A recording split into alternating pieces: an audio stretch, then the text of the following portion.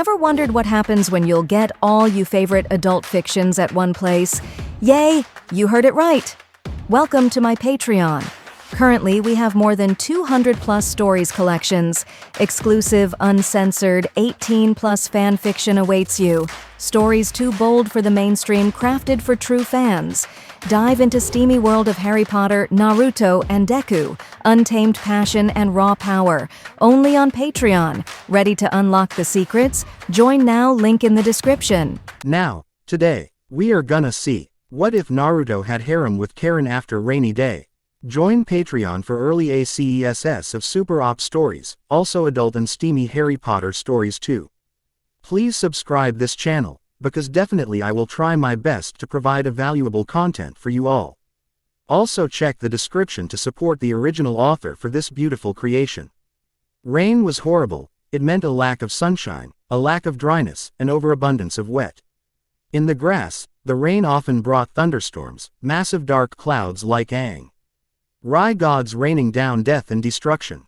But worse was the floods. They came without warning and wreaked devastation.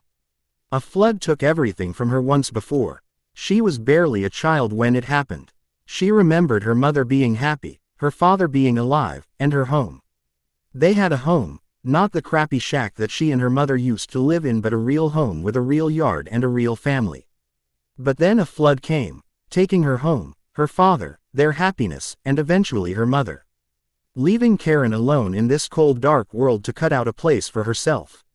She had felt and seen happiness when she participated in the Chunin exams in Konoha, when she was rescued by a boy Sasuke Uchiha.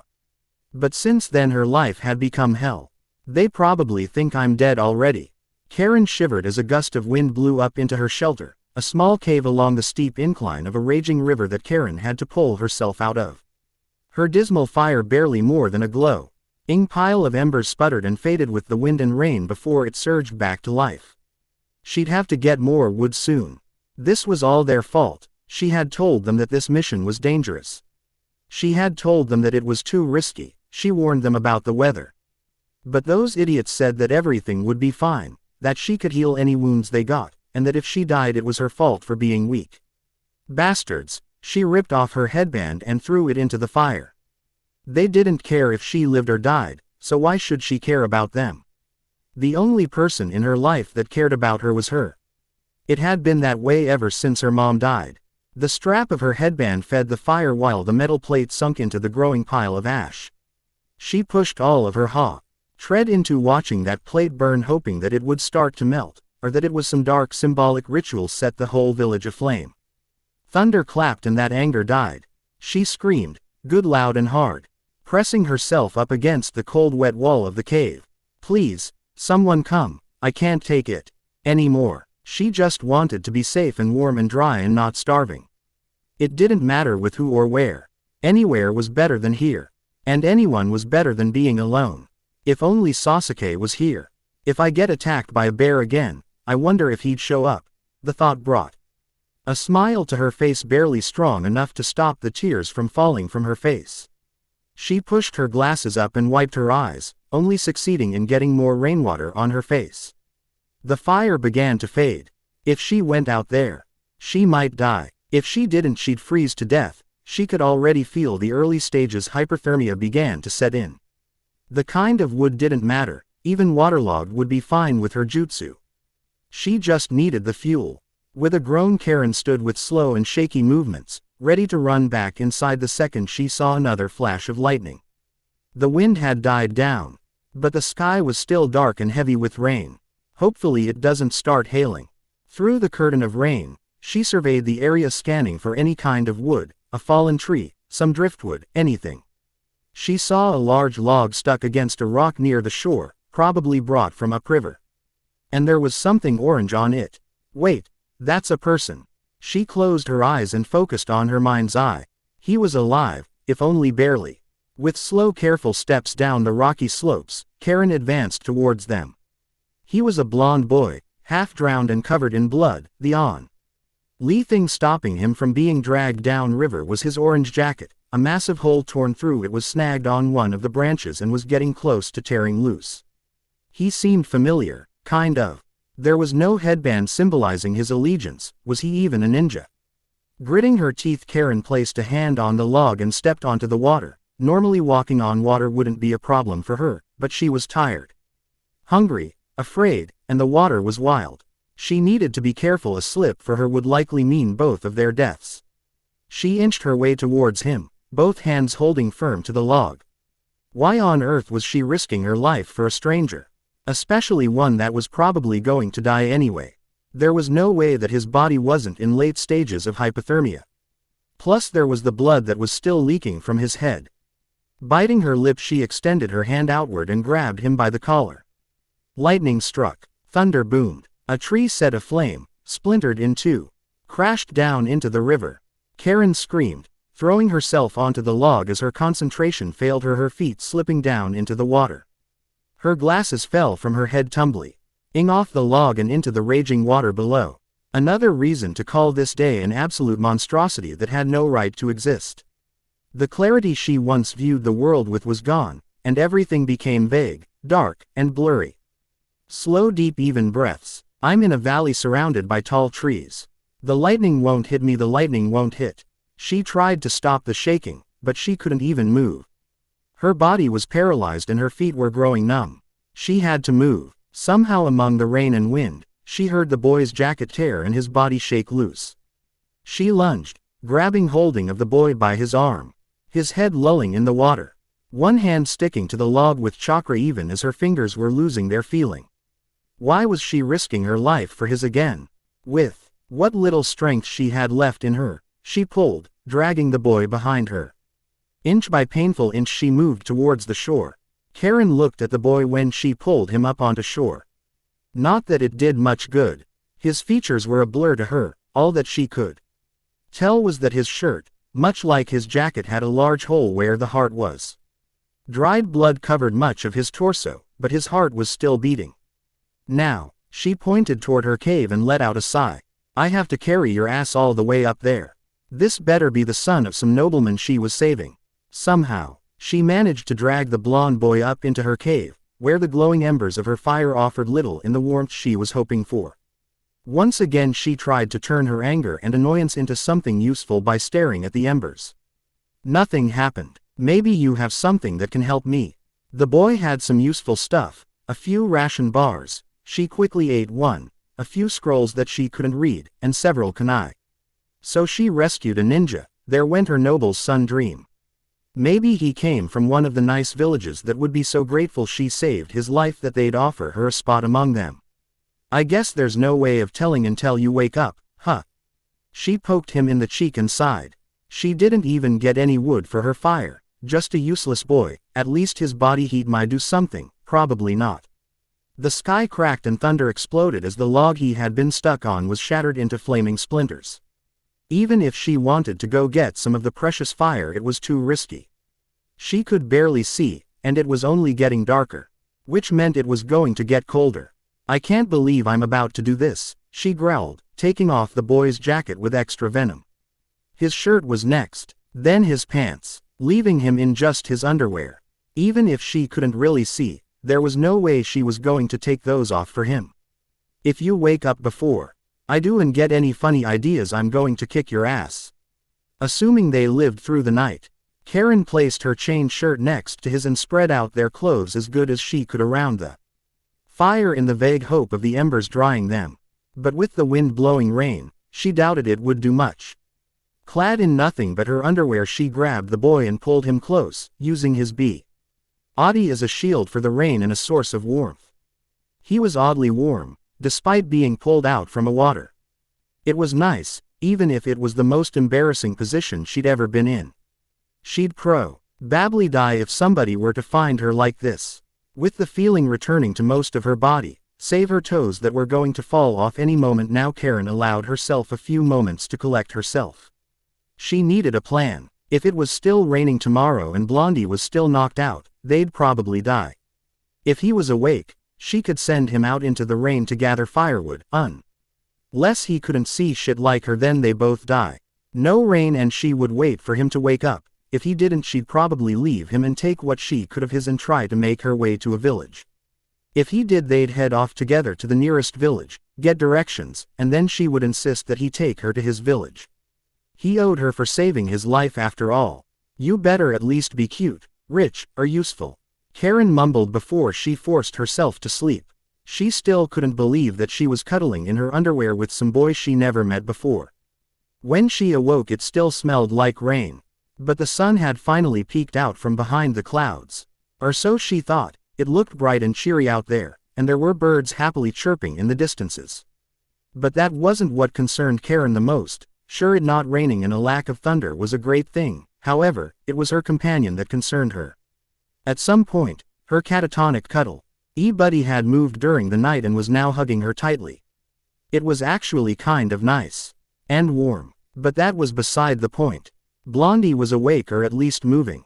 Pushing herself out his arms. Karin tried to examine him once more. She still couldn't see shit without her glasses. They were probably lost in the river forever now. Those things were expensive. He owed her a new pair of glasses. He owed her a lot, actually. Maybe he was one of those oath-bound idiots and he'd be her eternal manservant. She stared at him for a few silent moments, trying to figure out if he was asleep or not. He probably was. She'd wake him up after she was dressed. He did not need any thoughts about her cuddling him in their underwear in order to stay warm. The good news was that her clothes were kind of dry. So she had that going for her. She poked him in the cheek. Hey, wake up. He groaned and slapped her hand away. Rude. I said wake up. She shouted right in his ear. Ah, I'm awake. Blondie shot up like a rocket, stumbling forward and almost hitting his head on the low-hanging roof. He turned to her, still in his underwear. Who are you? Well, he certainly didn't have any shame. Standing in front of her in nothing but his underwear. Shame she couldn't tell if he was hot or not. For all she knew, he could be ugly. He didn't sound hot. I'm Karin. I'm the girl that saved your life by pulling you out of the river. Now who are you? Me. There's no one else around. Oh, I don't know. That didn't sound good. Karin took a deep breath and tried to think about this calmly. Maybe he just didn't know if he should tell her his name. Maybe he was shy or something. You don't know as in you don't know who you are. Yay, that one. Do you know who I am? He was an idiot that didn't know who he was. Karin wanted to scream. So she did. A good long healthy scream. There's a link to my Patreon there too. Not that you need to do that. Chapter 2. So where are we going? Karin groaned at the orange-clad back of Blondie, or at least the orange vaguely human-shaped blob of color that was her companion. He just had to be an amnesiac idiot. We're following the river. It'll eventually lead to a town where we can, hopefully not, starve. Both of them were broke. Very, very broke. She lost all her money when her team left her for dead. And he probably lost his wallet or didn't bring it when he fell into a river and lost all his memories. But what if there is no town on the river? Blondie asked, climbing over a fallen log that barred their path. At least he was nice enough to offer her a hand up. And why'd I have to help you walk? Maybe he was amnesiac before and the person that found him before was so sick of his shit they pushed him into the river. Because I lost my glasses saving your life. She told him that 3 times already. So I can't see where I'm going. And we're following the river because all the rivers in the region are tributaries of the Mami River. And yes, there are cities on that river. Oh, he pulled her up over the log easily and helped her down as well. At least he was a decent guide dog. Shame they already ate all of his ration bars. How do you know that this isn't the Moji something river? Quote, stop asking so many questions. And it's Mogami. Karin took a soft step forward as he tried to navigate the uneven forest floor, something difficult enough when she can see. And trust me, the Mogami River is big, you'll know it when we see it. Okay, Blondie said, from his point position. But what do we do when we get to a town or something? Find me some damn glasses. Being blind was so unbelievably annoying, mostly because her seeing eye idiot was, well, an idiot. And then after that, you owe me. Owe you what? She took a deep breath. She needed to stay calm. If she pissed him off, there was nothing that she could do to stop him. Then she'd be stuck alone in the middle of a forest blind. I saved your life, so you have to get me a new life. That means a home that was better than my old home, you got that? Oh, he sounded like he was trying to sound like he understood what she meant. And how do I do that? Hopefully by turning out to be someone important from a nice village. Like Konoha. Konoha would be ideal, then she'd be in the same village as Sasuke, she could introduce herself. He would remember her, they would date, they would have sex, she would make certain that she got pregnant, then he'd marry her and she'd be set. The Uchiha were important or something. She heard the daimyo say so. Konoha. Blondie stopped in his tracks right in Karin's path. She stepped on a gnarled root in an odd way, her ankle slipped and twisted sharply to one side. The pain was enough to send her to the ground. God damn it, why'd you stop? Huh, oh, Karin, are you okay? Her valiant orange blob leapt to her defense, his hand falling to her ankle. That's not supposed to look like that, is it? No, it's not. Damn it, I rolled my ankle. Karin hissed in pain as Blondie touched it gingerly. What do I do? How can I fix it? Should I push it back? If she wasn't in so much pain, his panicking might have been cute. No, you idiot. She grabbed him by his shoulder and pulled him away from her foot. Help me up. I might still be able to walk. He helped her stand, supporting her upper body as she slowly tried to put pressure on her foot. The second her foot tried to bear any weight, searing pain shot through her body. Damn it, I can't walk this. Blondie, you're going to have to carry me. Okay. He picked her up bridal style. Huh, you're lighter than you look. Ah yes, her permanent diet of being a broke-ass bitch. Wait, this was wrong. Nobody but a hunky hunk should be carrying her like this, and even then only to their bedroom. Not like this. Carry me on your back. Huh, on my back. How do I do that? I don't have arms there. Just. Karin sighed and latched her arms around Blondie's neck. He better not get any funny ideas about this. If he even got any ideas. Just put me down and I'll show you how. With one foot on the ground, she hobbled around him and leaned against him. At least he was sturdy. Okay, I'm going to hop up onto your back, so lean forward a bit, and then hook your arms under my legs, got that? Okay. Like a good obedient dog, he did as she said. With a grunt, she hopped up onto his back and he caught her legs. There, you should be able to walk much longer like this. He started to walk forward, his face right next to hers as her arms were draped around his neck like she was a scarf. How long do I have to carry you like this anyway? It shouldn't be too long. I am an Uzumaki, so I heal quick. Ah yes, her only real claim to fame. The Uzumaki abilities that everybody just loved taking advantage of. From making fun of her red hair to her pasty skin, and how could she forget the numerous scars on her body from people that wanted to appreciate her Uzumaki heritage? Uzumaki? Blondie questioned. He shifted her weight slightly so that he was cupping her ass. Karin gasped. It wasn't the first time that somebody had grabbed her ass. But that didn't mean it was okay. Quit touching my butt. Huh, oh sorry. He didn't even seem to care as he navigated the forest, keeping River to their right. Man, for someone so cute you sure are bossy. That was a first. The first time a boy decides to give her a compliment and she's too blind to even tell if he's cute or not. He didn't sound cute, he sounded stupid, but it was enough for her cheeks to feel warm and maybe just maybe a bit happy about her current situation. You think I'm cute? Huh, well, yay, she see. Old practically hear the smile in his voice as they scrambled down a slight cliff.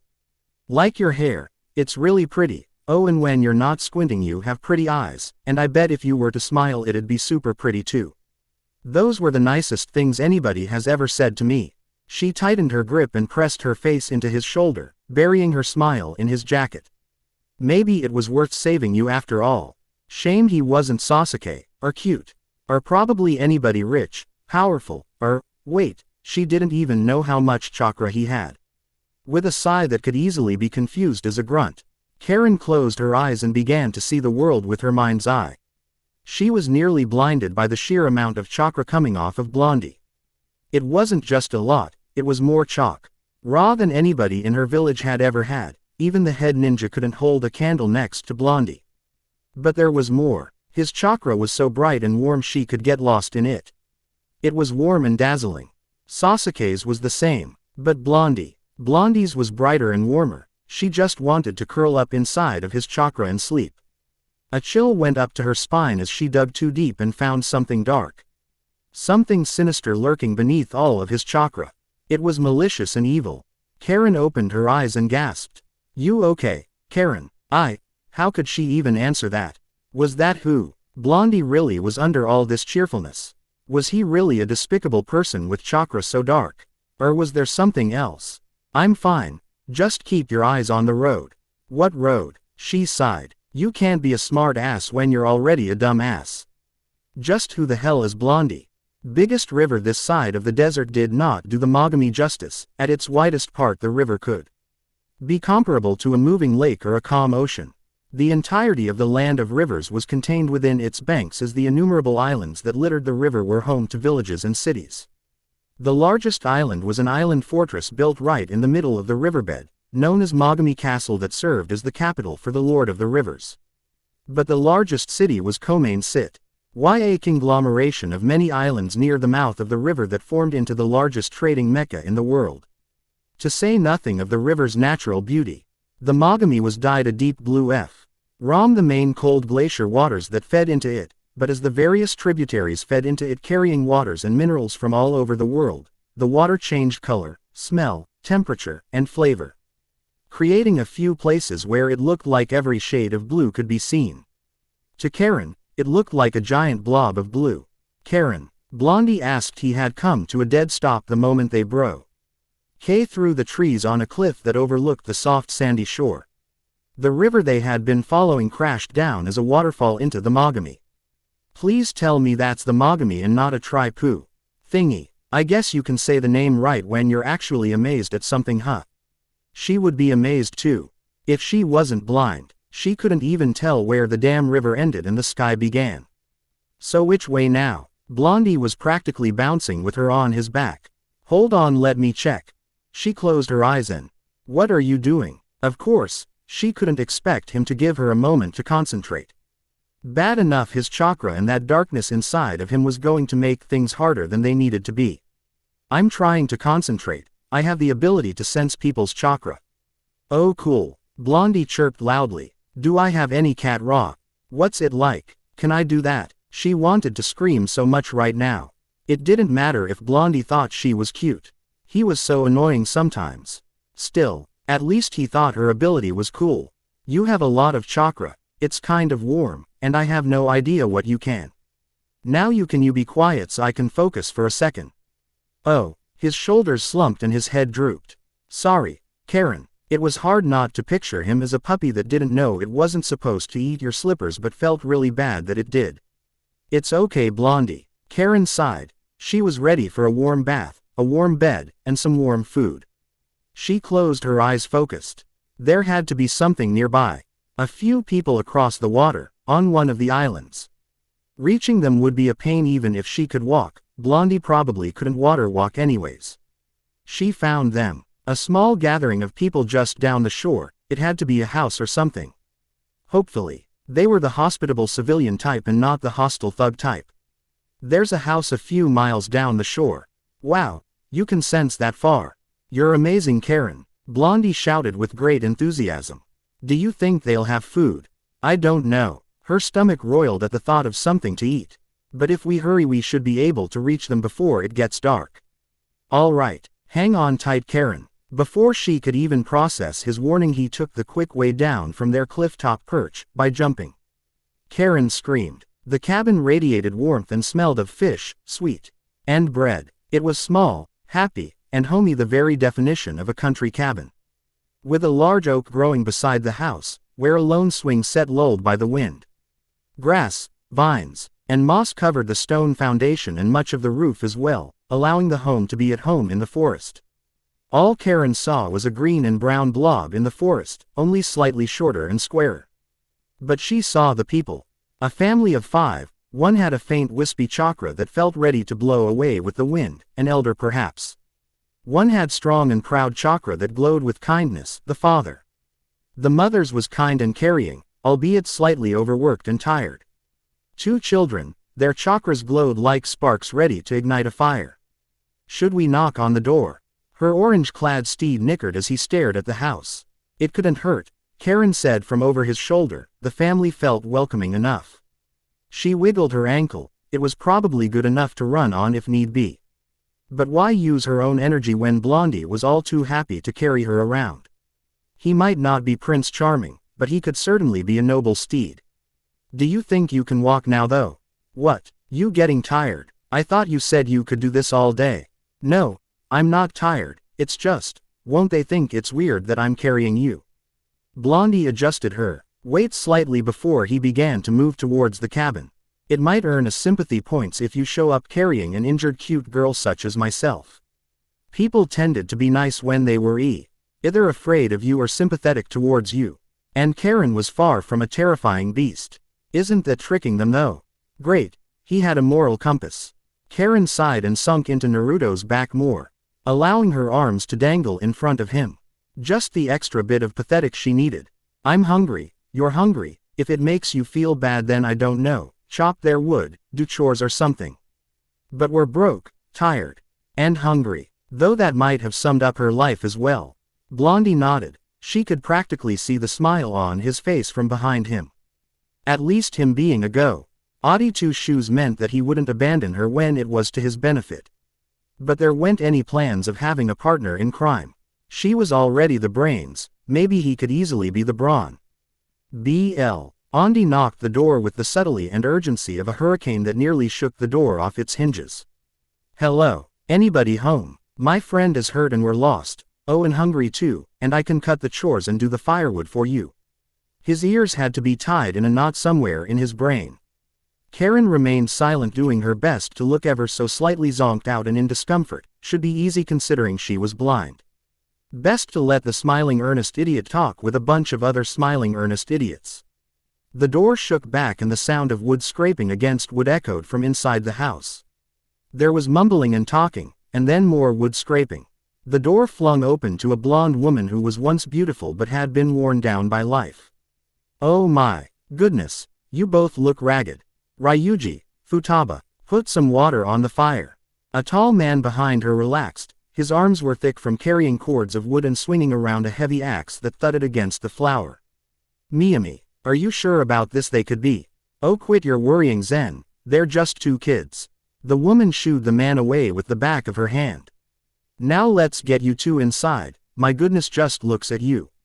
What happened? Are you okay? Oh, I don't really know what happened. Blondie shrugged, pushing Karin's head up ever so slightly. I only remember waking up after Karin pulled me up from the river. You lost your memories? A young orange-haired girl asked, running up to them. Futaba, a shrill elderly voice echoed from inside the house. You get back here and help your brother. The house was everything a home should be. Warm, caring, a battle between the forces of cleanliness and filth. The house had a few modern conveniences, electricity being one of them. Running water the other, which was odd. Karin didn't sense a town anywhere nearby. Mami ordered her family around like a line cook, expertly issuing command after command that sent the family scrambling. Karin liked her. Now then, Karin, right, let me take a look at your ankle. Mami rolled up her sleeves as Karin sat on a hard wooden stool. Be careful, it's still sensitive. Karin hissed as the woman touched her ankle. It really didn't hurt, but she had to at least act like she was hurt, otherwise, they could get suspicious. Oh my, you really twisted it bad, that you did. The woman be gone to wrap a wet cloth around Karin's foot. It's not much, but this should relieve the pain just a bit. Sorry for troubling you so much. Nonsense, girl, us decent folks have to look out for one another. That we do. She stood, finishing off the cloth with a slightly too tight knot.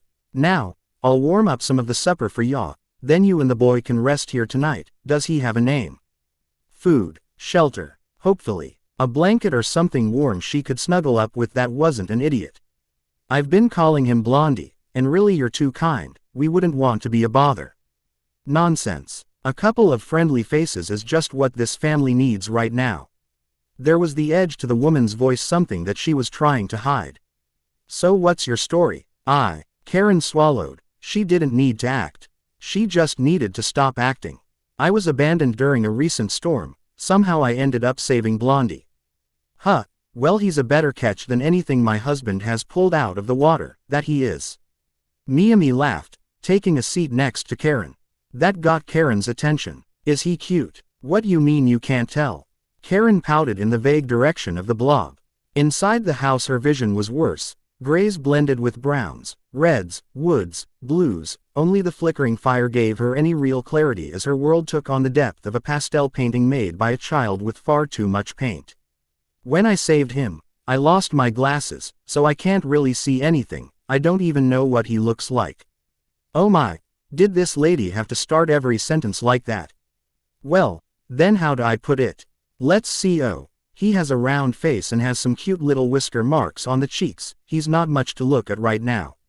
Well, so much for Prince Charming. Back to the horse theory. At least he wasn't run away screaming ugly. Still, she really shouldn't be surprised. She did literally fish him out of a river. But he's going to be quite handsome when he grows up. What now? Karin wrinkled up her nose. How can you know that? Oh, trust me, once you get to my age it becomes painfully obvious which boys are going to become the good handsome men, and which ones become, well, bastards. Quote, there's a story there, isn't there? Karin asked, scrunching her face in the vague direction of Mami's blob. The woman laughed. I'm afraid that story is much too mature for someone your age. That it is. Karin just folded her arms and pouted like a kid. The woman didn't even know her. Hell, she was a ninja. There was no way this peasant could possibly know anything about being a ninja. To say nothing of her own past. That's my point, that it is. Mami chuckled once again. I'll go and fix you and Blondie a bit of food, just enough to settle your stomach before we send you two to bed. Thank you so much. Those words came directly from Karin's stomach. Karin flopped onto the spare bedroll Mami had given her. The clean feeling of her freshly washed skin mostly free of dirt was wonderful against the warm spare clothes she had been given. And the bedroll that she had been given was as soft as a cloud. It's like a day at the spa. Her faithful companion Blondie just snored in her general direction. Apparently, he wasn't bad to look at. He certainly didn't sound cute or handsome. He sounded stupid. And he was nice. Stupid nice people were always some degree of ugly. Mean people were also ugly.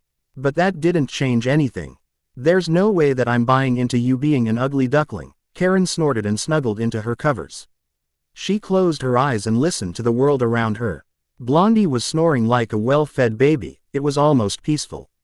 As her other senses faded into sleep, the world around her began to light up as she activated her mind's eye. She wouldn't sleep without it, no matter how exhausted she might be. It was her light in the darkness. The grandmother was asleep. Karin never got her name. The two children were fast asleep while their mother was failing to fall asleep nearby. Zen, the father, was sitting next to the door. His chakra was tense, like it was on the verge of exploding at the slightest movement. Why was he so on edge? Was he always like that? The ever-vigilant alpha protecting his pack? Or was it something else? His edge felt recent, like a new development, or some long-forgotten fact.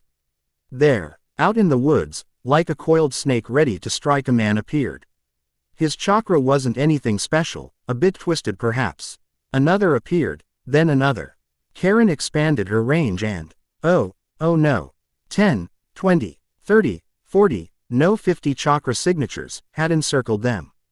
And they were closing in for the kill. One chakra signature stood out from the rest, a tiger among the alley cats. His chakra was sharp and strong and used like a ninja or someone trained to fight with chakra. Worse, it was large, larger than the average chunin. They were too coordinated for it to be a coincidence. This was a targeted attack, and a well-thought-out one. Escape would be difficult, and being caught would make things worse. No, she had one advantage. These men didn't know that she, or Blondie, were here. They were after the people that lived in this house. They could hide and leave once everything passed over. But where? The closet. She moved with a slow deliberation. This wasn't the first time she had to hide for her life. She grabbed her bedroll and flopped it onto of Blondie, who snored in response. She could just leave him. Finding him sleeping would increase her chances of survival. Or might encourage them to search the house. Risks aside, Blondie was her idiot. She saved him once, might as well make it twice, then he'd owe her twice over. You're going to owe me big time. I want a house with water and electricity. I also want a good view. and a bed, and a shower with hot water. And some new glasses, Karin grumbled, pulling Blondie towards the closet. Hitch was just large enough for both of them if she lied down on top of him. It was a halfway decent disguise really, a pile of bedsheets and clothes sandwiched between two bedrolls. Once again Karin found herself cuddling with that Bond idiot she dragged out of her water. Once again for their own survival. Karin, Blondie groaned, choosing now of all times to wake up. What's going on? Why is it so dark? Why are you so close? Am I carrying you again?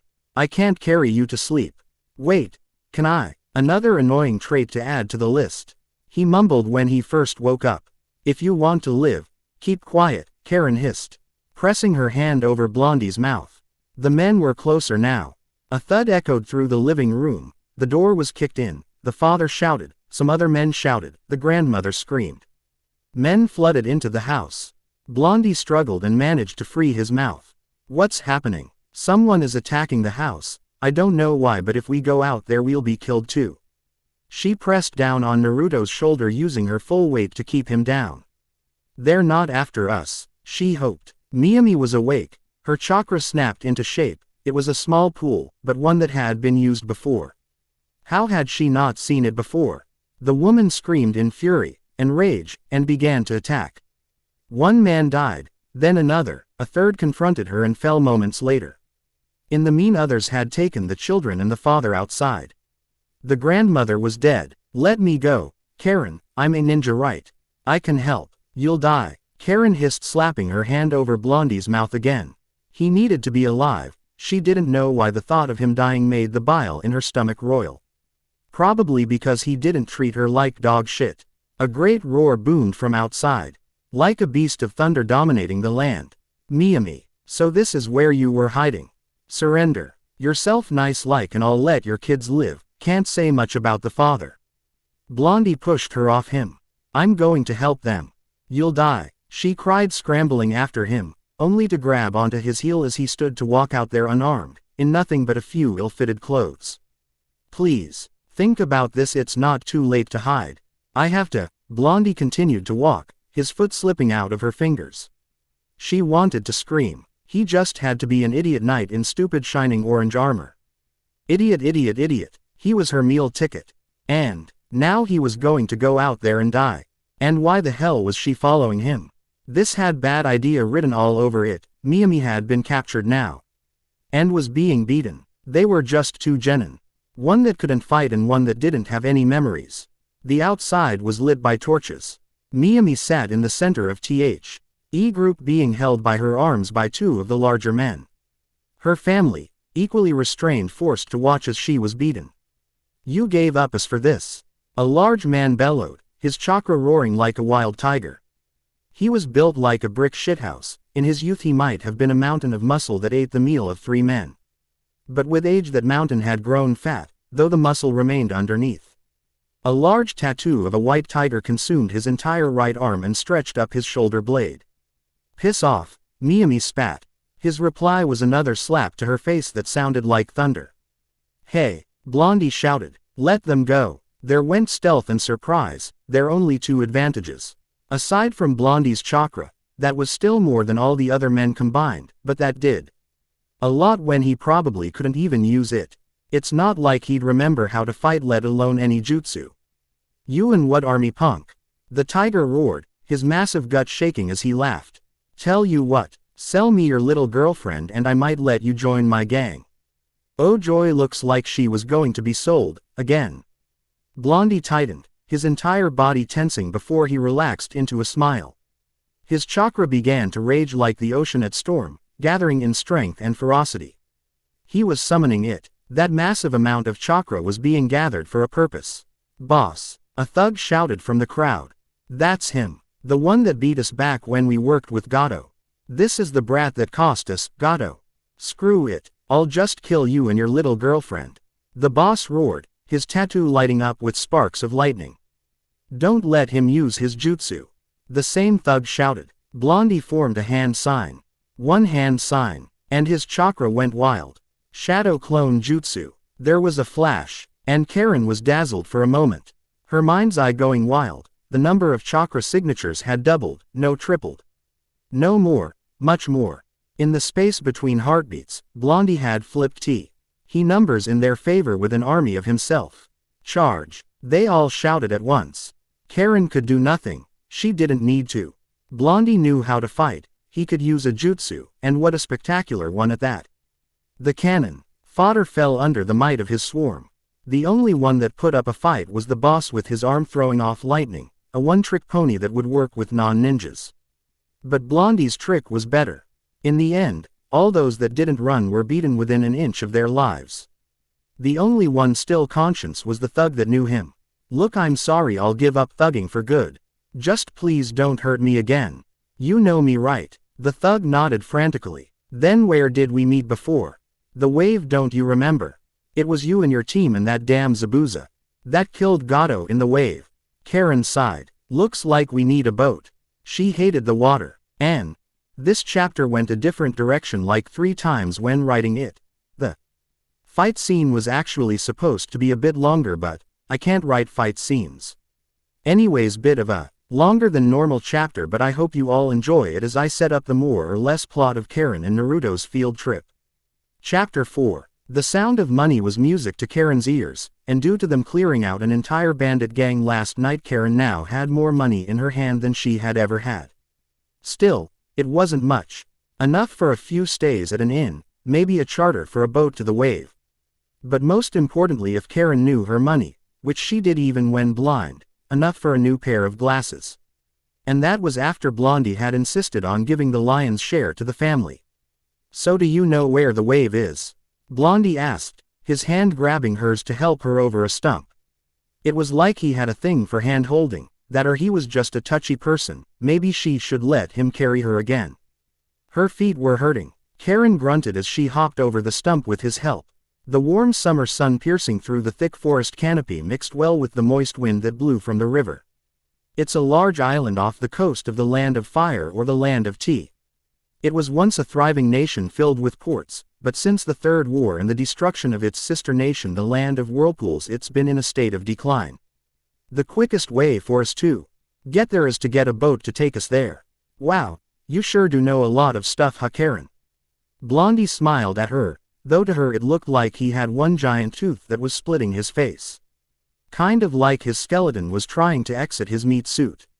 And don't you forget it, knucklehead. Karin waited for him to take the lead once again. She was sure there was a path or a road that would have led them to the closest town in a less hazardous path, but she couldn't make it out from one slightly less green patch from the next slightly less green patch, so she gave Blondie the simple direction of south while she looked for a mass of chakra. I'm the brains of this operation. And the cute one. Great. Just great. He remembered how to flirt. That wasn't anywhere near as useful as his jutsu. All that did was make her cheeks warm that he might actually be cute.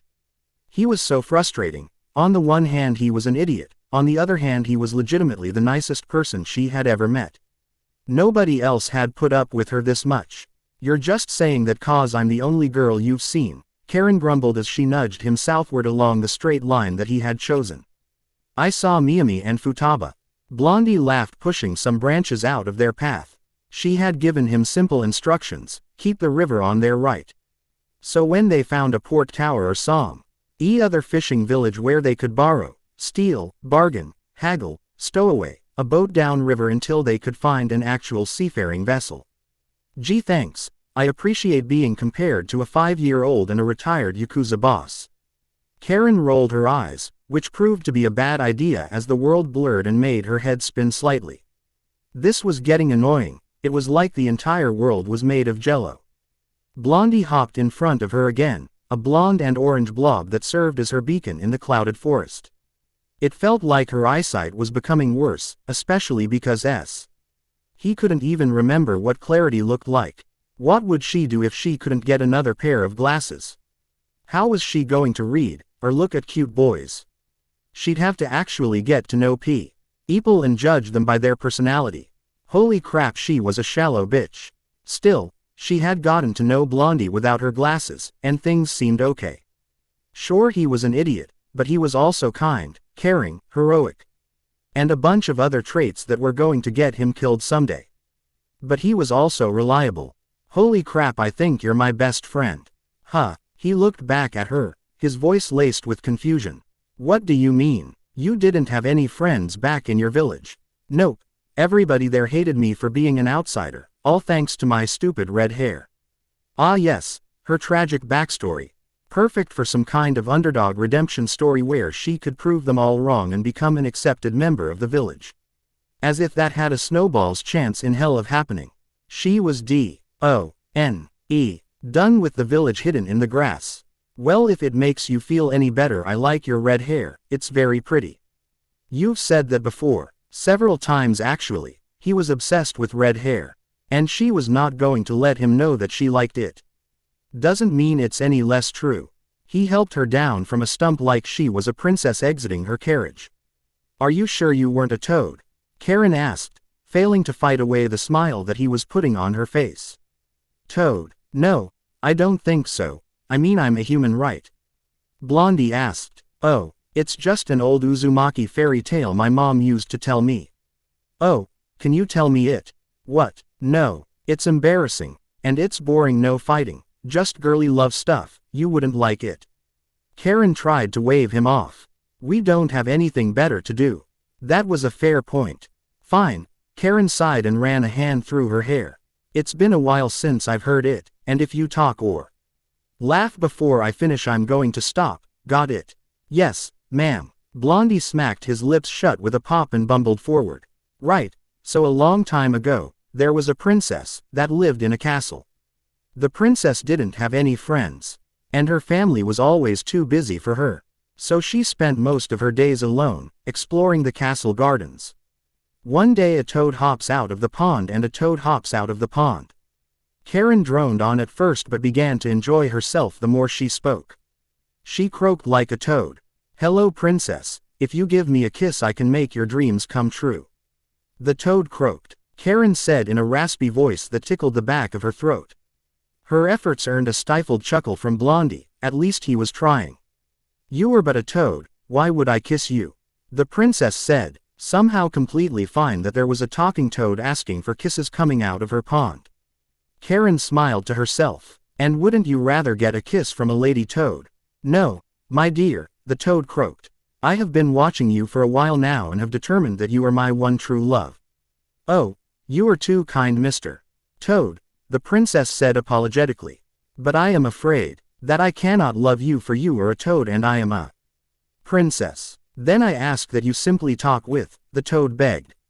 Karin cleared the throat and examined the soft light that came in through the forest canopy. It was just past noon now. The princess agreed and talked to the toad until night began to fall. She did so the next day, and the day after that, and so on, until the toad became her best friend. And each night the toad would ask her for a good night kiss, but each night she would refuse. Until one day, she realized that she loved the toad, he made her feel special and wanted. So he kissed the toad. Something magical happened when she did, and she found herself kissing not a toad, but a beautiful Princess Charming. I don't understand, the princess gasped, I thought you were a toad. No, Prince Charming laughed as he cupped her cheek gently. I was cursed to take the form of a toad until I received a kiss from my one true love. They then lived happily ever after.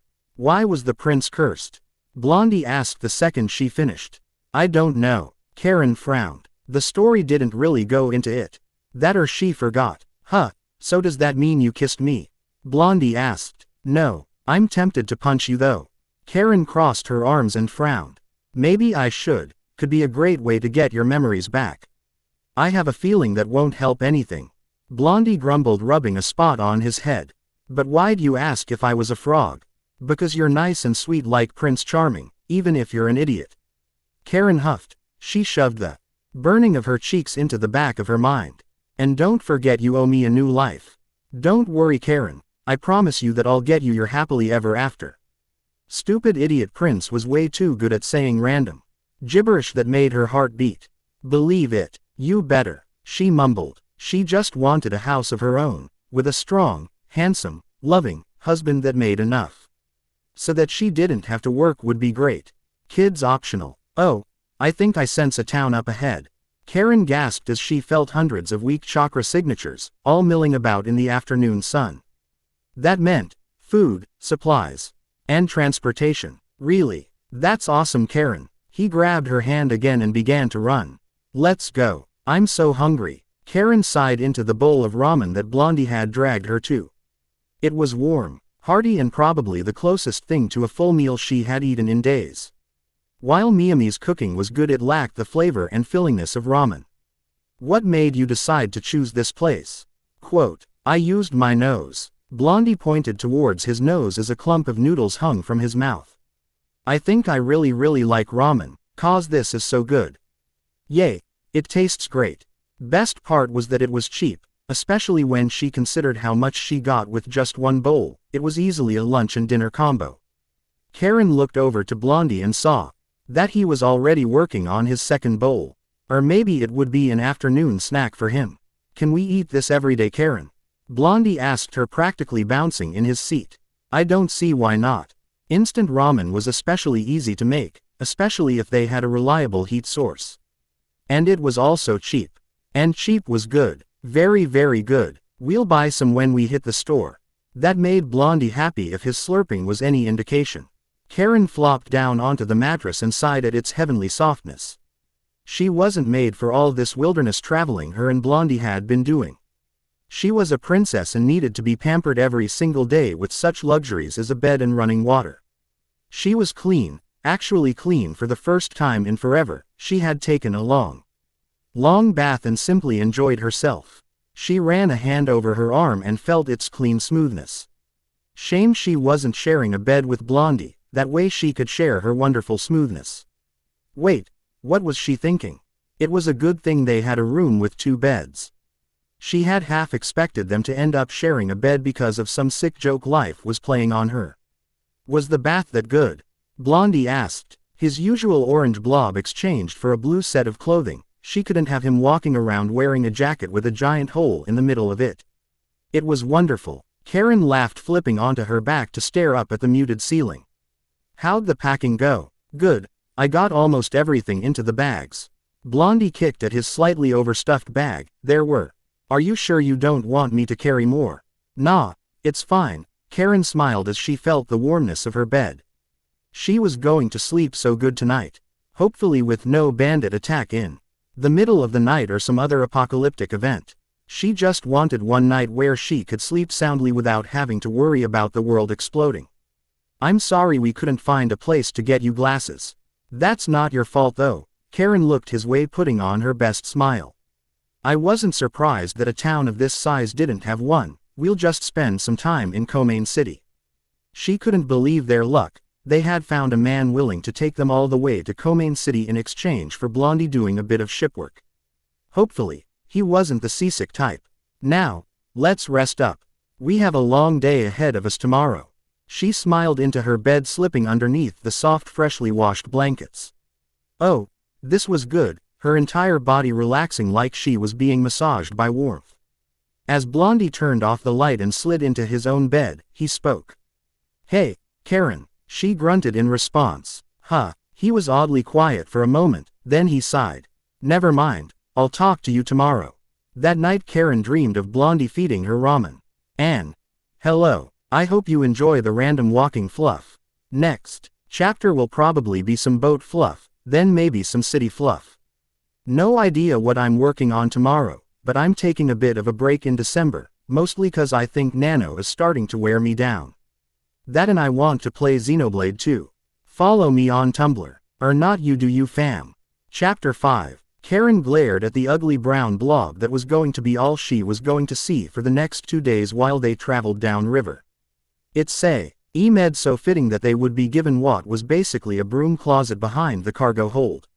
They even had to climb on top of the cargo just to get to it. She was fairly certain that they were stowaways. Or at least she was. Blondie would be actually working. Karin sighed and sat down her pack and began to unroll her bedroll. If she had glasses she'd read, if she had Blondie she'd talk. Instead, all she got to do was stare at the ceiling and try not to puke like the last time she was on a boat.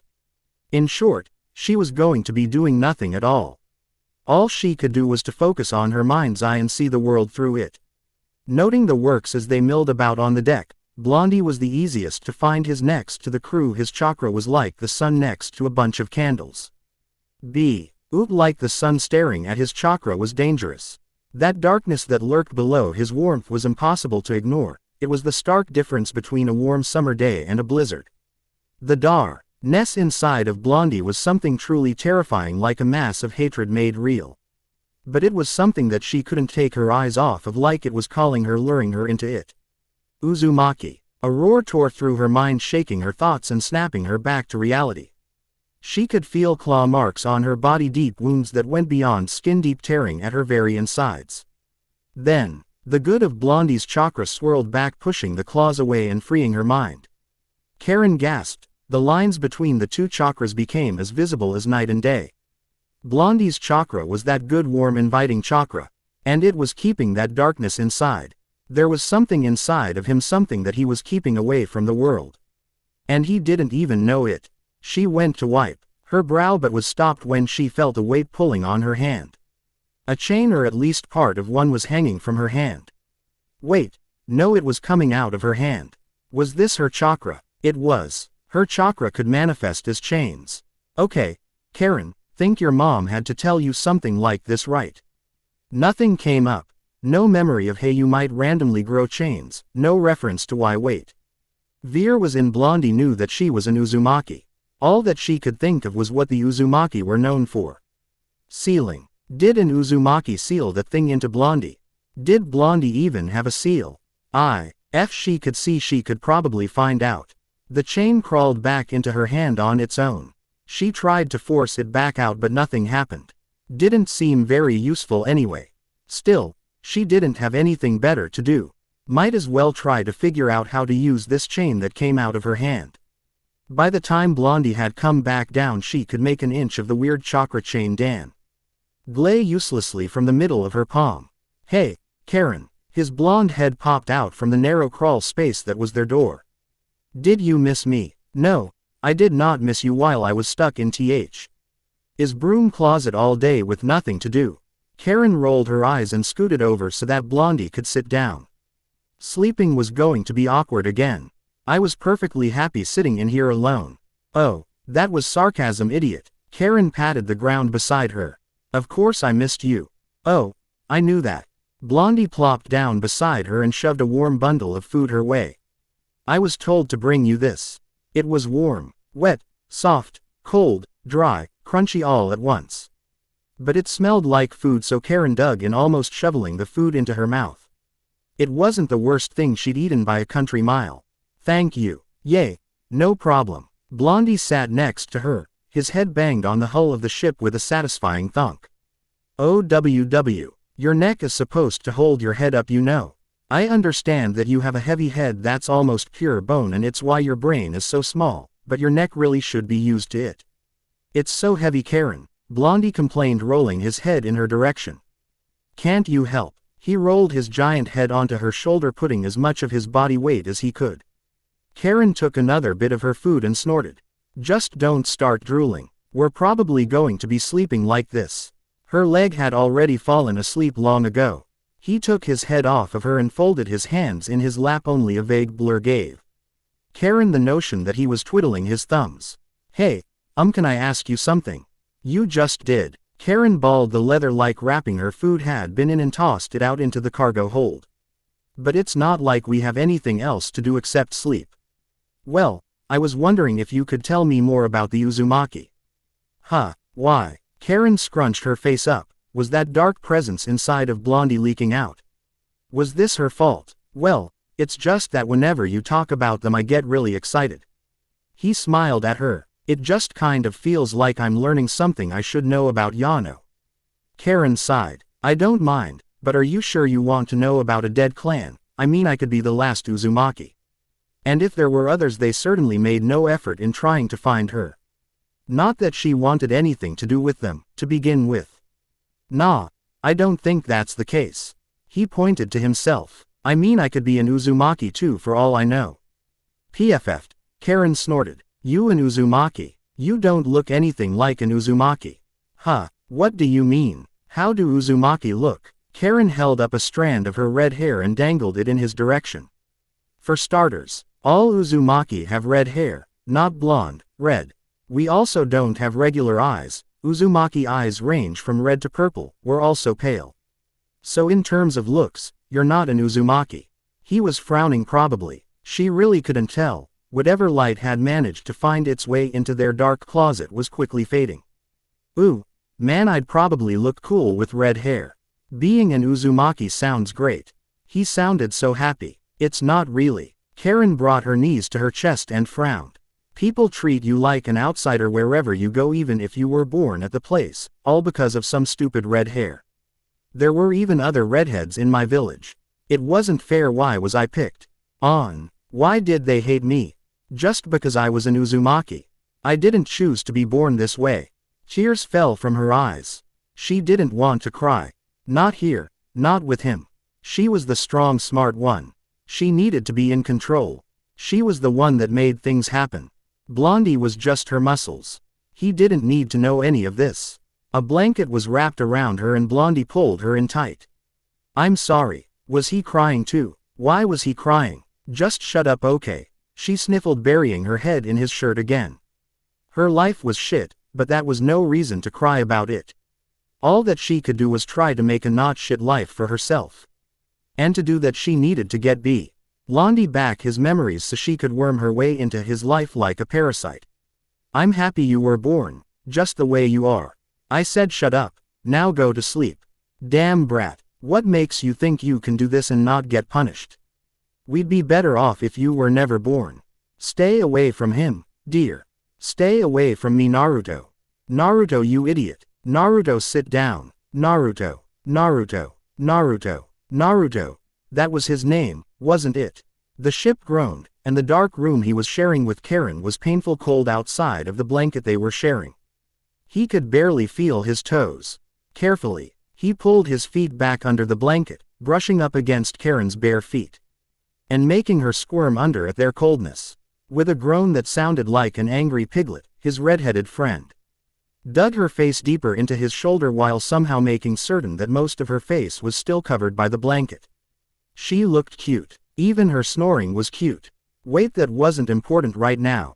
Well, it was, probably. But that wasn't the point. He had a name. Karin. Hey Karin. I said shut up. Her hand shot up from the blanket and pushed on his face before it dove back down, gripping his collar. I'm having a dream where you're cute and not an idiot. You dream about me. A single red eye glared at him from beneath the covers. Only because you're so annoying I dream of the day you're not so loud. Ouch. But hey, wait, you should be happy about this. Naruto smiled, shaking her with his shoulder. I finally remembered my name. Is it the name of some rich and noble prince? She grumbled, trying to pull more of the blanket around her, but gave up when he wasn't giving her any more. What? No. It's Naruto. It felt great to say his name again. My name is Naruto, believe it. She sighed. Look, I know you like ramen enough to dream about it, but there's no way you're named after a ramen topping. Who the hell would name their kid that? It's a ramen topping. Yes, it was the white star thing with the red spiral in it. That's a Naruto. Karin grumbled. So that's not you. Besides, if I had to call you Naruto all the time, I'd probably be hungry all the time. Aren't you always hungry though? Uzumaki. She half yawned, half grumbled, smacking her lips twice. Uzumaki eat a lot of food. I eat a lot of food, Naruto said to himself mostly. Naruto Uzumaki, it has a nice ring to it.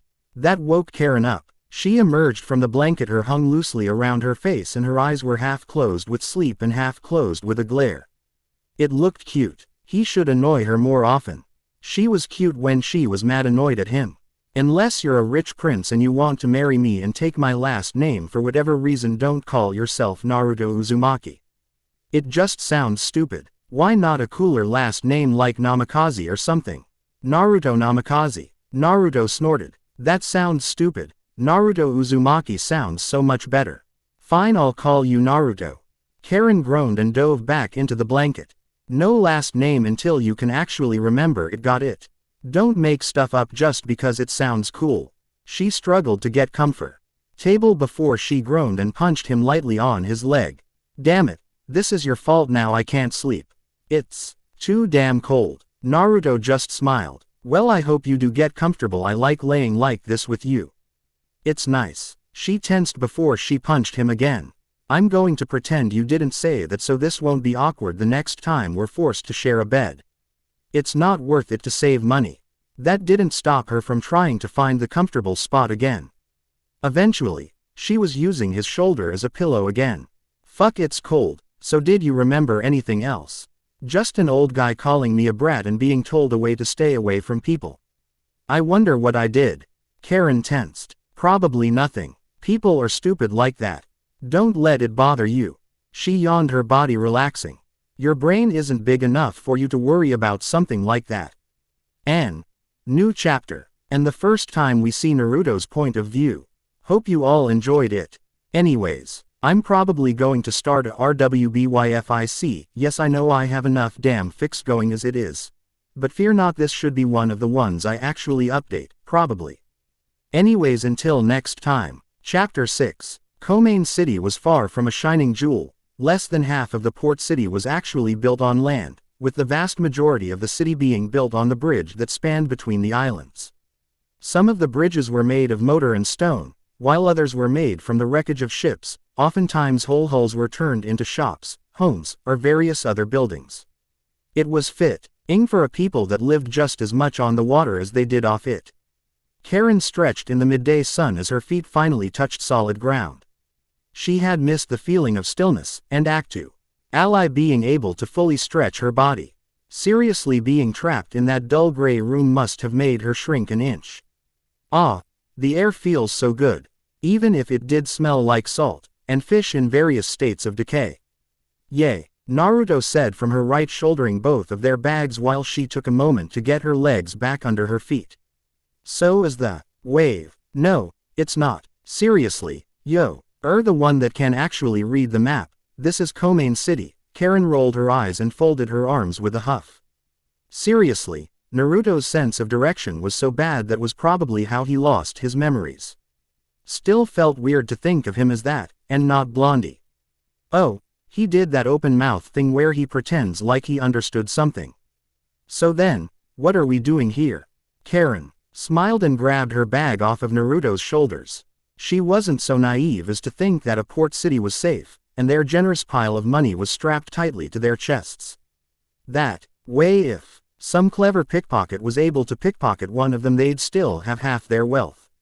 Which would suck. We're here because the boat took us here. Karin stuck her tongue out at Naruto. Even if she couldn't exactly see his face, she knew he was not amused. But really, we're here for 2 reasons, well 3. First, get me some glasses so I can see if you look as stupid as you sound. Hey, what? I'm joking, but I do want to see. Karin gave him a light shove. 2. Get a boat that's going to the wave country. And lastly, if we need to wait, find someplace to stay that has a warm bed and good food. Ooh, okay. He took her hand, pulling her along down the pier. So what should I be looking for? Look for a place with a lot of shops, preferably a place that looks nice, like on one of the islands. And look for a shop that has glasses on it, I guess. She honestly had no clue. We could try asking around for an optometrist. That might be the best way. While Naruto lead through the web-like streets that were anchored around the islands, Karin began to focus. This was her first time being in a city like this. She had felt it as they came into port, but now she wanted to see the city from the inside with her mind's eye. Thousands of candles appeared around her, each on flickering with life and vitality. It was a beautiful sight to behold, even if they paled next to the light that was Naruto's chakra. It was more chakra signatures than she'd seen at any one time. Even Konoha, which flared to life with powerful ninja, paled in comparison to the sheer volume of people that drifted about the port city. So is this a place? Naruto came to a sudden halt on an offshoot of a busy street built out of the wreckage of ships. Somehow, despite the bulk of people living on it, the wood barely creaked. Even with numerous holes revealing the murky water where the river met the sea below them. Karin shook her head and looked up at the vague direction Naruto was pointing. It looked like the back half of a ship was turned into a shop, with its massive sail turning into free advertisement. Does it say optometrist, or have glasses on it? Sure does. Come on, let's go. Before she could speak, he pulled her into the shop. The shop smelled of mildew, salt, and old. That was all Karin knew about it, as the old miser that ran the place seemed to perk up at the idea of a customer or two. She had been sitting in a chair while he fiddled with knobs and doodads alike to try and get the correct glasses for her. "Now then, my dear," the old man slurred, licking his toothless gums for the upteenth time. "I believe that I may have a pair of spectacles that may do you for now, or you could do a special order. And I could have a pair just for you in a few days. I just want to see again," Karin said softly. It didn't matter if they were ugly and made her look bug-eyed. Okay, it did, but she could totally live with whatever let her actually see. At Leah's tea until she found out where Naruto lived and then shacked up with him and made him buy her a new pair of glasses. Ones with red frames. And we're kind of in a hurry, so I'll take what you got. Very good, my dear. The old man clapped his hands and licked his lips again. Just a moment now. Karin watched as his mass of gray hair bumbled about the room, pulling at numerous different boxes and tubes. Until at last, he pulled out a dull brown box that looked like he was holding a rotten fish. "Here, give these a try." The world shifted in clarity, going from blurs of color and motion to slightly fuzzy clarity. She could make out shapes. She could see detail. The wood was no longer just one color, but instead had texture that she could see. She was crying, actually crying. It had been way too long since she had seen any kind of detail. Even if things were still kind of blurry, she could still see in detail if she focused and strained her eyes. "Wheel Missy, can ya see?" the old man asked. His voice sounded more like a whistle than actual speaking. Karin bit her lip and nodded. With laser focus, she stared at the chart on the other side of the room. She could read. For the first time in weeks. She could actually read. "They're perfect, I'll take them." She was still crying as she said that. A smile permanently plastered on her face. "They make you look kinda funny," Naruto said from his spot in the corner. She had almost forgotten about him. Her traveling companion who had been nothing but a blonde blur up until this point. She felt her heart quicken as she looked at him for the first time.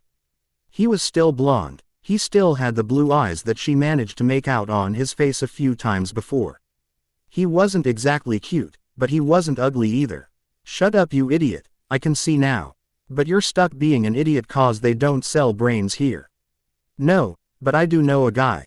The wrinkly old man hummed, tapping his fingers against his cheek bone. "But, enough of your lovier's quarrel. Let's talk money." Karin felt her face heat up, her and Naruto. As if there was no way that he was anything more to her than a lackey. If he was lucky, he might one day get upgraded to brother status. "Just tell me how much." After a few minutes of haggling, Karin finally managed to get the price down to something that wasn't horribly overpriced. Karin burst out from the shop. A few tears still clung to her eyes, even as her face was red from embarrassment and her mood spoiled by the cost of her glasses. "Can you believe that guy? He totally overcharged me. You got them for half off though," her oh so very naive companion said, his face twisted in confusion. "I thought it was a pretty good price, and that's why I'm the one doing the talking," Karin huffed.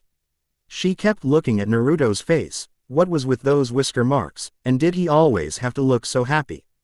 "Now come on. Let's see if we can find a boat that will take us to the land of waves." She held out her hand for Naruto to take. He stared at her hand for a few moments before he scratched the back off of his head. Do you still need me to guide you? You can see now, right?" Oh, why did she sound so disappointed? She could see now. She was a strong, independent woman and she didn't need Naruto to hold her hand. He was just a means to an end now, a good safe home that wasn't going to use her. And if he couldn't do that, then she had no business with him. "Right, well, follow me. There's only one bed," Naruto said. His eyes were locked on the hammock that was strung across their room. "Don't complain," Karin grumbling, sliding her pack onto the ground. They were cheap, and they were leaving today straight to the land of waves. "Yay, but it means I'll have to sleep on the ground." Naruto sighed and placed his back on the floor as well, as he began to rummage for his bedroll. "Since when have I ever made you sleep on the floor when there was an actual bed?" Karin crossed her arms and pouted. Did she really seem like the kind of girl that would do that? Just force a boy to sleep on the ground. Well, she would, but this was Naruto, it wouldn't even be the first time they fell under the same blanket. Nah, we're sharing the hammock. Really? Are you sure? I haven't bathed in a couple of days. And I have. No, we're going to be sleeping in the same bed. All dirty and gross right next to each other. Karin blinked after she said all that. This was probably why people kept saying they were a couple, wasn't it? It couldn't be further from the truth. Naruto was just like an overly eager puppy to her. One that she was trying to train into a loyal guard dog. It was perfectly natural for people to share a bed with their pets. Hee. Yuto laughed, rubbing his nose with a wide smile on his face. She liked that smile, even if it did look stupid. Thanks Karin, you're the best. Great. Why was her face feeling hot? And why did she keep looking at stupid Naruto's stupid face with that stupid smile? She needed to stop looking at him and look at something else, but the only thing here was the dull wood of the ships inside. She should have bought a book while she was on shore. Tell me something I don't know. You look cute when you pout. I was being facetious. I don't know what that means. Of course, he didn't. On the night of their second night at sea, the ship was creaking as a storm appeared out of nowhere and began to thrash the ship like it was a child's plaything. It had been going too smoothly, LD have to know that it was going to end horribly. The hammock served as a dampener to the ship's tossing, somehow staying attached as wave after wave crashed into the ship, sending it every which way. Karin held on to Naruto for dear life. Why her? Why did this have to happen to her? It was sunny just a few days ago. She didn't want to die here in the middle of the ocean thanks to some stupid storm. Thunder cracked and Karin screamed. It was so close that she could feel the air tingle with its energy. She pulled herself tighter to Naruto, if such a thing was even possible, as they were both bound to the hammock in a desperate attempt to not be sent tumbling every which way. Why me? Karin cried, burying her face in Naruto's shirt, her glasses the only thing that stopped his shirt from being stained with her tears. What did I do to deserve this? She wasn't even a horrible person. If karma existed, it was a stupid asshole that couldn't count worth a damn. She had used up at least 3 lives worth of bad luck by now. It'll be okay, Karin, Naruto half mumbled into her hair. He had his arms wrapped tight around her in a vain attempt to shelter her from the storm. Don't worry, it's just a storm. Nothing bad is going to happen. He was going to jinx it and fuck everything up. Still, she managed to calm down after a few long breaths. She could feel the sailors toiling above deck, scrambling to make sure nothing bad would happen to the ship. There was a sudden rise that kept going up and up and up.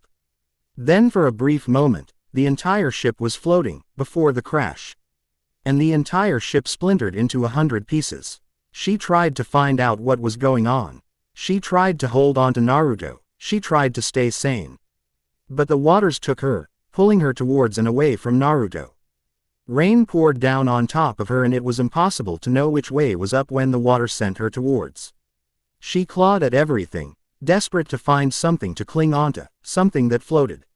Something that had a hopefully still alive Naruto holding onto it as well. She found a plank or something. It was wooden, rough, and gave her splinters, but most importantly it floated.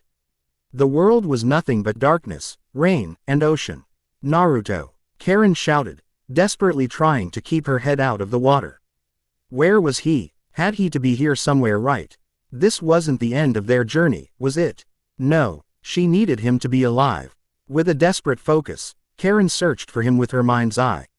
It was easy to find Naruto. His chakra was like a second son to her. Even that terrifying beast that lurks within him was a welcome sight compared to the storm that raged around her. He was close, but getting further away as though the sea was trying to keep them apart. Naruto! Karin shouted, getting splashed with sea water the moment she opened her mouth. No response. Was he okay? Did he get knocked out again? She kicked her legs in a vain attempt to get closer to him. But she could do nothing to fight against the storm. She had to do something, anything. The chain. The floodgate opened. 2 chains shot out from her back like extra limbs, glowing a soft green that ignited the sky. They honed in onto Naruto and wrapped around him, moving through the water as easily as they did through air. It was impossible to tell if she was pulling him to her. Or if she was pulling herself to him, as the sea continued to rage. They would get through this.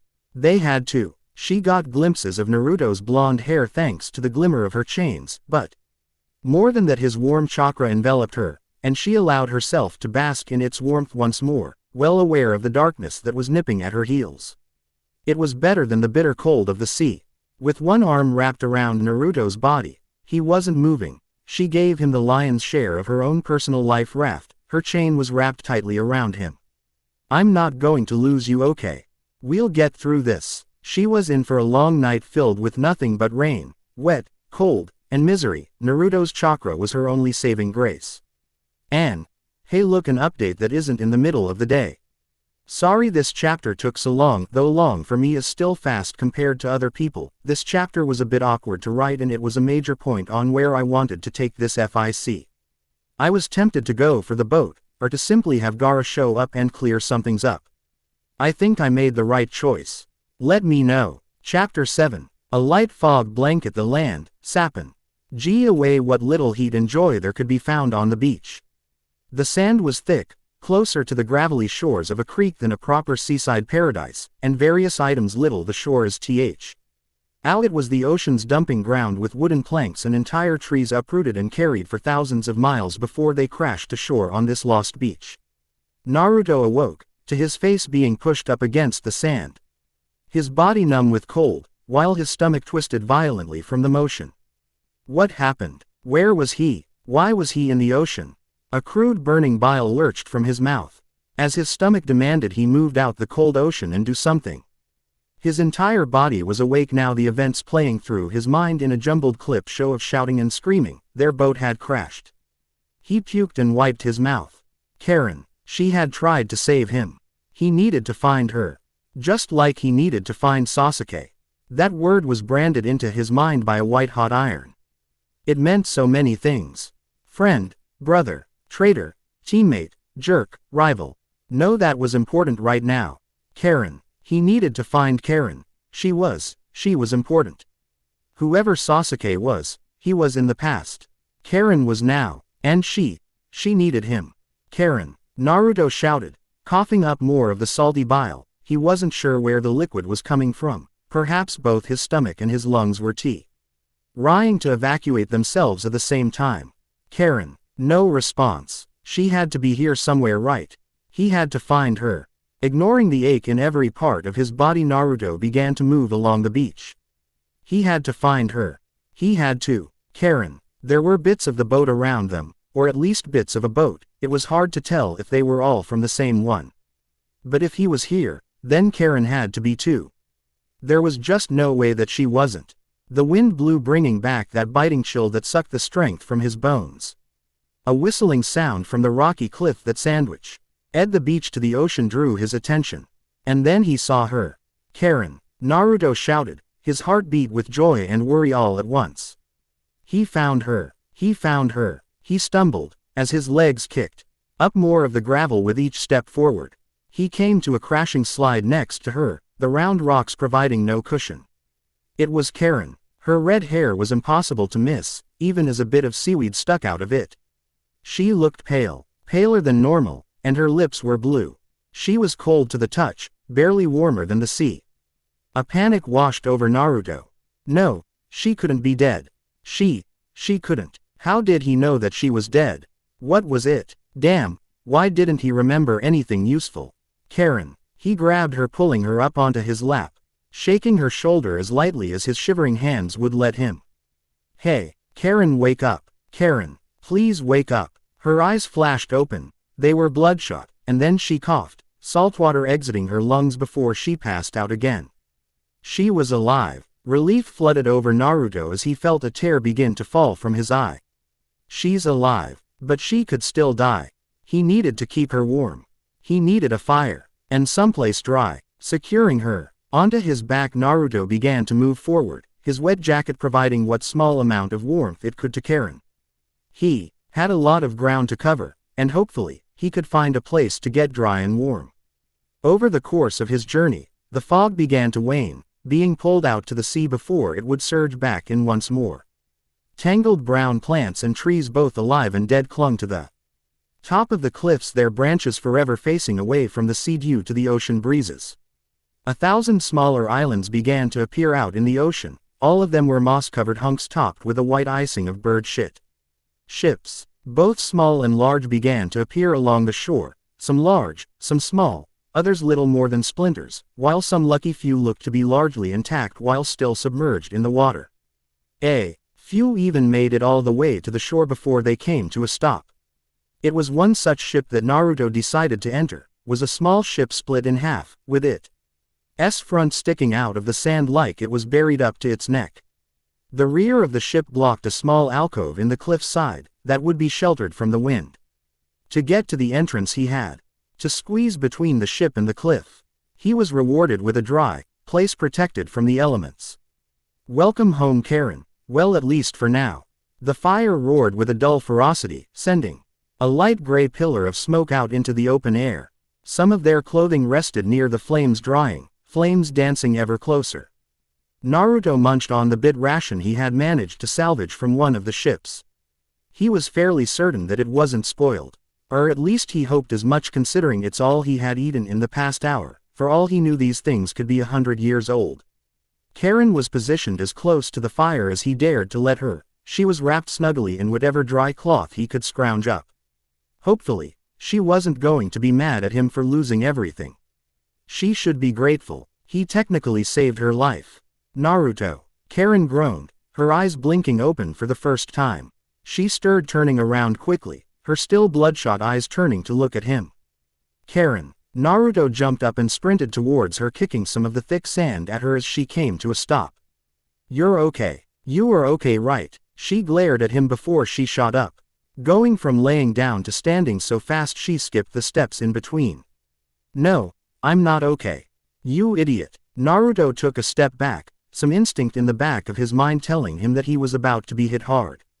Karin, wait, no, shut up. Karin growled, walking forward. This is all your fault. If I hadn't found you, I wouldn't have been on that ship. Because I wouldn't have been trying to go to the wave of all places. I'd probably have a bed of my own, I'd probably actually have glasses. Instead, all I have is some idiot that is too stupid to realize that he's cursed to ruin my life at every turn. She took a step forward and began to hit him on the chest. Her blows lacked fury and strength, and quickly died down to nothing but pats. Her head fell to his chest and her breathing turned to sobs. Handfuls of his shirt were gripped tightly in her knuckles. Damn it, damn it, damn it. They fell to the ground and his arms pulled her into a hug. What was he supposed to when she was crying? He didn't know what was going on. Karin, shut up. She shook him with all of her might. Just shut up and let me be happy that you're alive for half a second. Okay. Yay. Sure, okay. He had no idea how long Karin cried into his chest, or when he had wrapped the blanket around them both. His eyes locked onto her shivering form. The sky began to darken and the chill fog began to roll back in. A dull roar from the crashing waves signaled the coming of the tide. Karin, he dared to ask finally. She gave as happy of a grumble as she could manage. When I was taking off some of your clothes to dry, I noticed that you have a lot of bite. You saw them. Karin spun away from him, tripping on her own 2 feet. She pulled the blanket around her tightly, exposing him to the cold air. You saw them, didn't you? What are they? He should not have said that. He should not have said that. But she had kept them hidden from him. Not once had she ever been without a long-sleeved shirt. Or some other garment covering her arms. They're horrible and ugly, and that's all you need to know about them.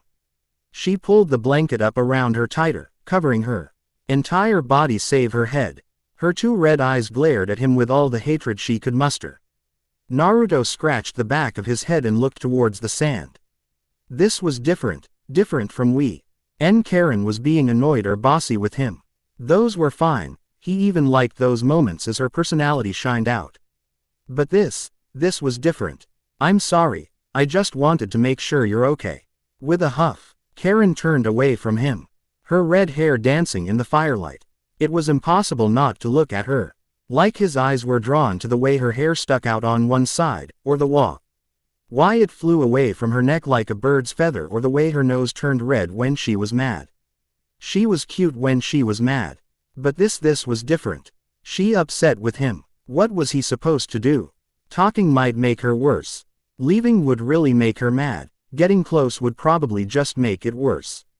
Tears pooled in her eyes and she looked at him. Then with a sniffle, she pooed.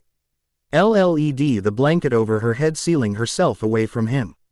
He messed up. He didn't know why, or how, just that she was sad and it was his fault. It made his stomach feel like he had eaten a pit. It was swallowing everything in his body, leaving him an empty vessel. I'm hungry, Karin mumbled. The sky was dyed orange from the setting sun, and their clothes had long since dried, but Naruto only dared to tend the fire. Lest he rouse Karin's ire. Oh right. Naruto jumped up, scrambling over to what little food he had managed to gather. It's not much, and I'm not sure if it's good, but... Shish. He ignored him and ripped a sealed jar out of his hands, tearing off the lid with a pop. She sniffed it once, her eyes locked onto its contents for a moment before she shrugged and began to shovel some kind of a purple jelly into her mouth with her hand. It's not bad, she slurred, a bit of jelly clinging to her mouth. Not good, but I've had worse. Are you done being mad at me? She glared at him from under the blanket, her jelly-covered fingers frozen above the lid of the jar. For now. But don't push it. I'm still blaming you for everything. Yay. Say, do you know where we are? Naruto scooted on his knees towards her, digging his hand into the sands. Well, considering all I've seen is your ugly blur, a blur of warm I'm calling a fire, some sandy blur, and a blurred background, oh and I can hear the ocean. So I have a good idea of where we are. She stared into the jar, trying to scrape out as much of its contents as possible. Her hand now stained a light purple color halfway to her elbow. You do? Where? Naruto jumped. Yep. She tossed the jar to the side and began to wipe her hand on jacket to remove the jelly. Okay. So maybe she was still kind of mad at him. She flicked back her blanket-made cowl and gave him a giant smile. We're fucking lost. Oh, he really should have seen that coming. So what do we do now? I'm going to relax and pretend this is all just a horrible dream and that I'm safe and sound asleep in a nice warm bed with my glasses nearby. She shrugged, reaching for her outer layer of clothing. At least for tonight. Tomorrow, I'll probably blame you some more and try to figure out where we are. That sounded like a good plan. Besides, it was getting dark. Oh, hey, want to see the sunset? She sighed. Her look was heavy and weary. Honestly, I'd just like to see period, but sure, just turn around and let me get dressed. And thanks for not taking off my underwear. I figured if I did that one of us would end up dead. And here I thought you couldn't teach an idiot new tricks. He led her up the back of the boat, their feet dangling that they used as an arm and headrest. Without the fog, the dangerous beauty of their location could be seen in whole. Boats of all shapes and sizes were half swallowed or thrown onto rocks, their hulls splintered and deformed from the violent seas around them. The destruction wasn't localized either. It was everywhere on the beach. The entire horizon was filled with wreckage and spires of rocks jutting out from the sea like destructive fingers trying to tear apart everything. The furthest object he could see was a large ship unmoving, its mast replaced by a stone pillar as though a giant picked it up and left it there. The water itself was anything but forgiving. The ocean waves crashed into the rocks, shattering like glass before forming up again and rushing ever forward. At times the waves converged, smashing into another, then fleeing away. But Saint prominent were the whirlpools that appeared and vanished at random, some lasting for minutes only to form again seconds later and collapse just as fast. Their scars, Karin swallowed, her eyes glued on the setting sun. Tears were being formed. The bite marks, I mean. He stared at her, trying to read her face. She rolled up one of her sleeves and showed a bite mark to him. I have the ability to give people some of my life force when they bite me, kind of like a reverse vampire. It hurts and leaves an ugly scar, but it heals them too. And all those bites, were they from your village? Naruto asked. His eyes were locked onto the mark. He felt a bit of bile rise up the back of his throat. It wasn't that they were disgusting, but just the thought of someone doing that to Karin was enough. She nodded. Yay. When my mom came to the village, she offered her ability as payment. They gave her and my dad a shitty little shack, near the river. When they died, it became my responsibility. And why did you freak out about them? 'Cause they're ugly. She rolled down her sleeve and looked at him, her eyes shaking as she tried to focus on him. And I don't like people seeing them. He felt something bubble up inside of him again. That same notion that came when he thought of that name Sasuke, that same feeling he did when he first met Karin. And the words flowed from his mouth without a thought. Don't worry, Karin. I promise that you'll never have to use that ability ever again. Her eyes went wide and her mouth, that smile of hers that she only seemed to give him. It was abrasive, rude, and full of mirth. She gave a laugh and scooted towards him, her head falling to his shoulder, eyes facing the setting sun. Don't make promises you can't keep, Naruto, if it means saving your life. I want you to promise you'd let me use my power on you. He stared at her head, enjoying the small amount of warmth she just seemed to bring everywhere and the way her hair tickled his arm. Okay, but I'm the only one allowed to bite you, okay? You aren't the boss of me, Naruto, but sure. You're the only one I'd let bite me. This was a weird relationship stage. And, man, I'm so happy with how this slow burn is turning out. Anyways, hope you all enjoyed this chapter. I know I loved writing it. Up next should be an update for Crazy Stupid Love Agara X Fem Naruto FIC, where everybody is trying to stay sane. Okay, not everybody, some are leaping in head first, then perhaps my RWBY fix born a grim and gilded rose. Chapter 8. It was official. Karin had no idea where the fuck they were. They could be on the mainland or even an island in the middle of the ocean that people avoided because ships seemed to magically explode whenever they got near the damn place. She certainly hoped that this was just an angry piece of coast on the mainland. With a sigh, Karin focused, gathering strength in her mind's eye, stretching it as far as she could, searching for any human. Anybody at all. She might as well be looking for the stars during a stormy night. There was her, and then there was Naruto. But other than that there was nothing. Wait, no, she had. Did you find anything? Karin snapped open her eyes to glare at her traveling companion, or at least the vague general shape of him. She missed her glasses. It was hard to tell if he was actually as afraid of her as he should be. Not that he should be afraid of her, damn idiot was growing on her in the worst ways possible. I did, until some loud mouth interrupted. Me. Oh, do you know where they are? I can go shut them up for you. Fantastic, he was getting snarky with her. If it was anybody else she'd probably throw her shoe at them. If she had shoes. Ha, ha, ha. Karin breathed, sliding her tongue between her teeth. She adjusted her sitting and tried to relax again. I think I see something, but no people, just give me a second to find out what it is. Oh okay. He sounded like a puppy that just got told it wasn't playtime. Both confused and disappointed. She was not his source of entertainment. Even if she wasn't entirely sick of spending time with him. But that was an internal debate for when she wasn't trying to be responsible and saving their lives. Back into focusing. Now that she knew there was something there, it was easy to find. Chakra. It was old and dusty, like opening a box that had been shut tight for years. It wasn't human, or at least not in the general sense. It was from a human, that much was certain. She expanded her view, taking in as much of the chakra as she could find. It was a massive array of long swirling rivers of chakra that was flowing in every direction. The more she looked at it, the more the patterns began to appear. It looked like a giant seal was woven into the earth. But it was broken in places. A few cracks, a few missing paths, and whatever the seal once did was lost. I think. She didn't know what to think. No, she knew exactly what to think. T's name was as present in her mind as Naruto's warm chakra was. But she wanted to be wrong. She wanted to be very, very wrong, and that they weren't where she thought they were. I think I see a city, but I don't think anybody lives there. Should we go check it out though? There might be a clue to where we are. Naruto offered her a hand up. She could easily make out the white of his teeth even without her glasses. When you smile like that, does it hurt? Huh, he tilted his head like a confused puppy. Why would it hurt? I always smile like that. Honestly, I don't think it's possible for me to smile as big as you do. My mouth is too small. She stroked her chapped lips to gauge the size of her mouth. Wait, no, this wasn't important.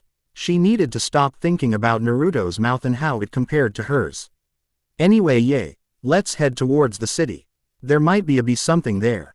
Like food, or a bed, or a boat, or a map. Or something. Uzumaki, Naruto said loudly. Any idea where that is? Karin groaned, placing her head into her palm. It was all she could do to not cry. She hated when she was right. She really hated it. Remember how you wanted to know a lot about the Uzumaki? Yay. Quote, well, welcome to the land of whirlpools, home of the Uzumaki, current population us. This could not be any worse. They were stuck on an island that just plain didn't have people on it. Or at least none on this side of the island. For all of Karin's lack of enthusiasm, Naruto had just as much enthusiasm and then some. He jumped nearly a foot in the air cheering. What, no way. Awesome. You idiot, Karin growled. Don't you know what this means? We're stuck on an abandoned island.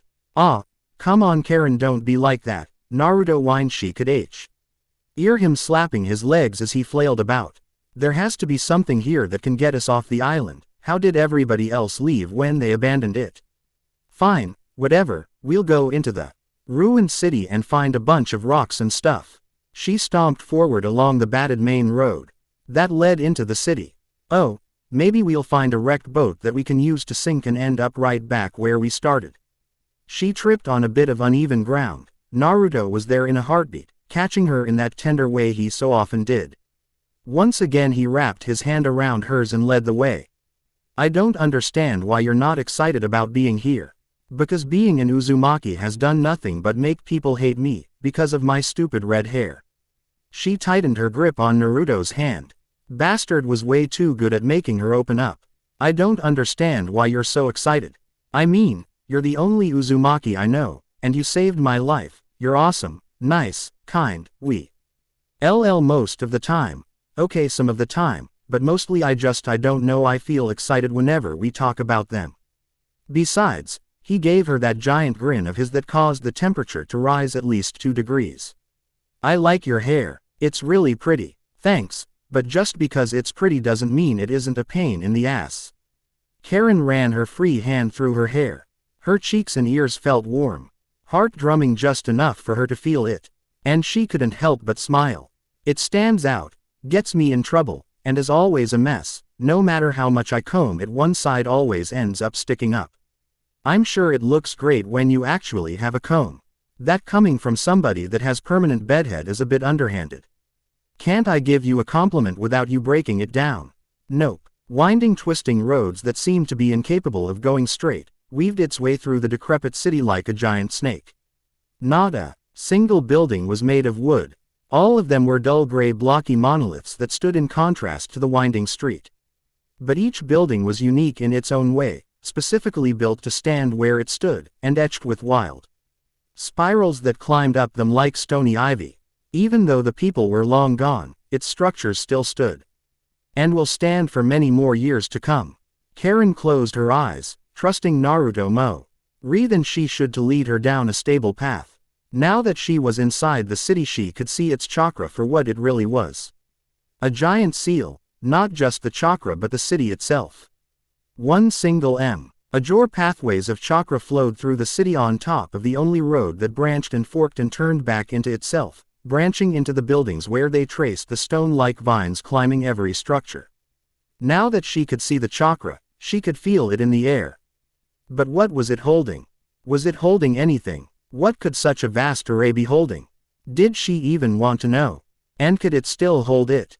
Was that even its purpose? Could there even be something so massive that they needed an entire city to seal it?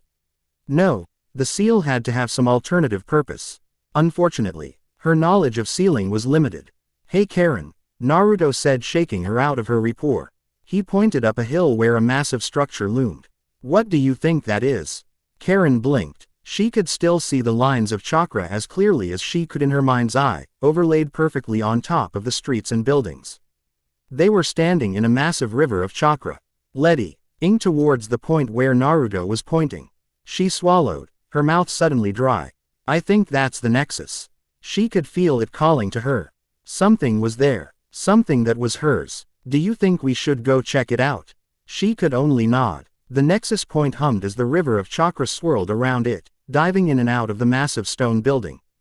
It was both the most impressive and most destroyed building, with half of its massive dome missing.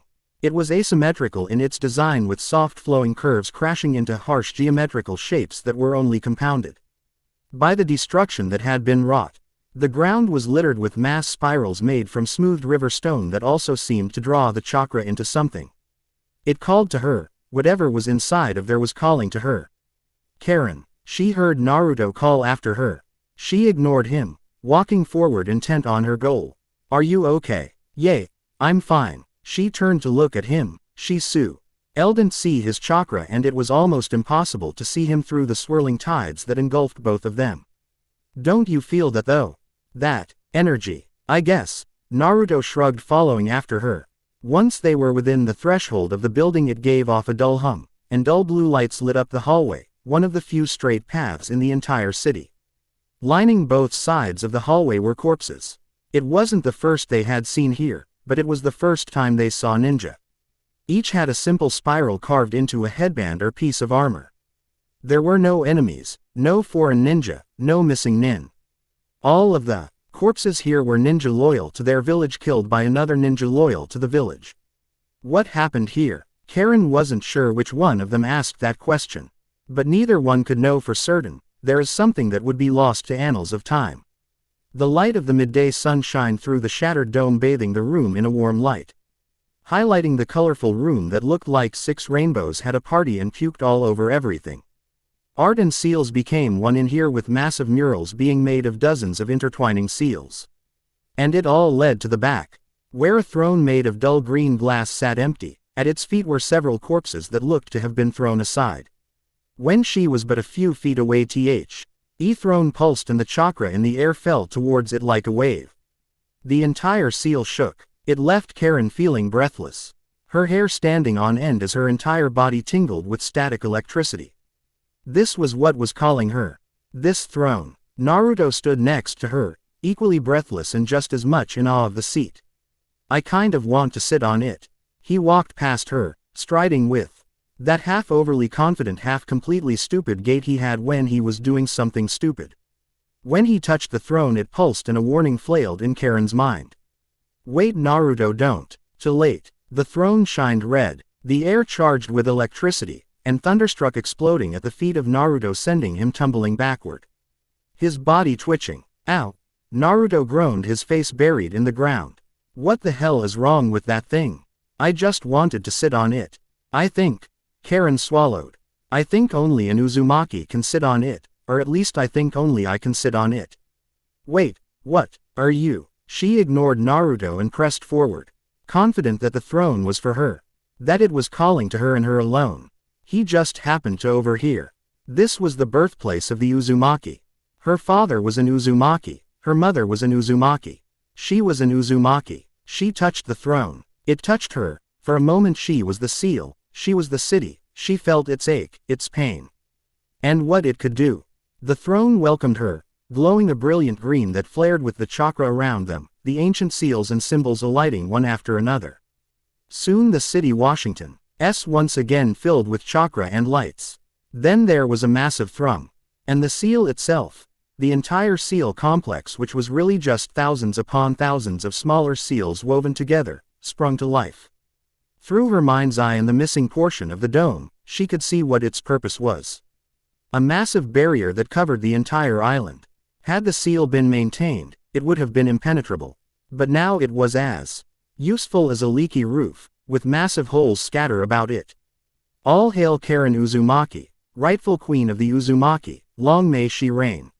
1,000 voices chanted in unison. Wait, what? Karin shot from the throne and stared at it, hoping to get some kind of an answer, some kind of anything from the inanimate object. Dust fell from the ceiling and the ground shook as the center of the room began to twist open as ancient gears sprung to life. What's happening? What was that voice? And why did they call you queen? Naruto sputtered from the ground, crawling as to avoid the opening gap in the floor. Several small pedestals appeared, all but one of them were empty. Karin walked towards it, her steps echoing where once they did not, as though the entire palace was bowing to her. On the pedestal was a necklace, or a pendant or something, made out of a solid green stone. It was hers, or at least she thought it was. The stone was smooth and light in her hands, and she found herself slipping it around her neck without a second thought. Below it was a piece of paper with some kind of scribbling on it. Hey Naruto, can you read this? Huh. He groaned walking towards her. Probably just as confused as her if not more so. I guess so. He took the paper unfolding it gently. Let's see. I owe you one scroll of seals and other bullshit. Kushina Uzumaki. P.S. The other stuff was already taken. Just be happy I left you the stupid necklace. That bitch. Karin huffed folding her arms. A scroll like that could have been worth a lot of money. Hell, a secret scroll full of sealing from the Uzumaki could have bought her 3 castles. Probably. She didn't really know what the black market price for these kinds of things. Hey, at least you got a cool necklace out of it. Naruto poked her new necklace. But what was with those voices in the hole? Queen. The ground shook again. Dust fell from the dome. An earthquake. A big one. Shaking the very foundation of the city. It was the chakra. It was running wild, and growing in ferocity. Now that it had woken up, it wanted out. The cracks in the seal were splitting, consuming it. We need to run. Karin grabbed Naruto's hand and pushed him forward. Go. Quick. Get us out of the city. Now. To further punctuate her point, part of ceiling collapsed, shattering the throne, which only made things worse. Much worse. The ground crumbled beneath their feet. Naruto got the point. He ran, pulling her along with him. Bouts of flames shot out of the ground. Lightning struck. Earth formed. Tornadoes ripped. Water swallowed buildings whole. An apocalypse of chakra. The barrier was failing, its already damaged form burning away like a paper. But among all the chaos, a single stream of chakra has lit the way. Heading down towards the river. Head towards the river. Naruto. Right. A bolt of lightning tore through the earth where they once stood moments ago. The city was dying because of her. No, that wasn't right. It was already dead. She was just finishing it off. As they sprinted towards the river, the nexus or temple behind them shuddered, sinking down into the ground deeper by the second.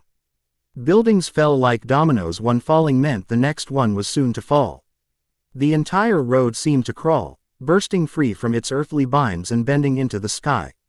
Floating for a few moments before crashing down like someone was shaking a blanket free of dust. The chakra led them to a small boat surrounded by calm waters, even as the river was either freezing or evaporating. There, Karin pointed, urging Naruto forward. Get us in the boat. Right. He pulled her forward, scooping her up into his arms in the classic princess pose, despite her protests. Hang on tight. I can jump to Yano. She screamed even as they landed on the boat feet first. It shook violently, nearly tipping over at the sudden shift in weight. Karin fell to the side, grabbing onto it for dear life. Now what? There had to be something else. There were no sails, no paddles, no nothing. Just a small boat, against a raging river of ice and fire. The chakra swirled around them, gathering. It was calm, controlled, deliberate. All hail, Karin Uzumaki, last queen of the Uzumaki. 1,000 voices droned as one being. For she has set us free. Karin could do nothing but scream as the water around the boat shifted, creating a wave beneath them. Wait, hold on a second. The voices did not listen. The wave moved, sliding across the land and bathing them in steam as they joined the main river, pushing them forward out towards the ocean and away from the falling city. What the hell is happening? Naruto shouted, holding on for dear life. He only had one hand on the boat. His knuckles were turning white. I don't think I can hold on much longer. Karin was not faring much better. Naruto slipped. She let go for just a second. She couldn't lose Naruto. They were going to get through this together. A chakra chain stuck out from her hand, wrapped tightly around the wooden bench, while her own hand gripped Naruto tightly. In the distance, she watched. Head as the last bit of Uzushiogakure fell below the ground. She just hoped the voices didn't send her into the open sea. And Merry Christmas. Anyways, this chapter was going to be a bunch of different things. First, I was going to have Cthulhu type deal where the seal was keeping something contained, and that was what caused the Uzumaki to die out. In this version of the story, Naruto and Karin had to reapply the seal. The next idea was for zombies, which I scrapped for various reasons. But in the end I decided that this was the best way to do it. I'm not going to say what happened exactly, but the hints are there if you read it. Anyways, see you next time for more of Naruto and Karin's excellent field trip. Though, the field trip is coming to an end. Chapter 9. We are never getting on another boat again. Karin screamed, pulling her head out of the soft sand that covered much of the shore they landed on. A line of tall thin trees melded with the sand so that the border between forest and beach was indistinguishable. The mist was thick enough to be noticeable, but light enough that they could still feel the warmth of the sun basking down on their backs. Naruto sat up next to her, staring up at the sky wide-eyed. Sounds good to me, but what if we're on an island? We swim, water walk, learn to talk, to fish or make a bridge. Naruto had a lot of chakra, he could probably walk across the ocean. If he didn't have horrible chakra control, that is, he should learn an earth jutsu, one called Make Karin a Bridge. Just no more boats. The vessel that they had taken, was now beached with a splintered hull and most of it actually still at sea, given how the aged vessel began to decay on the last leg of the journey. Karin closed her eyes. To her relief, there were people, a lot of people, all milling about in a city or port nearby. Not one of them felt very strong, at least not by ninja standards. But that was probably a good thing. Come on, let's go get food. Where are we going? Naruto asked, scrambling after her before he fell in stride beside her. And do you want me to take your hand? I want you to carry me, feed me, give me glasses, a warm bed, a warm bath, a working toilet. I just want to be done wandering around without a home.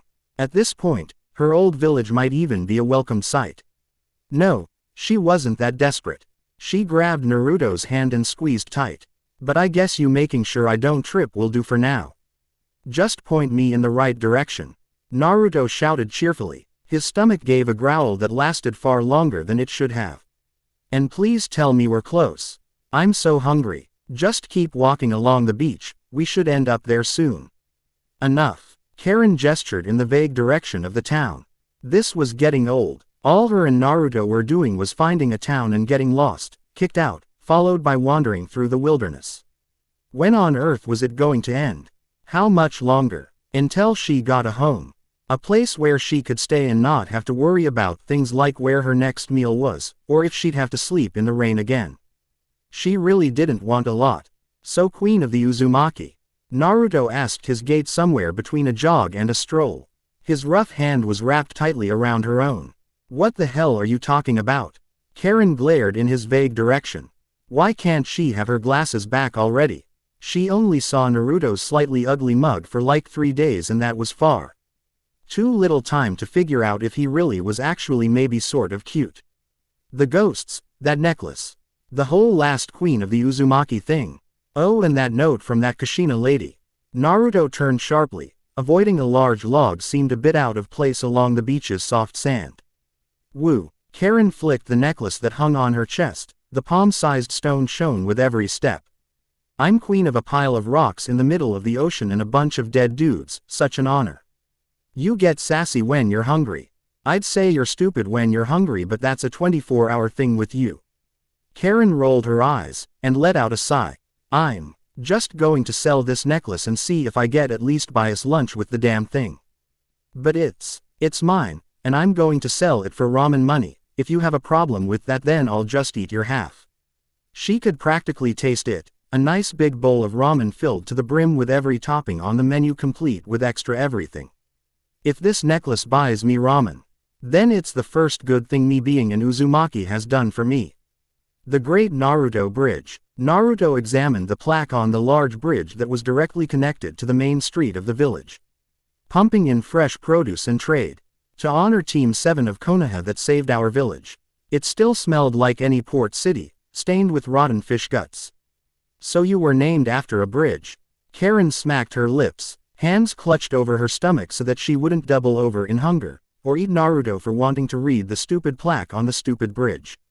Hey, Naruto pouted, walking back over towards her. What if the bridge is named after me? Did you ever think about that? Who would name a bridge after you? She held out her hand, waiting for Naruto to grab it again. Naruto pouted and turned with a sharp huff. Yay, well, whoa. Naruto, a short boy with a hat on, came running up to them. Holy crap, he really did have a bridge named after him. It's been a long time. Oh hey, is this your girlfriend? Quote, a clue. Finally a clue on as to who the hell Naruto is. And now she was back on the path of finally having a home. After all, Naruto had a bridge named after him. That meant he was important and had a hero. Oh, wait, didn't that also mean he was from Konoha? That was both great and horrible. Wait, you know Naruto? Well, yay, he saved our village when he beat Gato. The boy spun, flailing his arms. I'm Inari, by the way, and who are you? I'm Karin. I've been traveling with Naruto for a while. Karin smiled. It just had to be a kid. She hated kids. They were rude, snobbish, and couldn't pay attention worth a damn. At least this one seemed slightly mature. Hey, Inari, Naruto coughed. So I kind of lost my memories and stuff. Do you think you can tell me where I'm from? Really? Inari gasped. Wait, I know. Come to the house. My mom and grandpa will be happy to see you, and we might even be able to help you get your memories back. Oh, and it's almost dinner time anyway. I'm sure my mom made enough for at least 2 more people, at least if you don't get in another food-eating contest with Sasuke. He grabbed Naruto's spare hand, forming a 3-person train, steamrolling them out of the village. A lot's happened around here, ya know. My grandpa says that the village is really coming around and that soon we'll be back to the glory days. We kept trying to go see you guys, but stuff keeps happening. He's already built 3 houses. Wait, can you tell me about me? Naruto asked, a smile on his face. He squeezed her hand tighter. I mean, I still don't know who I am or where I'm from. Oh well, that's easy. You and your team came from Konoha to protect my grandpa while he built the bridge. The new buildings near the bridge began to fade, as the older buildings of the tower began to appear, little more than shacks with a fresh coat of paint. Naruto looked so happy to finally learn about who he is. Wait, who was one? My team. No way, you really did forget everything. Inari took a sharp turn down a dirt path. Well, let's see there. There was your sensei. He's Kakashi. He looked really strong but was also real. Why, lazy, he spent most of his time laying in our bed and limping around. Then there was Sasuke. You guys didn't get along and he was a lot cooler than you. Then there was the girl Sakura. I think you had a crush on her or something. Wait, Naruto was teammates with Sasuke. That same Sasuke that saved her from that bear. That was good, right? Wait, where was the heart throbbing that normally came when she thought about that moment? Did Sasuke have dark hair and kind of pretty looking? Yay, he had dark hair, and Sakura liked him a lot. My mom kept saying it was a hopeless love triangle and that she felt sorry for all 3 of you. Inari's house was built away from the village, though its slow growth could be seen in the distance. A lone dock jutted out into the calm waters of a bay barely big enough for a dingy. It seemed to be the quiet country home built as a labor of love. Or at least it would have been had it not been for the howling laughter of 2 old geezers that sounded like pigs fighting over table scraps. Oh geez, Inari dropped Naruto's hand and scratched the back of his head. It sounds like Gramps has a friend over, and that they're drinking. Let me go check and make sure it's safe to go inside. Oh Tazuna, a gruff voice echoed from inside the house like the roar of an old lion that had far too much pride in itself. I must say, you really do have some great beer out here on the island. Even the babes here are top-notch. Hey now, Tazuna grumbled like a sleeping bear. I might respect her work, Jiraiya, but keep your eyes off my daughter. They sound really drunk, Karin mumbled, taking a step closer to Naruto. Karin, he asked, turning towards her. She could feel the concern in his voice as she tried to hide from people that couldn't see her. Damn this blonde idiot and her big mouth. I don't have a good history with drunk men, especially older ones. Don't worry, Inari spoke up. My Gramps just likes to drink. He doesn't grab people or hit people. Well, whatever, might as well just dive on in. Karin followed closely behind Naruto on their approach towards the building. She hated the smell of beer. It only made angry men angrier. Such a vile liquid that brought demons to life. Say, Tazune grumbled, shouldn't you get back to looking for that brat of yours? If he was around these parts he would have shown up already. Yay, Jiraiya roared into a might belch that shook the house. I suppose I should, though honestly I've kind of ran out of leads, so I'm just buying time before I go back and get my ass handed to me. Woman troubles, every day of my life. The bear and the lion roared with laughter, making the earth shake. Inari gave them one last smile before he swung open the door. Hey, Grandpa, look who I found. The room was plain, with several empty bottles of sake littering the tabletop serving as the main decoration, the scent of alcohol mingled with the mouth-watering scent of a freshly cooked stew. Around the table sat an old grizzly man with tanned skin and a balding head of white hair. Across from him sat a large man with long white hair that coiled around his waist. It was so long, it was wild and spiky even as it was contained in a ponytail. He had on a red and green outfit with a head plate that said oil. The room grew silent as all eyes flew to Naruto. Chizuna smiled. Well, if it isn't. I live another day. Jiraiya shouted, spinning up to greet them before he fell on the ground with a giant thud. He laughed, holding up a flask of booze as he stared at Naruto with a giant smile on his face. I found him. You were in so much trouble, brat. Jiraiya sat up suddenly. Seriously, Tsunade's been worried sick. She told me that if I came back without you she'd bury me 6 feet under the tallest mountain. Naruto knew this man. He gave her the creeps. Something about this man was seriously off, as though her female instincts were screaming at her to stay away from him. But he was looking for Naruto, right? Wait, was this guy his grandpa or something? What the hell were you thinking? I get you're depressed about losing your friend like that, but really, that's no excuse to run away from the village. Jiraiya's eyes moved towards Karin. He blinked twice and then grew a lecherous smile. Oh, so that's it, you went and got yourself a little girlfriend. Well, that's a pretty good excuse for me, but Tsunade might beat both our asses in. Naruto mumbled, stepping between Karin and Jiraiya. Are you my grandpa? Jiraiya looked up, his lecherous grin gone, replaced with one of drunken confusion. And so a lot of you didn't like the last chapter, mostly because Karin was made queen instead of Naruto, and because it was a bit of a weird chapter. Anyways, I admit that I handled that situation wrong. The whole Uzu storyline was kind of a flop, if I'm honest. I had a lot of plans for it, reviving the city, unsealing the clan, a bunch of other stuff, but I'd that it was best not to do any of that stuff. This story is all about Karin finding a home, I guess. And none of those options felt right. But anyways, too late to take it back now. Just thought I'd try to explain myself a bit. As for why Naruto was rejected, well, that gets kind of elaborated next chapter. Chapter 10. Jiraiya narrowed his eyes, his face a mask of drunken confusion. He let out a small burp that sounded like a dying bird. With a groan that knocked him backward, Jiraiya took another drink from his flask. Girl, please tell me that he's just messing with me because he doesn't want to go back to Konoha because he's fallen madly in love with you. Hey, wait, you know who I am? You're looking for me, right? Can't you tell me anything? He sounded afraid and fearful. The excitement he had when talking to Inari was gone. Fuck, Jiraiya groaned, sitting up. Hate to bother you more, Tizuna, but do you think we could stay for dinner?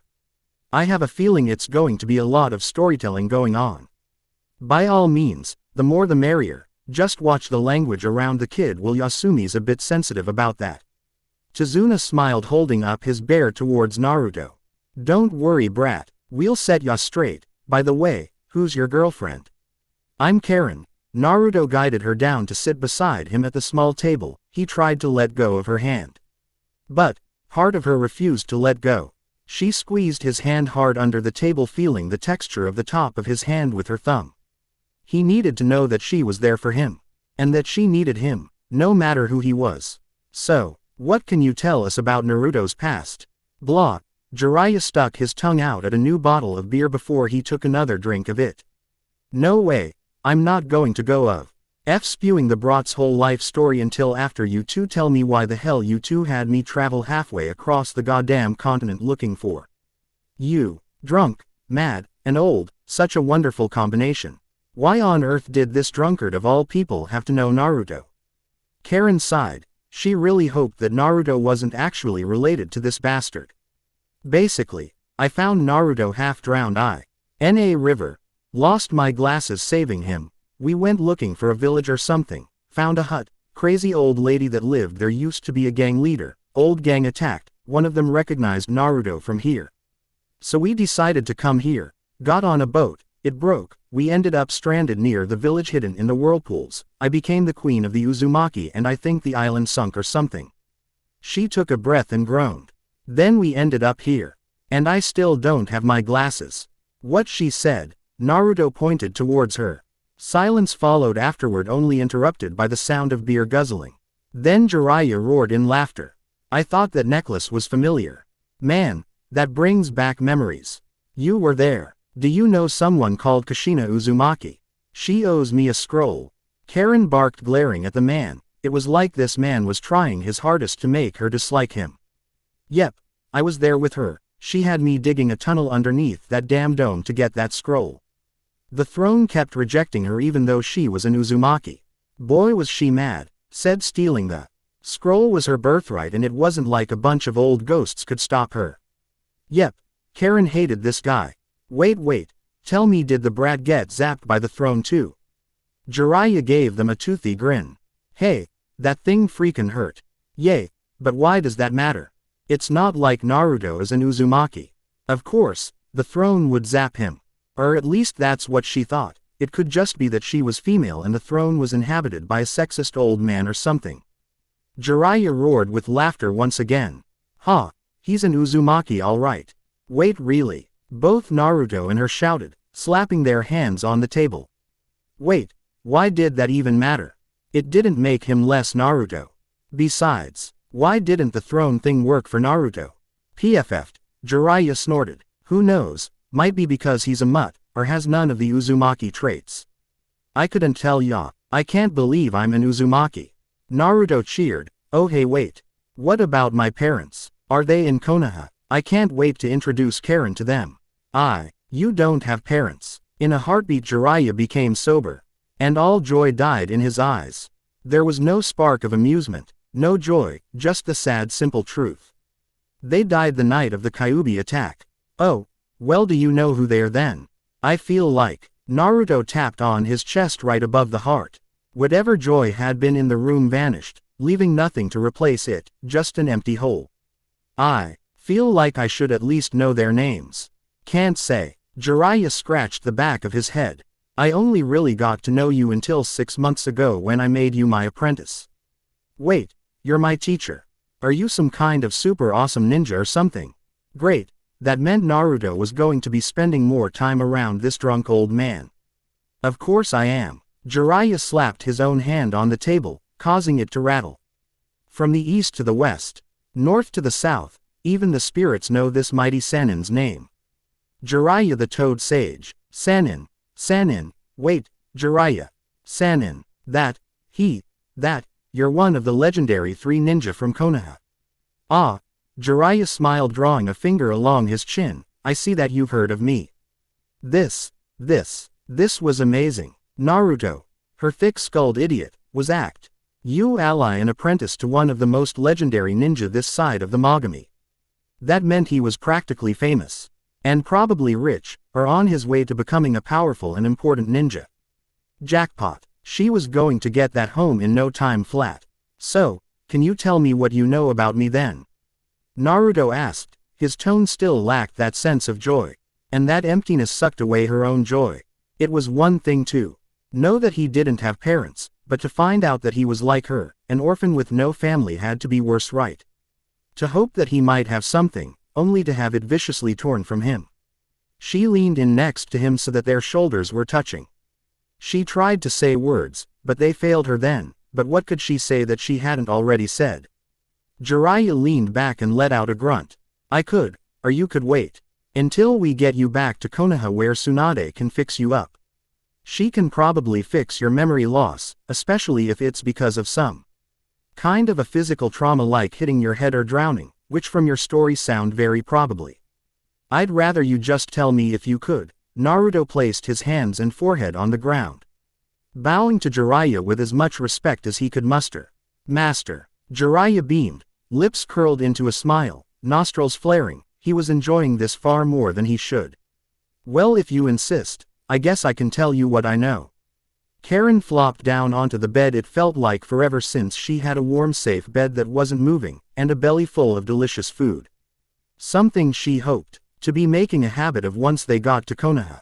Naruto had his own apartment. That meant that they had their own apartment, which meant so many wonderful things. Privacy, a kitchen, baths, and a nice cozy bed. She couldn't wait to get back to Konoha. Just the thought of having a new home, a new safe home with a roof that didn't leak was enough to make her squeal and kick her legs in excitement. Best of all, the Hokage, legendary healer and strongest woman in the world, was apparently fond of Naruto, so she could probably convince him to convince her to let her stay even if they found out that she was technically a missing nin at this point. A knock sounded on her door. Karin. It was Naruto. What's up? She didn't dare to get up, not want to disturb the elusive comfort she was feeling. Naruto opened the door, blanket, pillow, and mat in his hands. Jiraiya snores loud. Do you mind if I sleep in here with you? Sure, not like we don't normally spend the night next to each other. Karin gestured towards the empty space next to her. Naruto tossed down his bed for the night, looking extra tired. Thanks, Karin. You should call me Your Highness from now on. Karin turned to Naruto, who flopped down beside her. Why the hell would I do that? 'Cause you're an Uzumaki and I'm the queen of the Uzumaki. She rested her head on her chin, staring at her travel companion. He was by far the best thing she'd ever pulled out of a river. Don't worry, as my lone subject I promise to treat you well, but a bit of respect and dignity. Naruto snorted. Pass. Karin smiled, burying her face in the soft pillow that Inari's family had provided them. She should be happy. Naruto should be happy, but he wasn't. Hey, are you okay? You're kind of down or something. Yeah, I'm fine. He didn't sound fine. She rolled her eyes. You don't sound fine. It's nothing really. Karin scrambled up to her knees, gripping her pillow tightly. She stared at the vague form that was her best friend. Then she rained down righteous pillowy fury upon him, once, twice, 3 times. Ow, hey. Damn it, is there bricks in that thing? Naruto flailed under her assault. For her finishing move, she pushed the pillow onto his chest and landed on top of him, keeping him pinned against the ground. She flicked his nose. Tell me, Naruto. He struggled and probably could have broken free if he really wanted to. She wasn't that strong. But, even if he did escape, she would get the answer from him. They had been through too much to keep secrets from each other. Tell me. Naruto stopped and sighed. He refused to look her in the eyes. I'm just worried. Okay. About what? She relaxed, resting her head on her pillow, arms pressed forward so that her hands rested on either side of Naruto's head. About me. What if I get my memories back and I turn into somebody else? Their eyes met for just a moment. Karin felt her smile growing. That's what you're worried about. Honestly, you heard what Inari and Jiraiya said. You're an idiot now. You were an idiot then and you're going to be an idiot after you get your memories back. What about you? He held her gaze longer this time. What happens now? I'm going back to Konoha and you don't have a home anymore, and I don't want to just leave you. He sighed, head flopping to the side. You're too important to me. Her smile grew wide and she pressed down onto him harder, knocking the air out of him with an oof. If you think it's that easy to get rid of me, Naruto, you're sadly mistaken. Face it, you're stuck with me from now on. Thanks, Karin. He took in a deep breath and smiled. It felt good knowing that she could dispel his fears so easily. He swallowed and the smile vanished. So when we get back to Konoha, do you think you'd be okay with living with me? Karin blinked, scrunching her face up like she'd just eaten a sour lemon. That was actually her plan from the get-go. What made you think we weren't? You still owe me a home. I don't mind borrowing yours until you provide me one. He gave a wheezing laugh that she felt. Hey, Karin, yay, do you think you could get off me? She smiled and snuggled into her pillow more. No way. Too comfy. Naruto groaned in protest. Despite what people said, there was no building up an immunity to a hangover, and there was no magical cure-all, otherwise Tsunade would have found it already. But the killer headache that sounded a successful night's drinking did not prevent stiffened Jiraiya's good mood. No, today was a great day. After a month of following Naruto's trail, he had finally found the brat. Well, the brat found him, but he wasn't one to look a gift horse in the mouth. But the girl put an interesting twist on things. What was her name again? Oh right, Karin Uzumaki, apparently the queen of the Uzumaki. Poor Kushina must be rolling in her grave. She was close to Naruto, really close, offering him strength when he didn't need it, and relying on him a great deal. Almost like a parasite. Though that was probably a bit harsh considering how by Naruto's own account she saved his life several times. He could bring her to Konoha no problem. And the girl seemed keen on doing that, her face lighting up whenever the village was mentioned. But dragging her around the world while he trained Naruto to use the Kyuubi's chakra was not something he was too keen on. "We'll cross that road when we come to it, I guess," Jiraiya grumbled, scratching the back of his head. "Damn brat is probably going to throw a fit if I try to separate them." With a yawn that smelled like low tide, he paused in front of their room. He should probably leave Tazuna with something, considering how hospitable the family was. Maybe a sample chapter of his next book and a bottle of toad brew. Yay, that sounded fair. With another yawn, he slid the door open. "All right, brats." Yep, they were both Uzumaki, that was for sure. The two of them had somehow managed to squirm out of their respective beddings and were now sprawled around the room like twin starfishes, with Karin's foot pressing into Naruto's face. So much for walking in on them cuddling like two adorable idiots. And, not going to lie, that scene was super fluffy and I love it. Anyways, hope you all enjoy. I'm going to go work on, I don't know. Chapter 11. The girl was a manipulative, bossy, cruel, cunning bitch. It was like somebody took the worst traits of Tsunade and cranked the Uzumaki to 11. Pasty skin, short temper, red hair that seemed to have a vendetta against combs and style in general. And yet somehow his idiotic apprentice was heads over heels in love with the girl. It was like watching a girl playing with her new puppy. Oh sure, the girl loved Naruto too. That much was obvious to everybody but them, it seemed.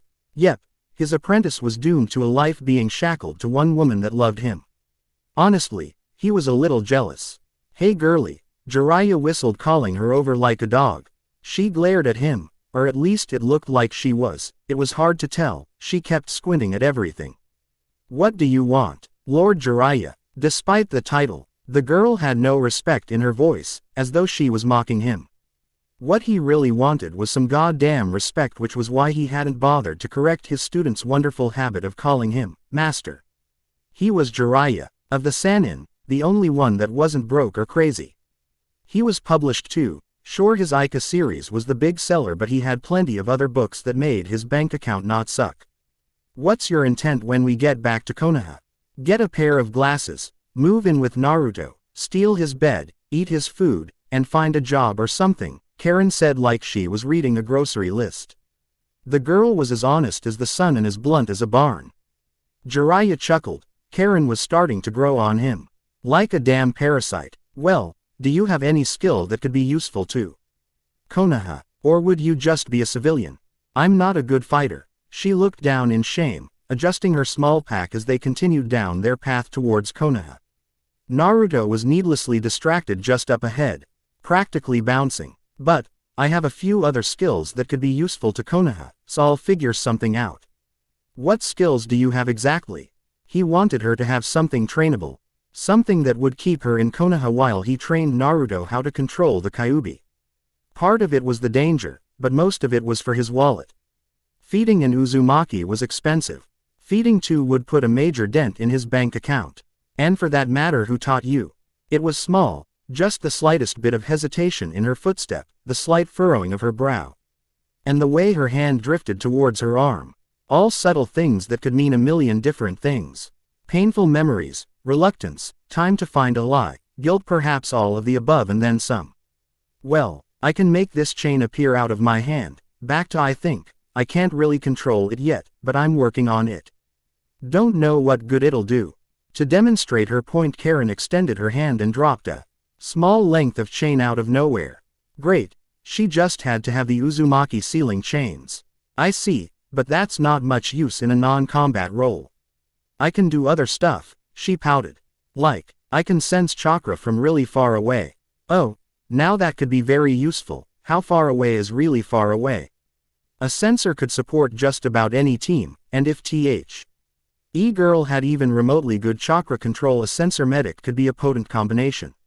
She shrugged. "I don't know, 5 kilometers, maybe more." Jiraiya snorted. "You don't have to lie to impress me, girl. Just being a sensor at your age is impressive enough." "I'm not lying," she huffed, all of her bravado coming back. "Watch, There's going to be a family coming on the road in 5 minutes. They're going to have a donkey pulling a cart, 2 adults, and a baby. Now I know you're lying, you didn't even do anything. This girl had to be the biggest liar on earth. There was no way that she could get the kind of range, or that level of detail, or doing it like it was as easy as breathing. To do all 3 was just unheard of, and he had known many powerful censors.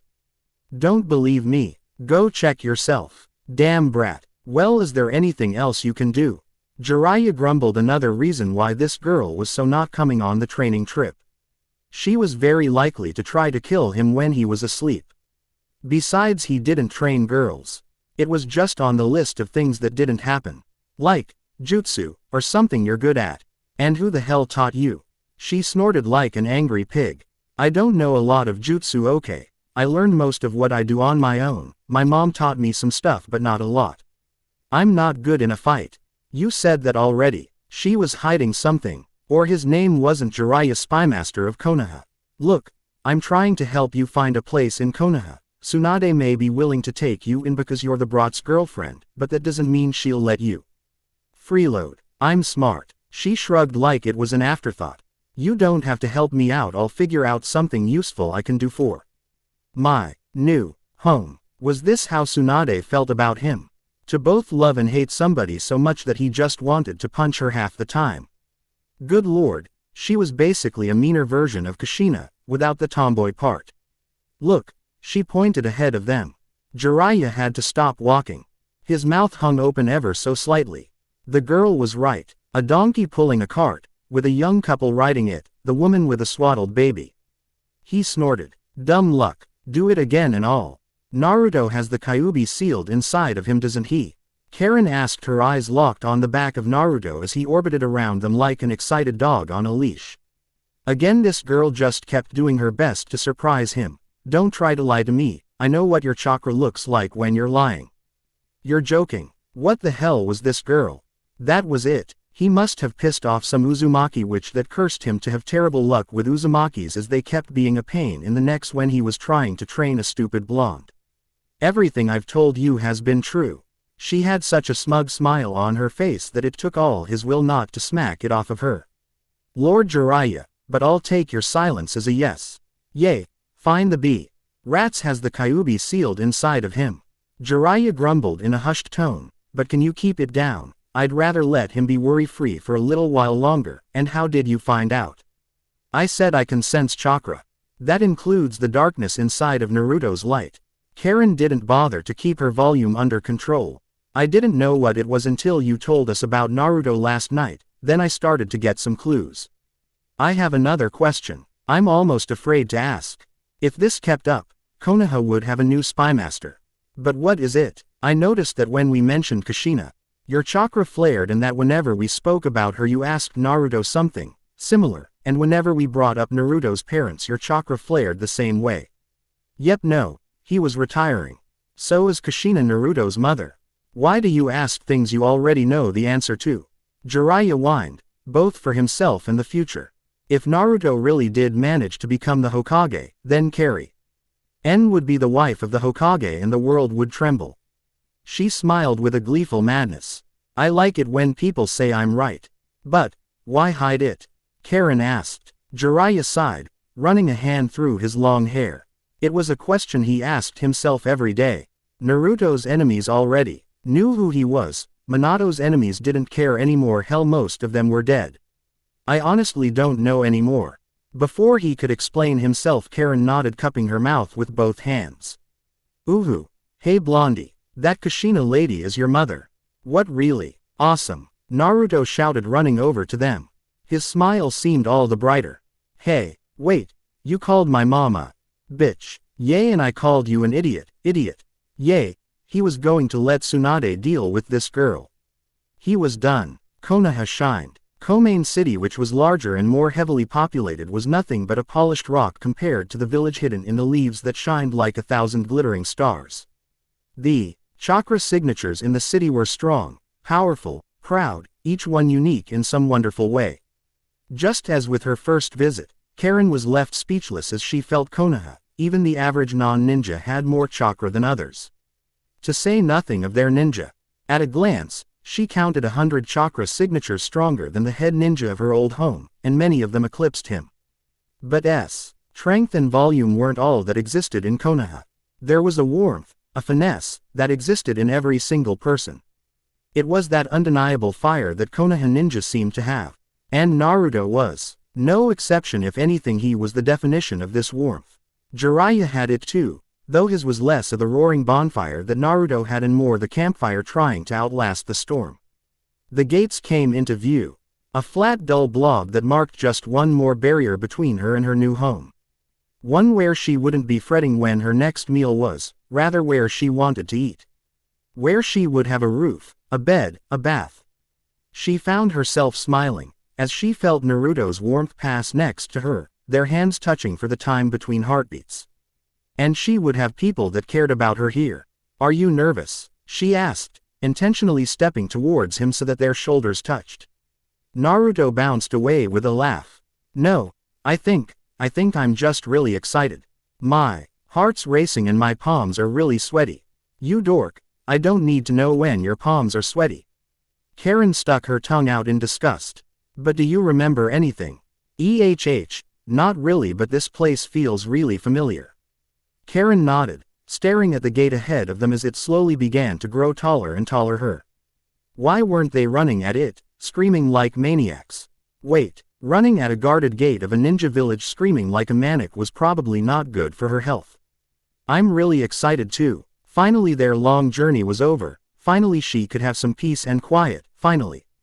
She could read a book, sample perfumes, eat out, and just do normal things with extraordinary people."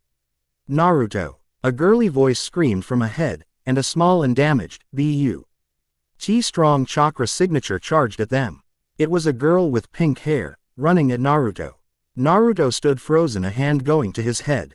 Sakura. Oh, so he'd remember her, the girl Inari said that he had a crush on and his teammate. Just great. Wait, this was a good thing. Naruto was regaining his memories, she should be happy for him. The girl crashed into Naruto, pulling him into a hug. "You idiot. Do you have any idea how worried we were about you? Everybody's been searching for you since you disappeared. I don't think Kakashi Sensei has slept." Karin felt like vomiting, her body shed forward and nearly gave a dry heave. "Oh sorry Sakura, it's just I've kind of lost my memories, so I didn't really know I lived here and stuff." Naruto, to his credit, stood there like an awkward fish, completely unsure of what to do. Karin did not like Sakura, there was just something about the girl that pissed her off. But honestly, she had no idea what it was. "Wait, you lost your memories? We thought Orochimaru captured you or something, or worse." Sakura took a step back from Naruto, her hands falling to the side. "I'm just happy you're alive, and back." Disgusting pink-haired whore. Still, what could she say? This was someone from Naruto's past, a close friend of his, someone that he had a crush on, that he was heads over heels for. Not like she stood a chance against her. Not that she wanted to. She was not after Naruto's heart. Just his house, and his friendship, and Naruto took her hand, pulling her towards him. "This is Karin. She's the one that pulled me out of the river." "Hey wait." Karin stumbled, tripping over her own 2 feet and landing smack into Naruto's chest. "Damn it, you idiot. Don't pull on me like that." I'm sorry Karin, I just wanted you to meet Sakura." Naruto didn't have to sound so happy about it. And why the hell were they still holding hands? Wait, she was the one not letting his hand go. She really should, but anyways, Karin, this is Sakura. I only really know her name right now.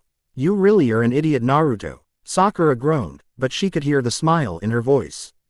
Before she bowed at the waist. "Thank you for saving Naruto. I know how big of a pain he can be, but thanks for saving him." No problem," Karin mumbled. Was this respect? Was this what being respected felt like? The earth trembled slightly, like a tree falling far off in the distance. And a large chakra signature was charging right at them. It was kind, motherly, healing chakra, with an aura of authority. But most of all, it was ablaze with fury.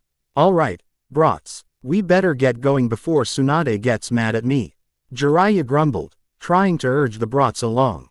Tsunade was the Hokage, the female Hokage of Konoha, and apparently was fond of Naruto. That explained the chakra signature. Karin coughed and pointed in the air just above the gate. I think it's too late for that. Jiraiya had enough time to look afraid before. A blonde woman masked in chakra slammed into him, creating a crater where he once stood. Like a great hulking beast, she pulled Jiraiya out of the ground. Jiraiya, you're late. Why are you hurting me? Jiraiya whined. I found the brat. Tsunade paused, head turning towards the three of them, even as Sakura took a safe step away.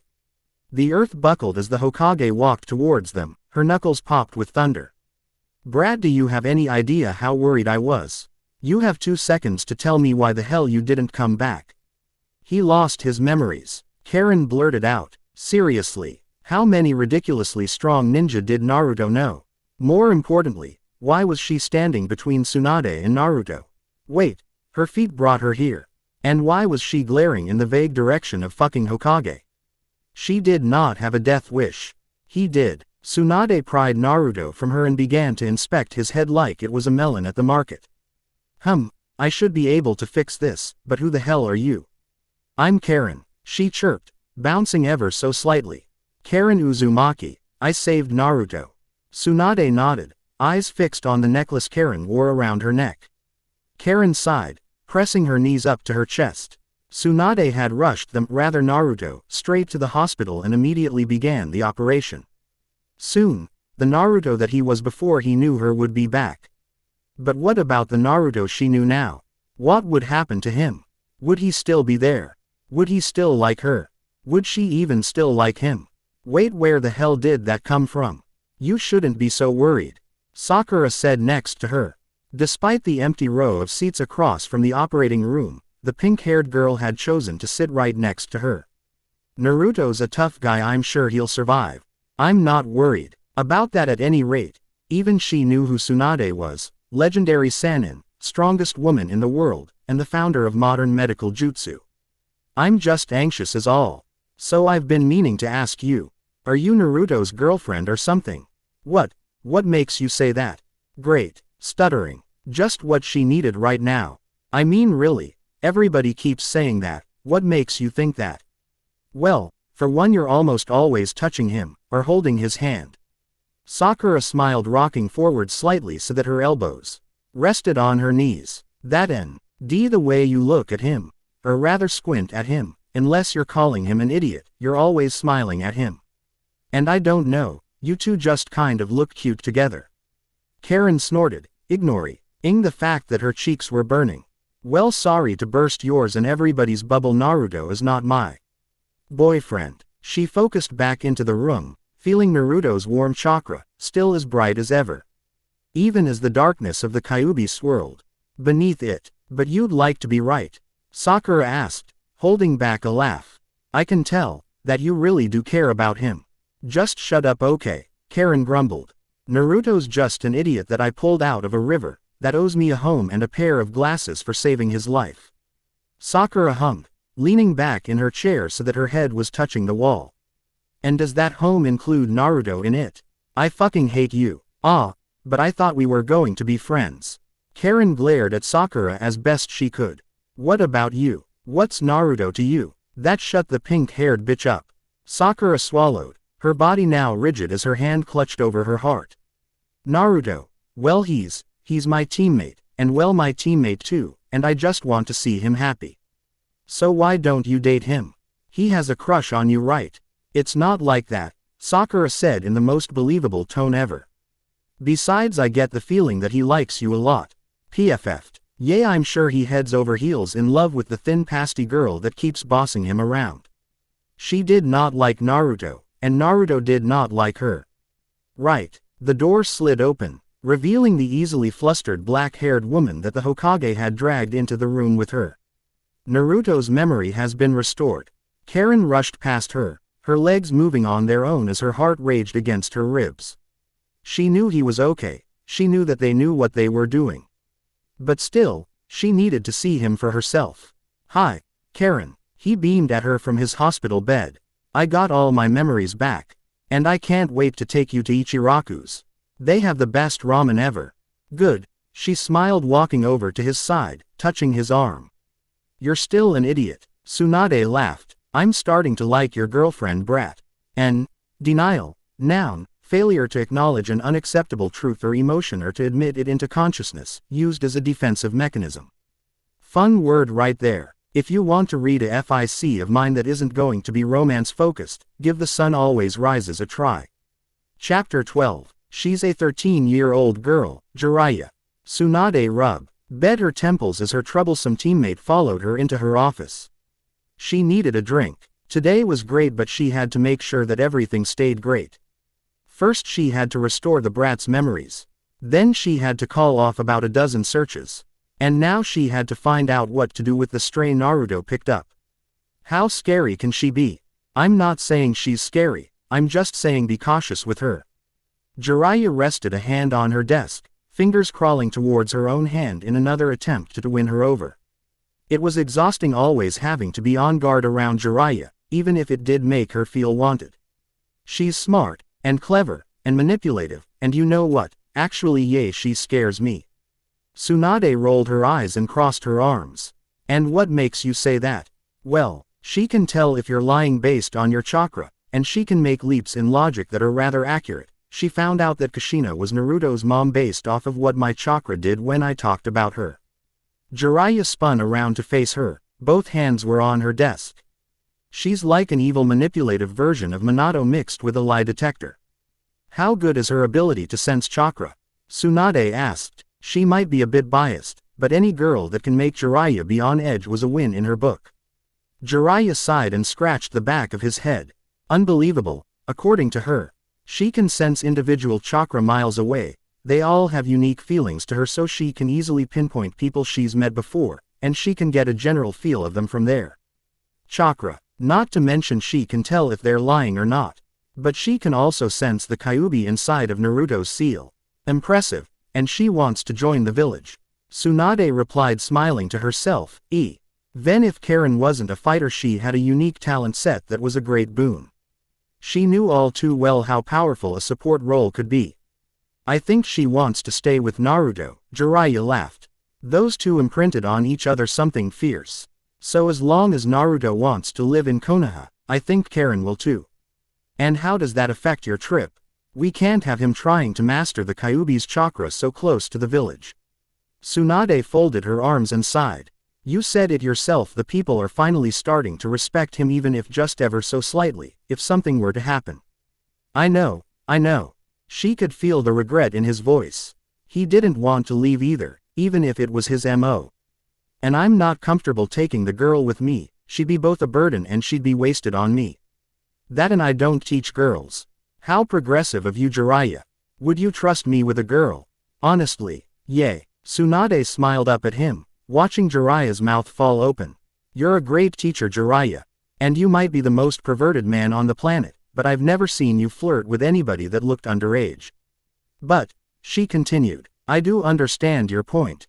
Her skill set would be wasted on you. So what are you going to do with her? Jiraiya asked, a smile worming its way onto his face. Tsunade shrugged. I don't know, I'll make up my mind after I talk to her. Karin stared at the door to the Hokage's office. It was less grand than she thought it would have been. The head Junin of the Grass had a bigger office, his had double doors. But still, this was the Hokage's office, as in the leader of one of the strongest villages, and the strongest women in the world by no small margin. And here she was, some weak girl that couldn't fight, about to enter the lion's den. No, she had nothing to worry about. The Hokage loved Naruto, like an annoying little brother or something. Their relationship was weird. But the Hokage wasn't going to hurt her. If she wanted to do that, then why did she send her assistant to get her a pair of glasses? She smiled as she felt the still cold black frames on her nose. They were stylish, comfortable, and the best glasses she had ever owned. It was like she was seeing the world for the first time. For the real first time, everything was so crisp and clear. Was this how people normally saw? It was amazing. But why wasn't Naruto here? Oh right, he was still strapped to the hospital bed with that Sakura girl refusing to let him move a muscle for at least a few more hours just to make sure there's no unusual side effects. And all of his friends had come too. She didn't fit in with them. She was just an outsider again. Was coming here a mistake? This was supposed to be her new home. But once again she felt so much like an outsider. If only they could have stayed on that island, with the boat, and the fire and that beautiful sunset. Wait, no, she was just being stupid. Other people wanted to spend time with Naruto, so she'd just have to share him. Karin, Shizune's voice, the lady that brought her the glasses, caused her to snap out of her thoughts. She didn't even hear the woman, or the pig, somehow managing to carry a tray of tea and a stack of paperwork all at once. Why are you standing there? Is Lady Tsunade asleep at her desk again? No, Karin shook her head and sighed. I was just lost in thought. Shizune laughed. Oh, well, here, hold the tea and I'll let us in. Before Karin could decline or otherwise, the woman forced the tea tray upon her. It was heavy, and wobbled with every movement. How did this lady climb 3 flights of stairs with this and hold all those papers? Lady Tsunade, Shizune asked, opening the door while giving Karin a small knowing wink. His woman was far too kind and was making all the wrong assumptions. Still, she was nice. I brought Karin tea and the mission reports. The blonde woman behind the desk groaned like a child. Tea, I thought I asked for some booze. Karin bumbled alongside Shizune, doing her best not to trip and spill tea everywhere. The office smelled like booze covered with a strong chocolate scent. It wasn't fooling anybody. What was with Naruto? He seemed to have the natural ability to make old drunk people care about him. First Tazuna and Jiraiya, now the Hokage. You still have a few hours before you're off the clock. Shizune chitted, reaching around the desk. She pulled out an empty bottle of sake. Besides, I think you've had enough. Tsunade huffed, folding her arms and pouting like a 5-year-old. Hey, I couldn't drink for a month because I was too worried about Naruto. I deserve a reward. You drank more then. More pouting. The Hokage was pouting. The latent fear that had been gnawing at the back of her mind vanished. And Karin couldn't help but laugh. You remind me a lot of Naruto. It was like she had disturbed some sacred ritualistic banter. The mood in the room went from happy and cheerful to dreadfully serious, and silence flooded in so that she could hear a pin drop. Tsunade's chakra turned cold and guarded, like any shrewd businessman. Even Shizune's bright aura drew PPED as though responding to her master's unseen command. Right then, Tsunade gestured towards the center of the room with one hand while the other gathered a separate pile of paperwork. Karin too gave the hint and stood in the middle of the room, feeling the pressure of what was the beating heart of Konoha. Give these to the messengers. I want all teams to be aware that the search is off Naruto's home. And to thank Suna for their assistance as well. Suna, how many important people cared about Naruto to get 2 villages searching for him? Right away, my lady. Shizune bowed, scurrying out the door, the pig hot on her heels. The air grew cold and stiff. Her feet were screaming at her and her legs were already falling asleep like 1,000 needles prickling her skin. The Hokage hadn't even glanced at her yet. She knew why the woman sent Shizune away. She made her comfortable. Both of them. And for this conversation the Hokage did not want her comfortable. Everything felt stiff and rigid. And although the chakra of the outside world buzzed about within the Hokage's office, not a soul moved. Only the ticking of the clock and the steam wafting from the tea gave credit to the passage of time. Tsunade poured herself a cup of tea, taking a small sip of it before her eyes snapped towards Karin.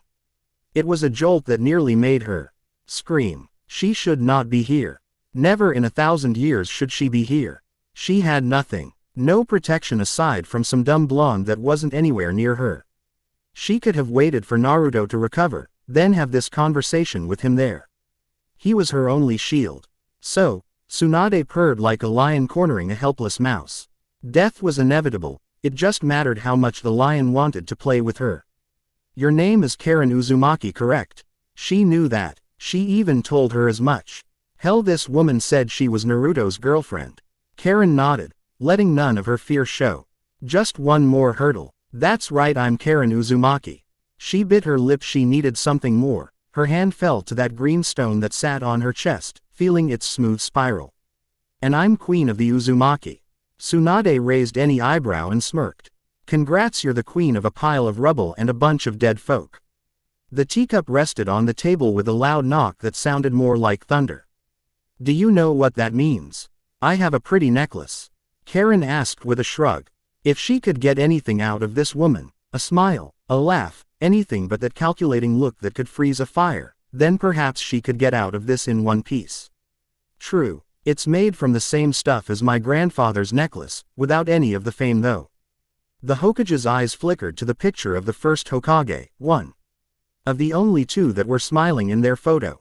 But it also marks you. Marks me. It was just a stone that as she claimed didn't have any fame. It was explained to me by my grandmother, Mito Uzumaki, that the throne of the Uzumaki would only accept one that had all three of their clan traits. The first being the most common, chakra chains, something you showed Jiraiya.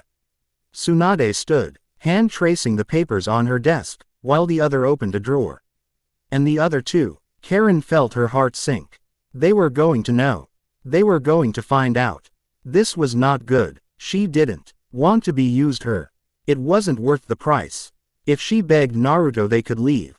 Go to Suna, he had allies there, or find another abandoned island where they can spend every day staring at the sunset.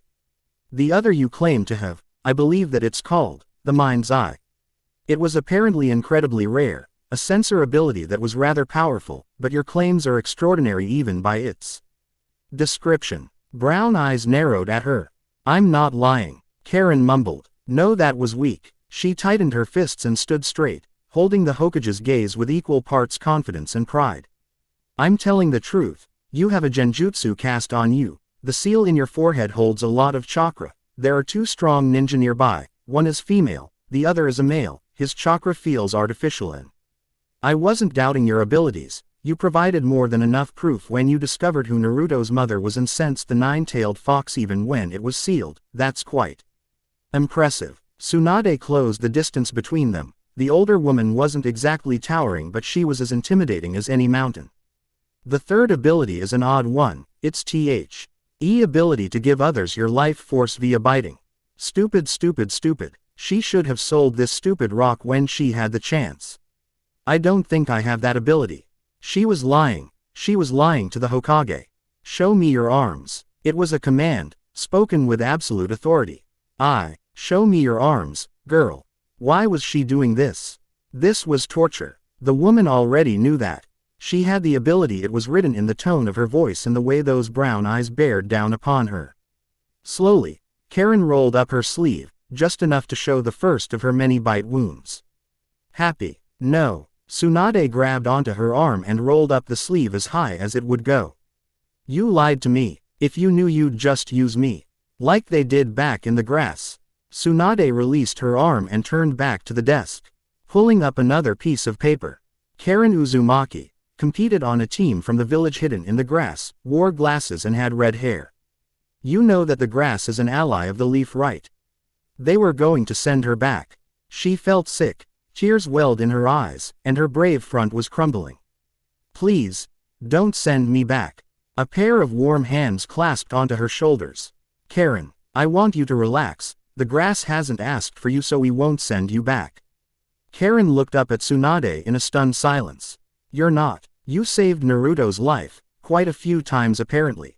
And that damn brat wouldn't let me hear the end of it if I kicked you out of the village. This woman was completely different from the one that had just been grilling her for the past 10 minutes. Her chakra changed as well. It was less a stone wall, and more warm and friendly. Then why did you do that? I need you to be honest with me. I'm going to be your Hokage. And you lied to Jiraiya where you came from and again just now in regards to your healing ability, and don't worry, we're not going to make you use it if you don't want to. Tsunade smiled, reaching into her back and pulling out a headband. A leaf headband. This is yours if you want it. You'll be given the rank of genin. Karin touched the headband. This was she really? You want me to become a ninja? Relax. I won't make you fight if you don't want to. There are plenty of non-combat roles you can fill with your abilities. Sealing, sensor team, medical ninja. You're a smart girl. Too, I'm sure you'll find some place for you to fit in. Tsunade shrugged, all but shoving the headband into her hands. It also makes things easier on my end. I can give you the same monthly stipend that all genin receive. And I can easily justify finding out a way to clear those bite marks up for you. Karin felt her fingers curl around the metal plate. It was cold but slowly warming up. She was a ninja again. But it was different this time. She had a choice. And she had Naruto. Allow me to be the first to say this. Welcome home, Karin. Tsunade gave her a tight hug that shoved her face into the Hokage's breasts. And thanks for bringing the brat back to us. Now go tell him he's free to go. I just wanted to keep him there so we could have a one-on-one. Tsunade let out a sigh as the girl turned to leave. She liked Karin. She was strong-willed and stubborn. And putting on such a tough act was exhausting, but she needed the girl to learn that trust was a mutual thing. Who knows? What would have happened if they allowed her into the village and some grass shinobi recognized her? Now they could at least be prepared. Is that the fourth Hokage? Karin asked, pointing towards one of the pictures that hung above the door frame. Tsunade smiled. Yep, Minato was a good man and died before his time, but you'll have to take a crash course on our history later. And he's the one that sealed the Kyuubi into Naruto. Yes, Tsunade nodded, despite the fact that the Karin was fixated onto the photograph. He's Naruto's dad, isn't he? Damn, girl nearly gave her a heart attack. Jiraiya was right. Such a troublesome but useful girl. Yay, but don't tell Naruto, at least not yet. Why? Karin looked at her through those square glasses of hers. She had the perfect disappointing scowl that could make anybody feel guilty. I wasn't the one to start the secret, but I can understand why it was started and why we need to keep it until Naruto is a little bit more mature. Tsunade sighed, leaning onto her desk. The Kyuubi feeds off negative emotions, and because of the beast Naruto was looked down upon in the village. He's had a hard life because of it. With how he is now, telling him that the man that sealed the beast into him was his father wouldn't be a good idea. Shouldn't you trust Naruto more? Just wait until his birthday or your anniversary date or something before you tell him. Damn brat. Karin smiled as she left the room. Konoha is going to be a very different place with a girl like her hanging around. N. Bedded by XX Terror 33XX. Not much of a fluffy chapter, but one that was needed to get the story moving forward. Chapter 13. When she arrived at the hospital, all of Naruto's friends had dispersed, leaving only Naruto and that old pervert in the room. Their chakras were telling, Naruto was telling, and Jiraiya was resolute. The sun was getting low on her fast day in Konoha, and her stomach was empty. Naruto had to know of a good ramen stand around here, right? And then there was her new home, a place where she could spend all day and do nothing, where she wouldn't have to worry about stuff getting stolen, where she could just be happy. And she'd have Naruto there too, so that was kind of a bonus or something. For the first time in a long time, things were fantastic. No more traveling, wandering around aimlessly. Home, she giggled at the sound of the word, feeling it tingle on her lips. Hey, Naruto, you're free to go, Karin announced, strutting into the hospital room, still warm from having so many people in it. Next to his bed, she pushed up on her new glasses, adjusting them and showing off her new headband. Tsunade made me a ninja too. Oh, Naruto lagged, like his brain was still short-circuiting. His eyes darted towards Jiraiya, then back to her, and he forced a smile onto his face. That's great, Karin. Something was off. Did he want nothing to do with her now that he had his memory back? Or was it something Jiraiya said? Well, I best be off, Jiraiya groaned, popping several joints with a stretch. He pulled out a stacked wallet and handed her a wad of cash. You two enjoy a night on the town, my treat. It hurt when he ruffled her hair like he was her grandfather. Remember Naruto, tomorrow. Jiraiya whistled a tune on his way out the door, sandals clicking loudly on the tiled hallways. So, Karin looked towards Naruto, thumbing through the bills as she did so. There was a lot of cash here.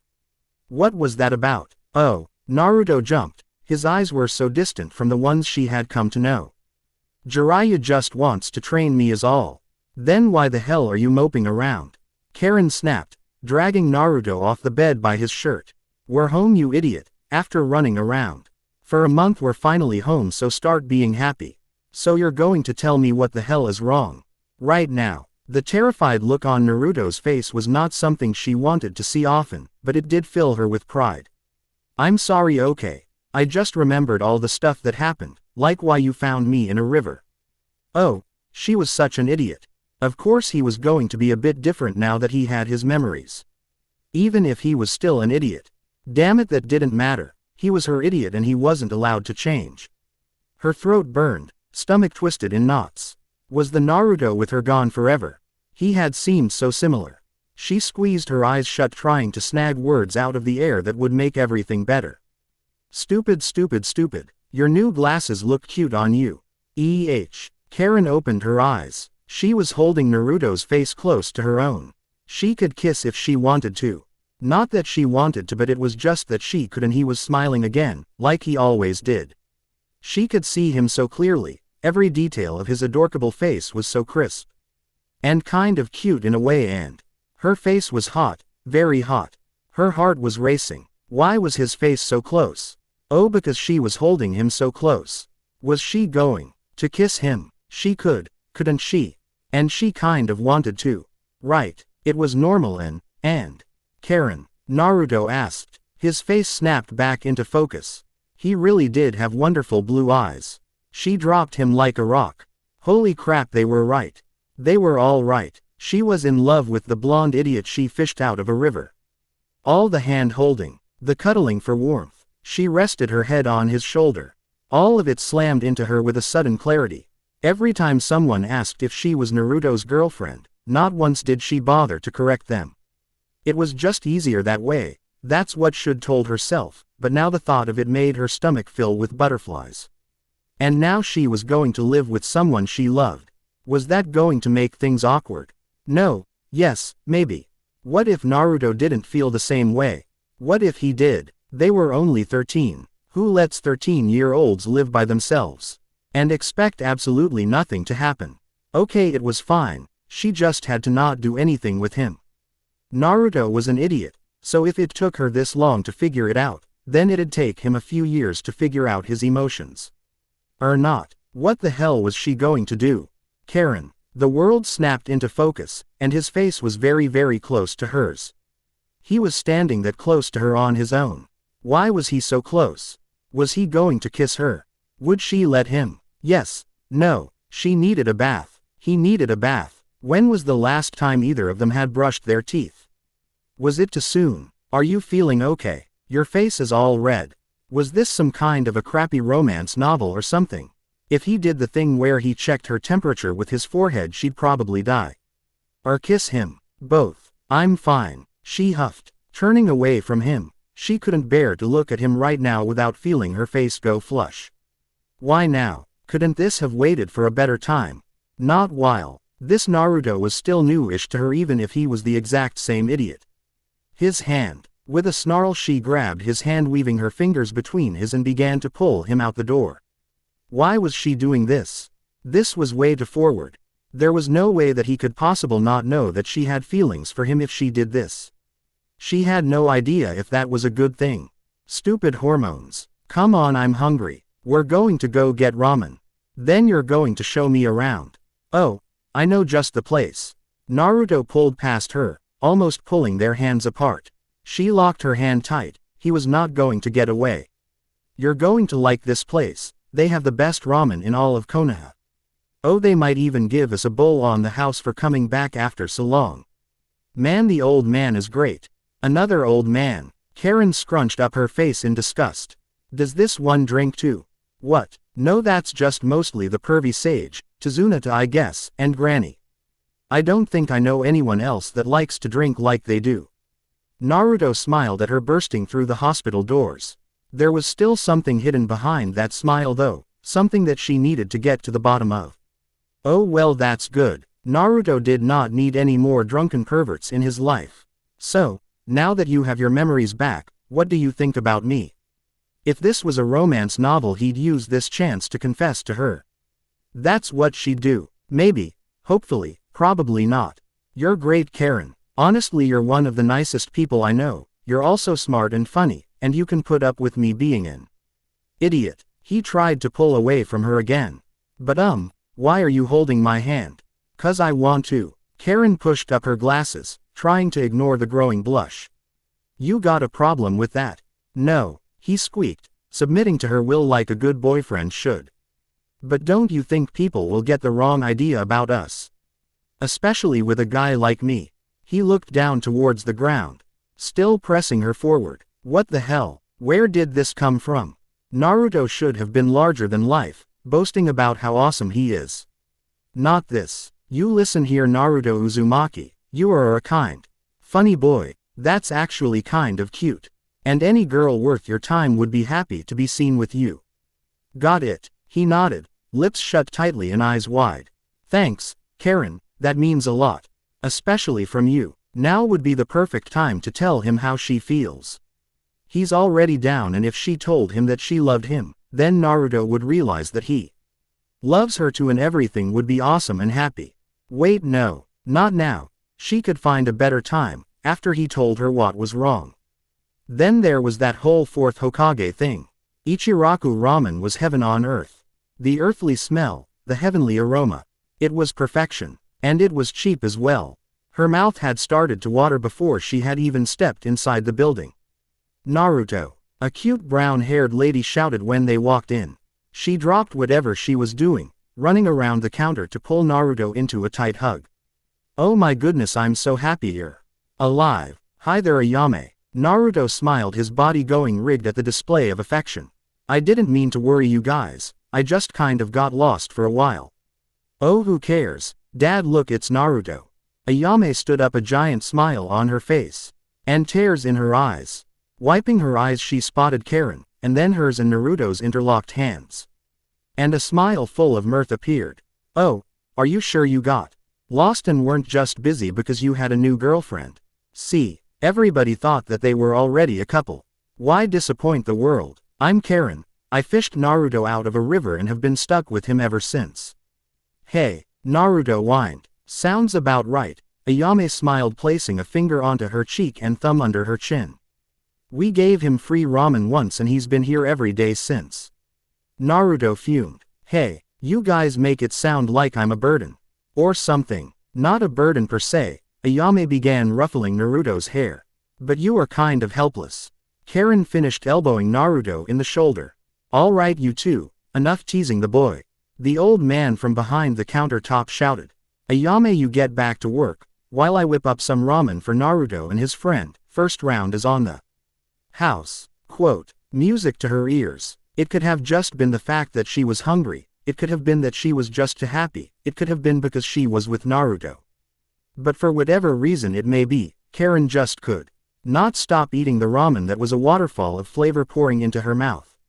We're eating here every day. Naruto hummed in agreement. A tower of bowls was building on the counter space between them.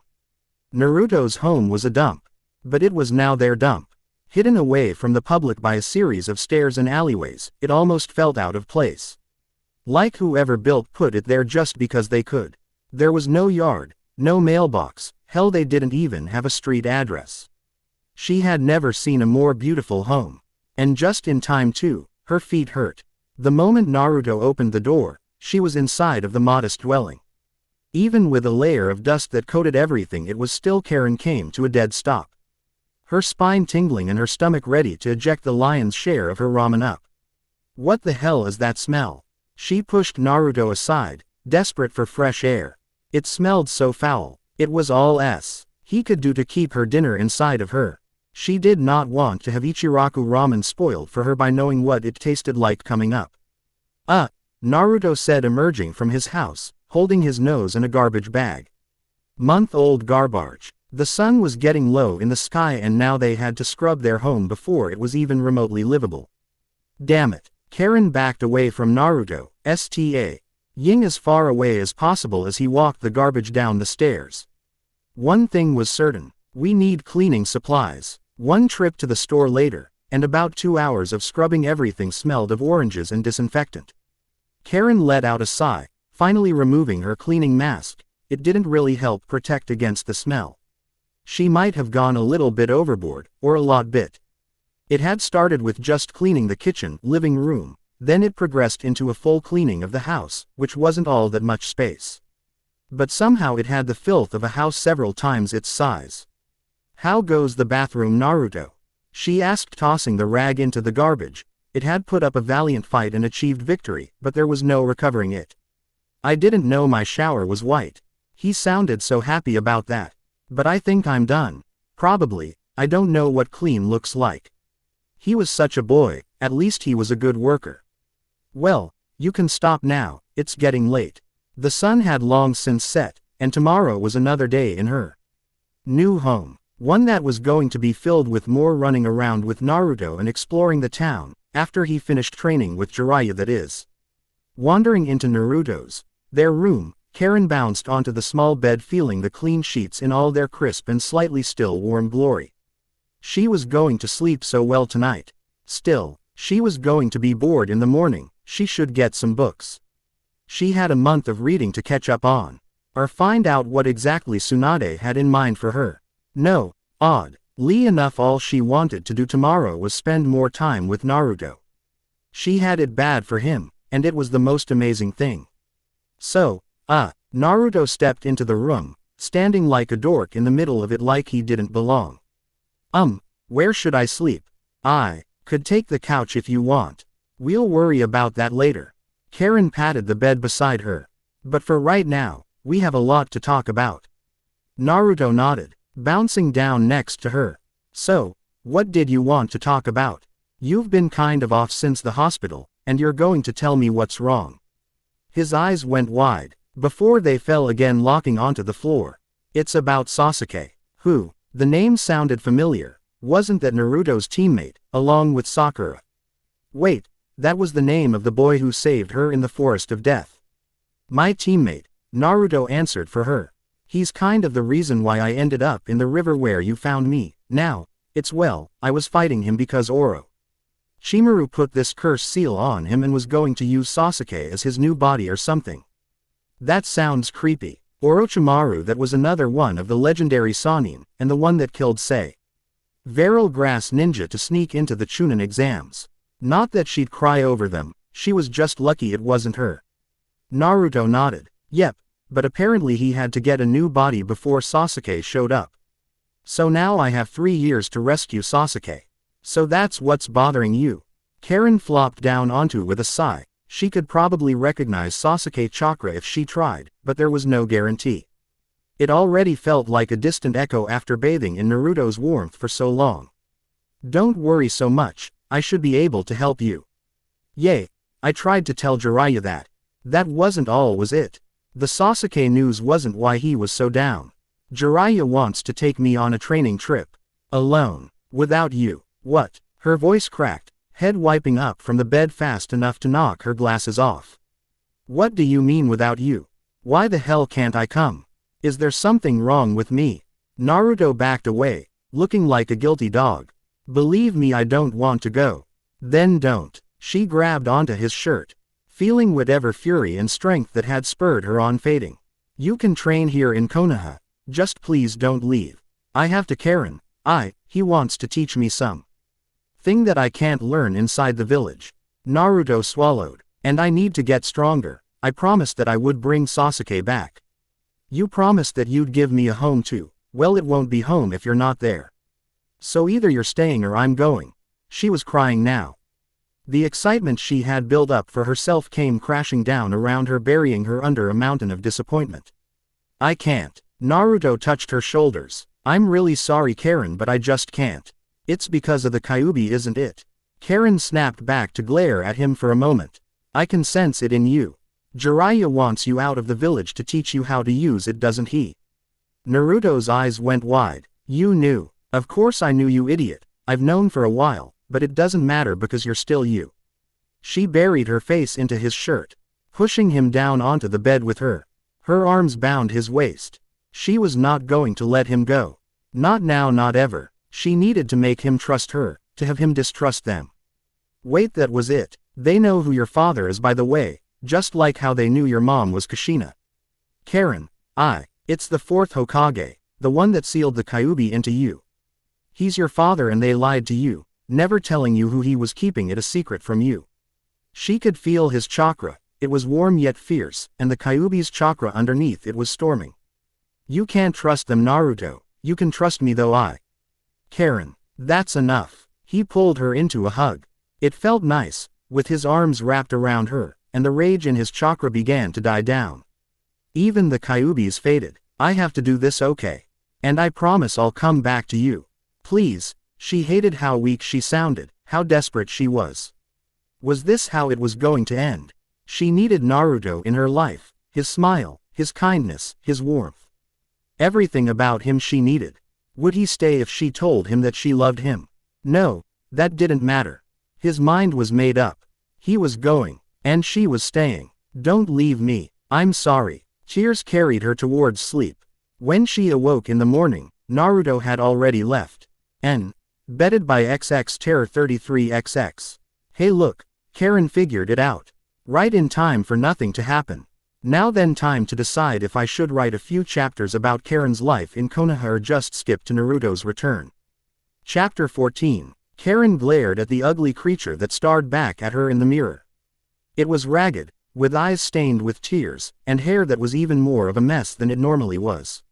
Somehow after 2 days in bed eating proper food, she was in worse shape than she had been trying to survive out there. With Naruto. That was the difference. She should probably do something. Anything. Even just goin' outside would be more than she'd done since Naruto left. She should probably do that. It'd be good for her. That, and she was out of food. The ramen cups were piling up around the bed. Naruto was right. They really were the best food. Cheap, quick, easy, filling, and tasty. Naruto. She gripped the countertop. That stupid idiot. How the hell could he just leave her here all by herself in the middle of Konoha? She didn't belong here. She belonged with him, even if he was a stupid jerk bastard.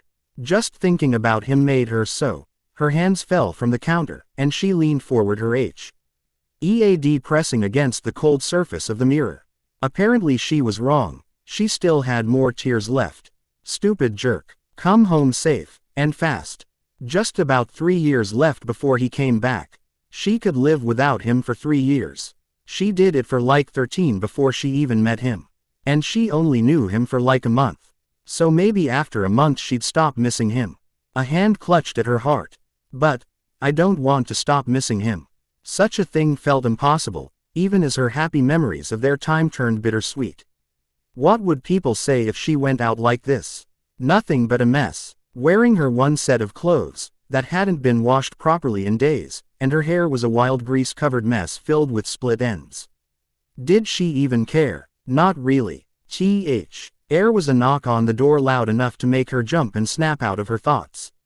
Her mind's eye sparked to life and she felt Konoha. All the warmth and joy that came from being within a true ninja village was open to her. The range closed in, masses of chakra became motes, motes became people. And people became familiar. It was Sakura, and one of Naruto's other friends. Female, strong, confidant. It must be the blonde girl. What the hell did they want? Sakura knew that Naruto was gone, probably. The girl spent a lot of time around the Hokage doing something and she was close to Naruto, so she had to know he was gone. Why the hell was she here? There was more knocking, louder this time. Karin. It was a muffled through the door. Great, they were after her. Maybe if she just didn't move they would leave. More banging. Karin, I know you're in there. Open the door or I'll knock it down. Violent woman. Fine. Karin growled, stomping out of the bath and slamming door, hopefully loud enough for Sakura to hear, and marched towards the front door. The house shook when she threw open the front door, likely leaving a mark on the wall. What the hell do you want? You look like shit, the blonde girl said. Ino. Sakura chided, smacking her friend in the chest lightly. Be nice. Again. What the hell do you want? Karin growled, running a hand through her tangled hair. I'm a little busy. Doing what? Sakura asked, smiling like a lion before a cornered rat. Moping around because Naruto left you to go on a training trip. Sakura took a step forward. Well, you're not the only one, you know. I just got him back for maybe a day and then he's gone again.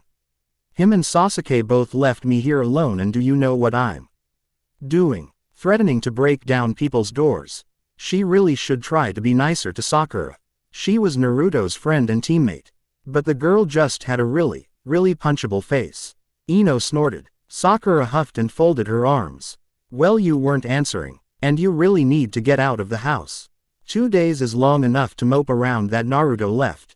Especially because we know that he'll come back. She did have a point. Fine, but what do you want? Well, Sakura scratched the back of her head, blushing slightly. Ino elbowed Sakura in the side, offering Karin a wink. Your boyfriend asked her to make sure that you feel at home and Sakura feels guilty. Oh, so that's how it was. Part of her was happy that Naruto was still trying to look after. The rest of her was filled with fury. She slammed the door shut, but it was stopped by an imposing foot. Hey, look, just give it a shot, okay? Besides, Master wants to speak with you later. Sakura was pleading, trying to stick her head in through the door. I'm really trying to be your friend here. Tsunade said that if we could have the day off if we spent it with you, Ino said from behind the door. The girl was starting to grow on her. Ino, Sakura shouted, turning her head back. You're not helping. With a sigh, Karin opened the door, allowing Sakura to stumble into her apartment. She met Sakura's green eyes with her own. Why does the Hokage want me? Well, I think she wants to train you alongside me and Ino. Sakura gave a nervous laugh. I think she might have been a little drunk. Still, it's technically my first day off, so what do you say? Ino snorted like a pig. Police forehead, you're the one that's been working your butt off, days off or not? Forehead, Karin asked, enjoying the annoyed look on Sakura's face. Just a nickname because of how big her forehead is. Ino waved it off like it was nothing. Karin stared at Sakura's forehead. It was rather large, especially with her bangs parted like that. Yay, I can see that. Sakura growled, knuckles cracking as her hands formed into fists. She grabbed Ino by her shirt, growling like a bear roused from a nap. Gee, thanks Ino pig, I appreciate you telling everybody about that embarrassing nickname. So, is she Ino pig because she oinks when she laughs? Or maybe it was just because of her name. Wasn't Ino a word for pig? That seems like a cruel name. The two girls stared at her. Ino's face was red, and Sakura looked to be fighting down a storm of giggles. Then she exploded, grabbing at her sides to keep the giggles inside her. Yep, that's pretty much it. Can it 4 eyes? Ino shouted, glaring at Karin, before turning to Sakura. And laugh it up, forehead, I'll get you back. 4 eyes, huh? She had been called that many times in the past, mostly by her own peers as they pushed and shoved her. But this felt different. There was a joy in it that brought a smile onto Karin's face. Her first smile since Naruto left. As fun as this is, what did you have in mind? The two girls shared a smile that would have swallowed either one of them whole, their bickering all but forgotten. Considering how you're new to town, and don't really have any clothes. Sakura began grabbing onto Karin's hand. She had really rough hands for a girl. We're going to take you out shopping. Spending money. One of her favorite activities, right next to fighting, watching paint dry, and getting bitten. Ino grabbed her other hand and they both began to pull her out the door. But first, a trip to the spa for a much-needed bath and makeover. She didn't stop missing him. Just 20 more months until he returned. Not that she was counting or anything. It was just constantly at the back of her mind like a calendar behind her eyelids. Sometimes it helped her focus. Other times it made it impossible. Still, it didn't hurt so much anymore. Just bitter disappointment whenever she woke up and didn't feel his chakra nearby. Ino let out a groan, collapsing onto the couch like a dying star. I don't know how you two can do this all day. I'm starting to see medical texts when I blink. Karin looked up from her latest medical text about the application of healing missing tissue using hair as a medium. She met eyes with Sakura, a few blinks later, and the two just shrugged. It's like you say, Ino. Sakura has a giant forehead, so she has lots of room up there. And I'm a 4-eyed nerd that likes to read. Bitch, Ino groaned, opening one eye and flopping down onto the floor. So how are you guys doing with that seal thing? Sakura's hand flew to her forehead, rubbing at the same spot where Karin felt hers. It felt like there should have been more ceremony regarding one of Tsunade's most powerful techniques. Starting it was easy, a bit of paint on the forehead and some instructions to never stop siphoning chakra to that location. It's doing fine, Sakura said with a smile, giving a weak laugh. It's just a bit draining. I didn't have all that much chakra to begin with. From the ground, Ino flailed, scrambling up to resume her spot at their table. What about you, Karin? Karin felt her cheeks warm. Well, the seal was originally designed by Uzumaki, so it might be a bit easier for me. Wait, what do you mean? I thought Master made the seal. Ino asked, grabbing at the bland crackers Shizune had given them. It was in the Advanced Medical Seals book Ino. Sakura dug through the text, pulling out a boring yellow book that looked just like the rest of their books. It was developed by Mei Uzumaki, but its most famous user was Mito Uzumaki. Ino groaned onto the table. Both of you are able to do all of this so easily. Oh come on, you're doing just fine, Sakura said. Karin bit her lip. It wasn't that Ino wasn't trying. But the girl's passions resided elsewhere, like she was only here so that Sakura wouldn't beat her. Not that Karin had room to talk. No, I'm not. I already failed to keep the seal going twice now. Ino whined. So, Karin raised an eyebrow. Shizune couldn't do it either, and she's still a great medical ninja. Yay. Sakura joined in. Come on Ino, you can't give up now. I'm not. Ino shot back up, slamming her hands onto the table. I'm going to see this through and be more useful to Choji and Shikamaru. That was why those two were here. They were tired of feeling useless. Ino for Shikamaru and Choji. Sakura for Naruto and Sasuke. Compared to them, Karin was just kind of there. Sure, she wanted to help Naruto, but she already had a powerful healing ability in the raw transfer of life force. And aside from the scars she received, it was arguably one of the best ways to heal someone. And in Konoha, she wouldn't be forced to use that ability. Still, as a medic, she wouldn't be expected to fight. For now, this was the best path forward. A year and a half was all that separated her and Naruto's return. The other half shouldn't even been that bad. She had lots to keep her busy. Between Tsunade's training picking up, work at the hospital beginning, and her still trying to find her role in Konoha. Ino now only joined the training and study sessions half as much as she used to, focusing on her other skills instead. Sad thing was that she was still probably one of the better field medics in Konoha. Karin hummed as she walked down the winding hallways of the Hokage Tower. Arms full of reports that only needed to be signed with a quick note, after a brief read. The new system she had suggested was working out great, speed was up and overall paperwork was down.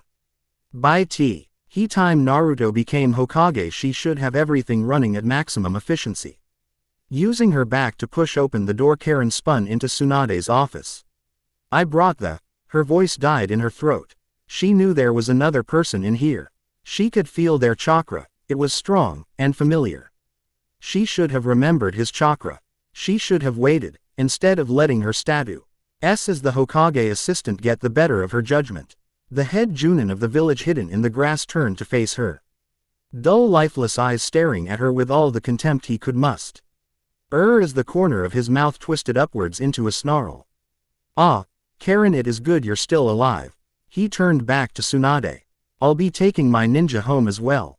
No, please no. She dropped the reports. She had been careless. So careless, she should have known he was coming the moment he stepped inside of Konoha. She should have remembered that violent chakra that made her want to vomit. His cruelness froze her to the bone. Excuse me, Tsunade asked, raising an eyebrow. We don't have any grass ninja held captive, nor any living within the city. He walked over to her, grabbing her by the wrist, holding it above her head like she was some prize he had just won. Also, she's been lying to you. This is K. Tsunade slammed her hands on the table, making the man jump. That is Karin Uzumaki, last queen of the Uzumaki, a loyal ninja of Konoha, and protected under the Third's proclamation that all Uzumaki refugees will be welcomed inside of Konoha. You can't be serious, this girl is a. The sound of Tsunade's heels tapping against the floor drowned out all sound. With a deliberate slowness that could freeze water, the Hokage walked in front of the tall man, glaring up at him.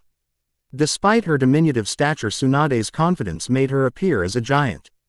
That girl is my apprentice, my queen, and my ninja. Now, unless you want to risk war, one suggest you unhand her. For a moment Karin wondered if the man would do it, or if Tsunade really would go to war for her. Then the Junin dropped her.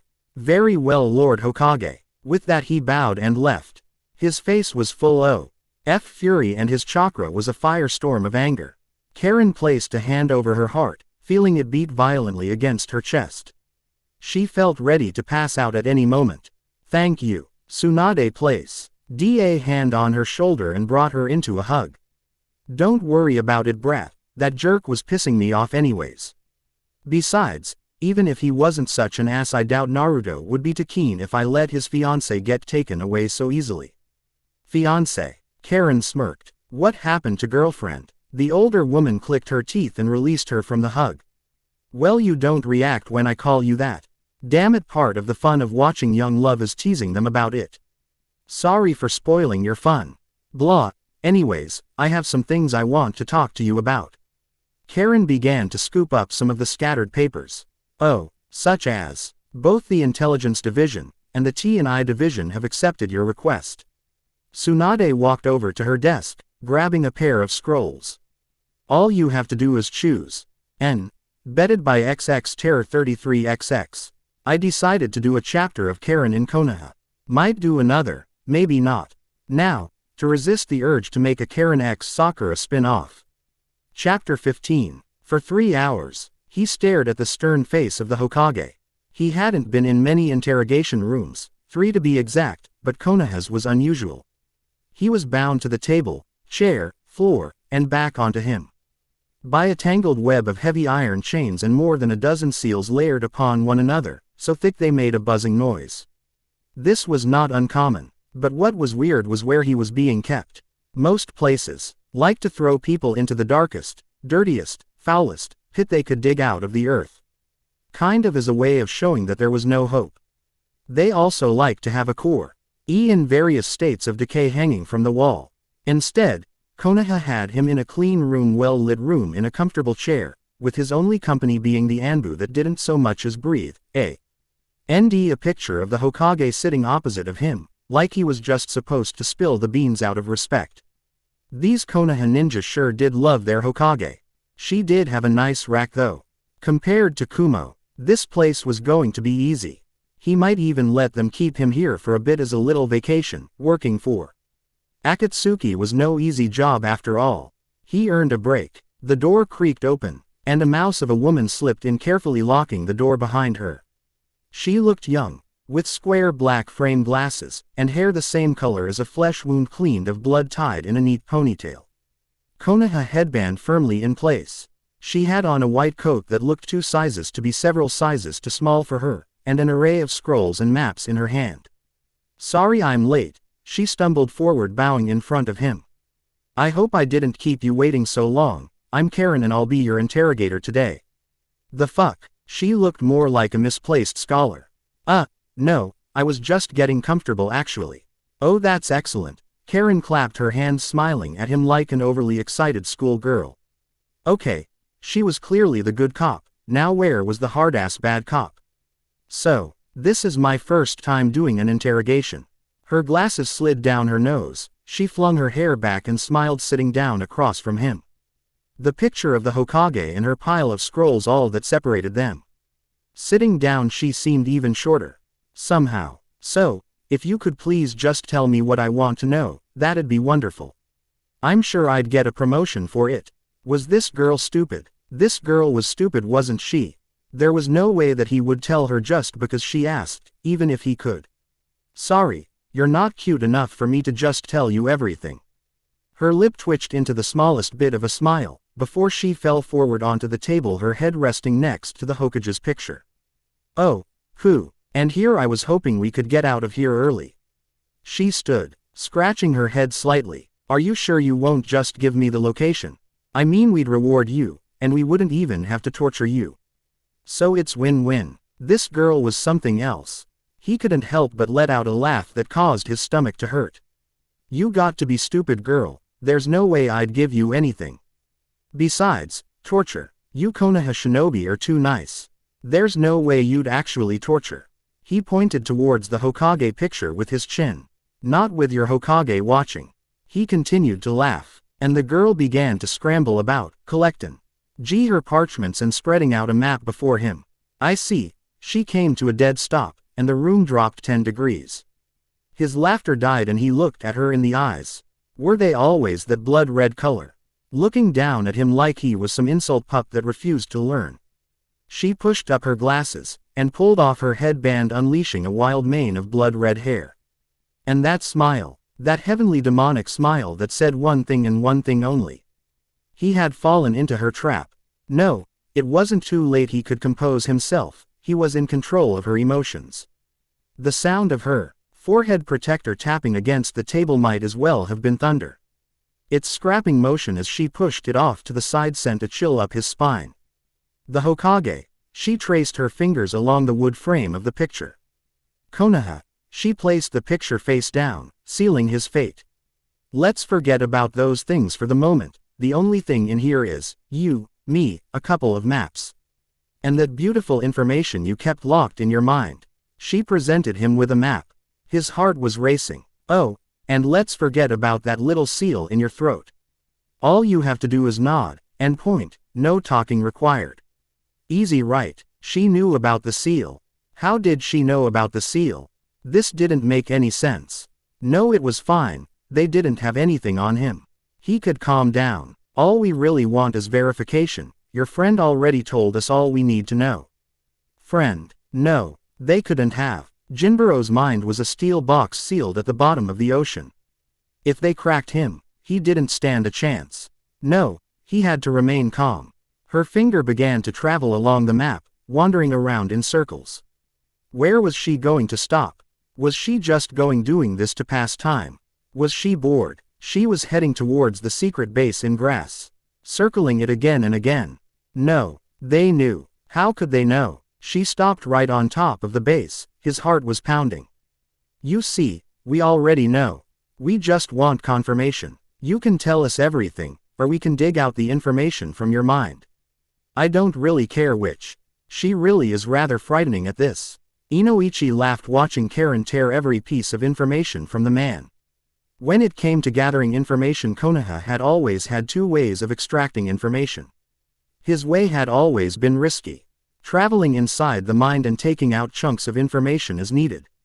Ibiki nodded. His way was that of a frenzied wolf. He would tear you to shreds to get his information.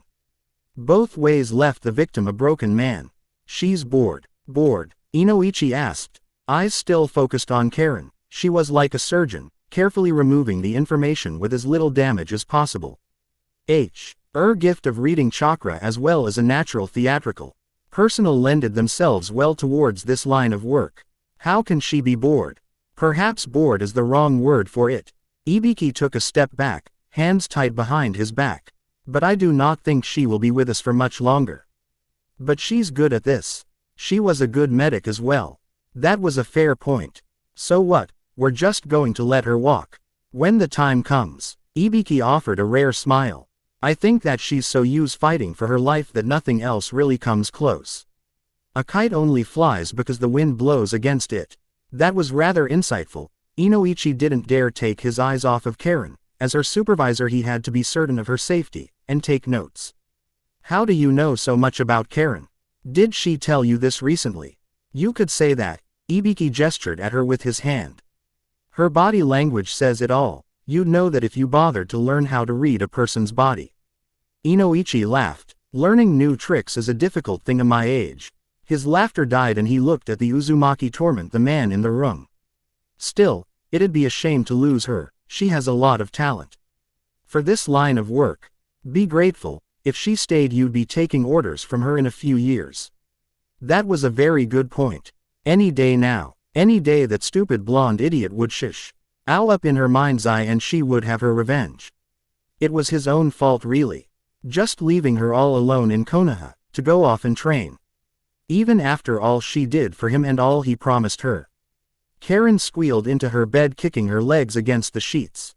It was so perfect. She had managed to roll up her revenge, desires, and a plan to make sure that Naruto couldn't think about anybody into one delicious 12-part scheme. She couldn't wait for him to get back. He better come back tall, and super hunky. Biting her lip she flopped back onto her stomach, staring up at the ceiling of what would eventually be hers and Naruto's room.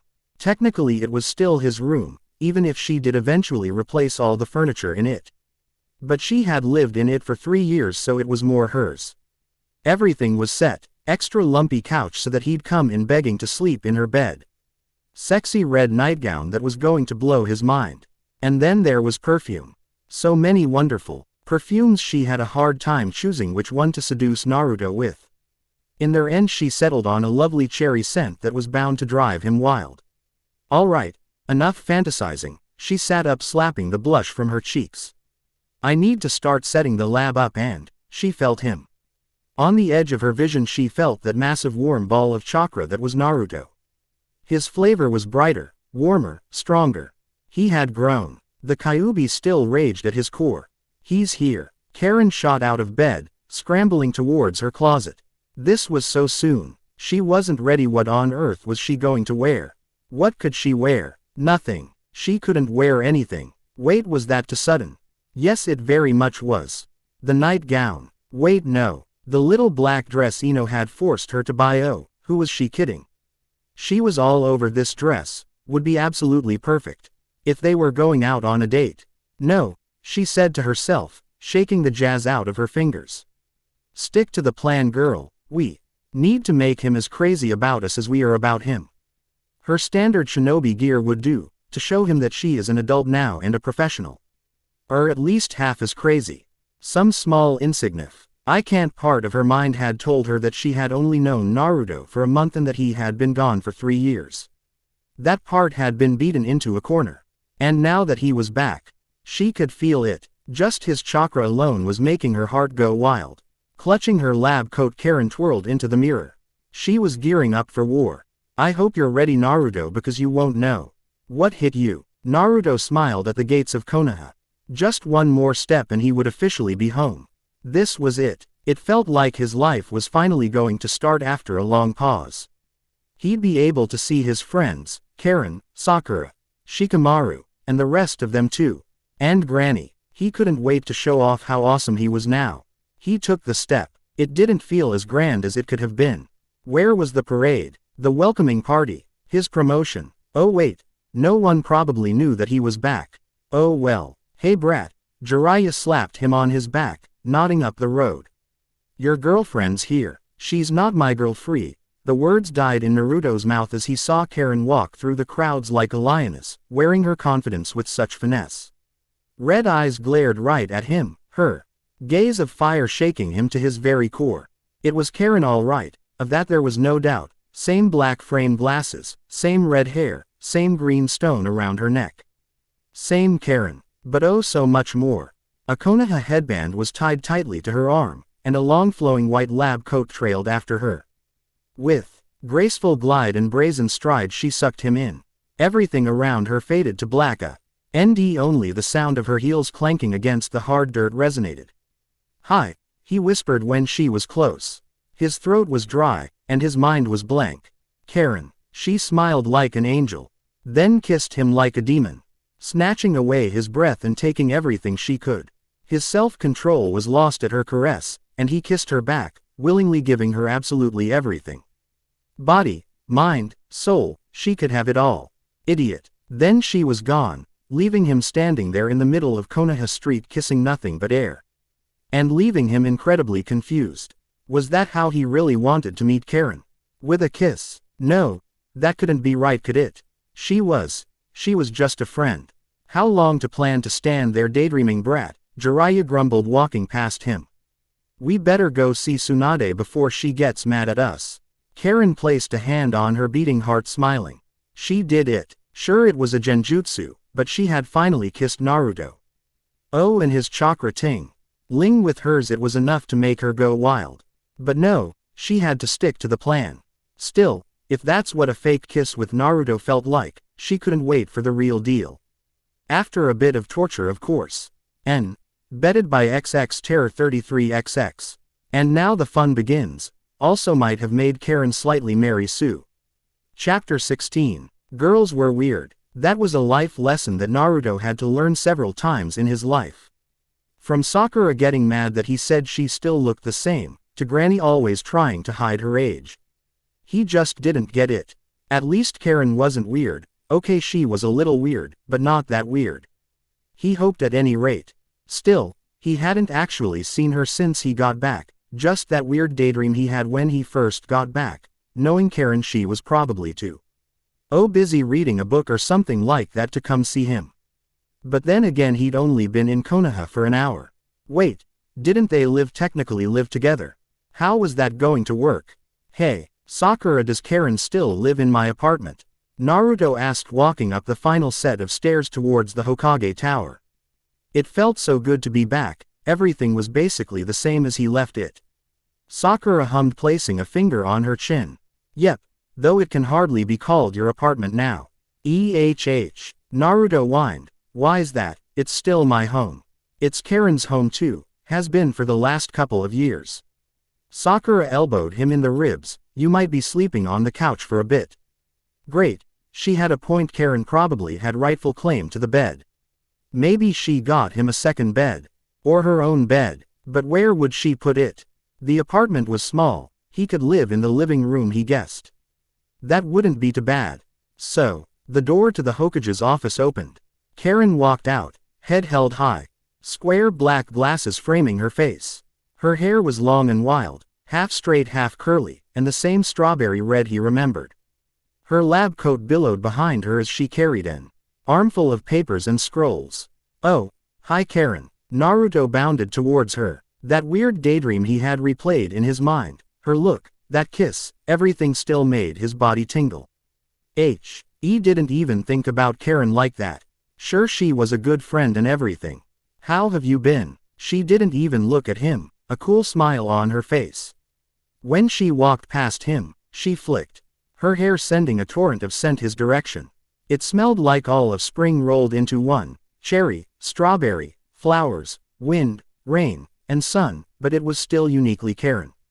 Sakura. Karin nodded, waving at the other girl before vanishing down the stairs. That was actually her, right? It wasn't just another weird daydream. He preferred the kissing one. At least, that one he knew was fake and had Karin's attention. He watched as her form descended down the stairs, heels clicking on each step. Wow, Sakura laughed, scratching the back of her neck. I knew she was mad at you, but not that mad at you. Mad? Why would she be mad? I just got here. Then again, he seemed really good at making people angry within the first few seconds of seeing them again. Especially girls. Girls were weird, especially Karin. Sakura just shrugged, giving him the same sigh she used to when he said something stupid. Honestly, why do you think?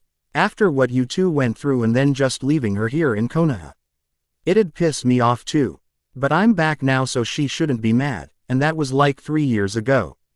A girl's heart doesn't change that easily, Naruto, and honestly, if you can figure out why Karin would still be mad at you, then I feel sorry for the girl. Sakura pushed him front behind.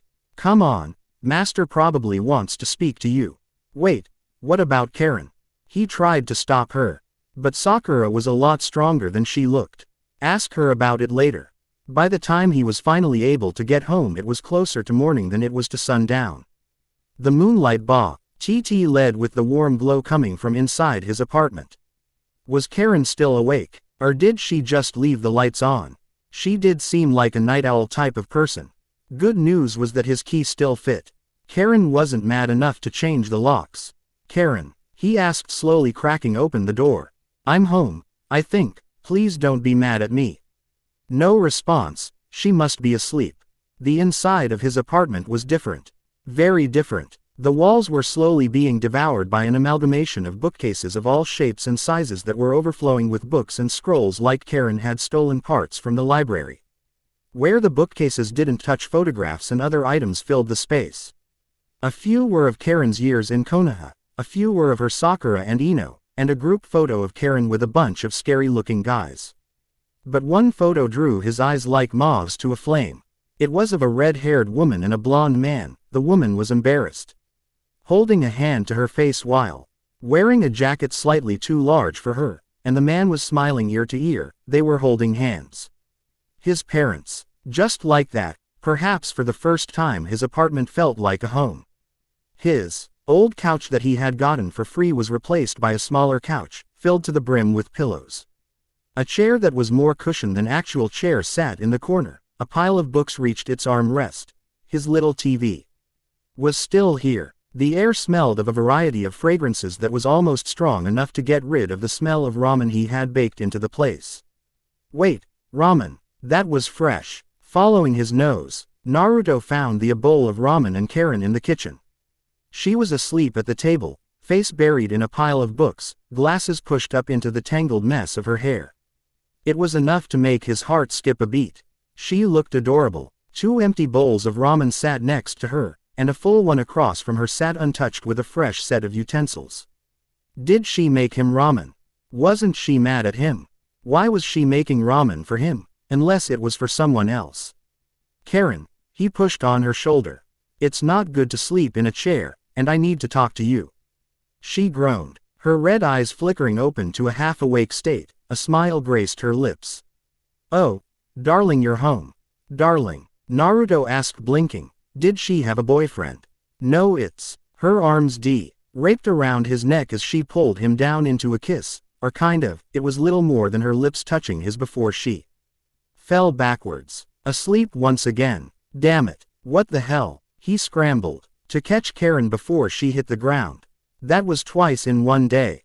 Kind of. Again his lips sparked. His heart raced and his mind, well, his mind wasn't doing a whole lot, it was filled with absorbing as much of Karin as it possibly could. He had her in his arms, a soft smile on her face as she nuzzled closer to him. Had she always sleep-talked? Sure, she was kind of a cuddle bug back when they were kids, but that was mostly for survival.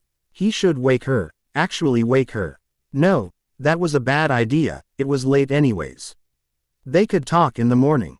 Placing an arm under her back and one under her legs, and her head resting on his shoulder, he picked her up, carefully walking back towards his bedroom.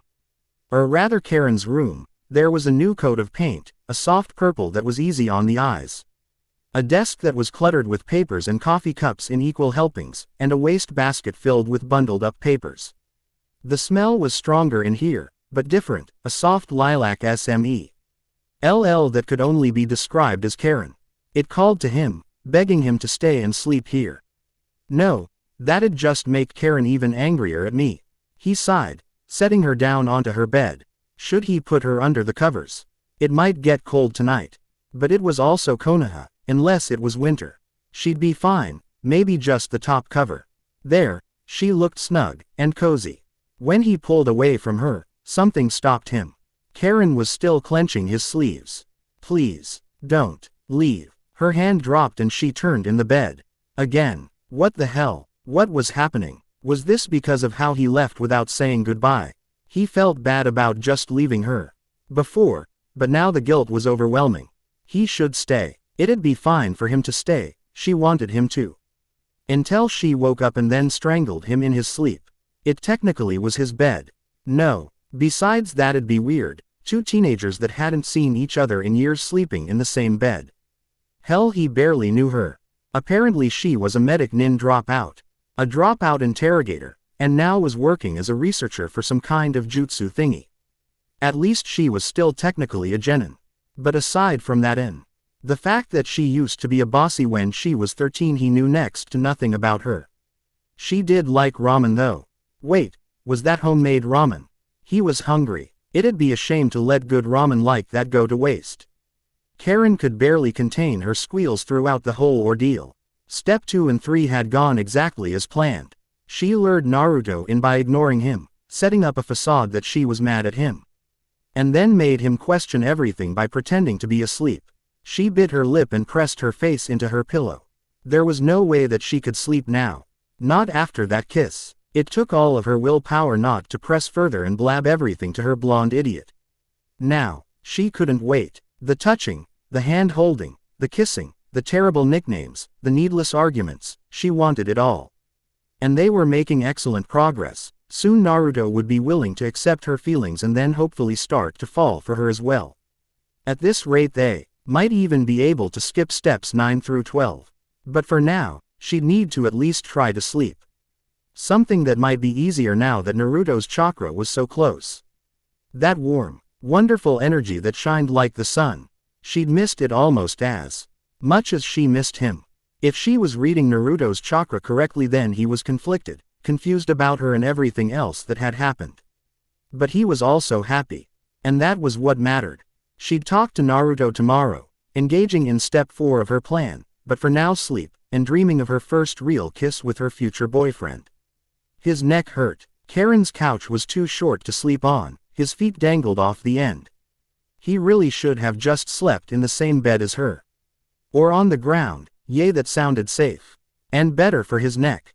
There was more than enough pillows to kind of make a bed. A slam on the coffee table shocked him out of his half-awake state. It was Karin. She was in a pair of yellow pajama pants and a loose-fitting yellow tank top.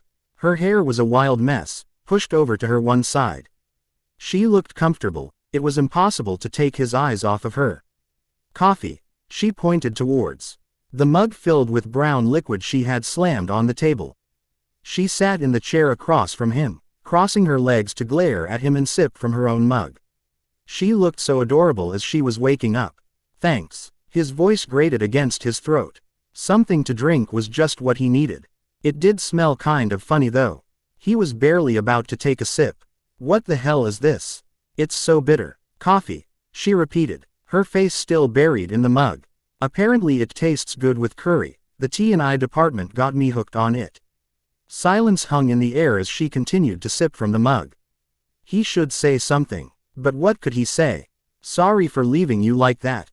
I'm back so you can stop being mad. I keep dreaming about you kissing me. There were so many different things that he could say, and the one that came out of his mouth was, "Hi." She raised an eyebrow, her mug now empty. "Hi. So, listen about that thing." Crap, he was screwing this up. A sliver of a smile cracked on her face. That was good. It meant she thought he was. Well, he actually didn't know what that meant. But smiles were good. "I'm sorry I left like that." She shrugged, running a hand through her tangled bedhead. "That's only part of the reason I'm mad at you. But I am happy you're back. Happy to be back. But that doesn't mean you're off the hook." That sliver grew revealing a malicious smile that threatened to eat him up. "You have a lot to make up for, Naruto, leaving me high and dry like that. And being late for that dinner I cooked for you. Oh, so that was for me. I thought you had a boyfriend or something." The smile vanished, and a scowl took its place.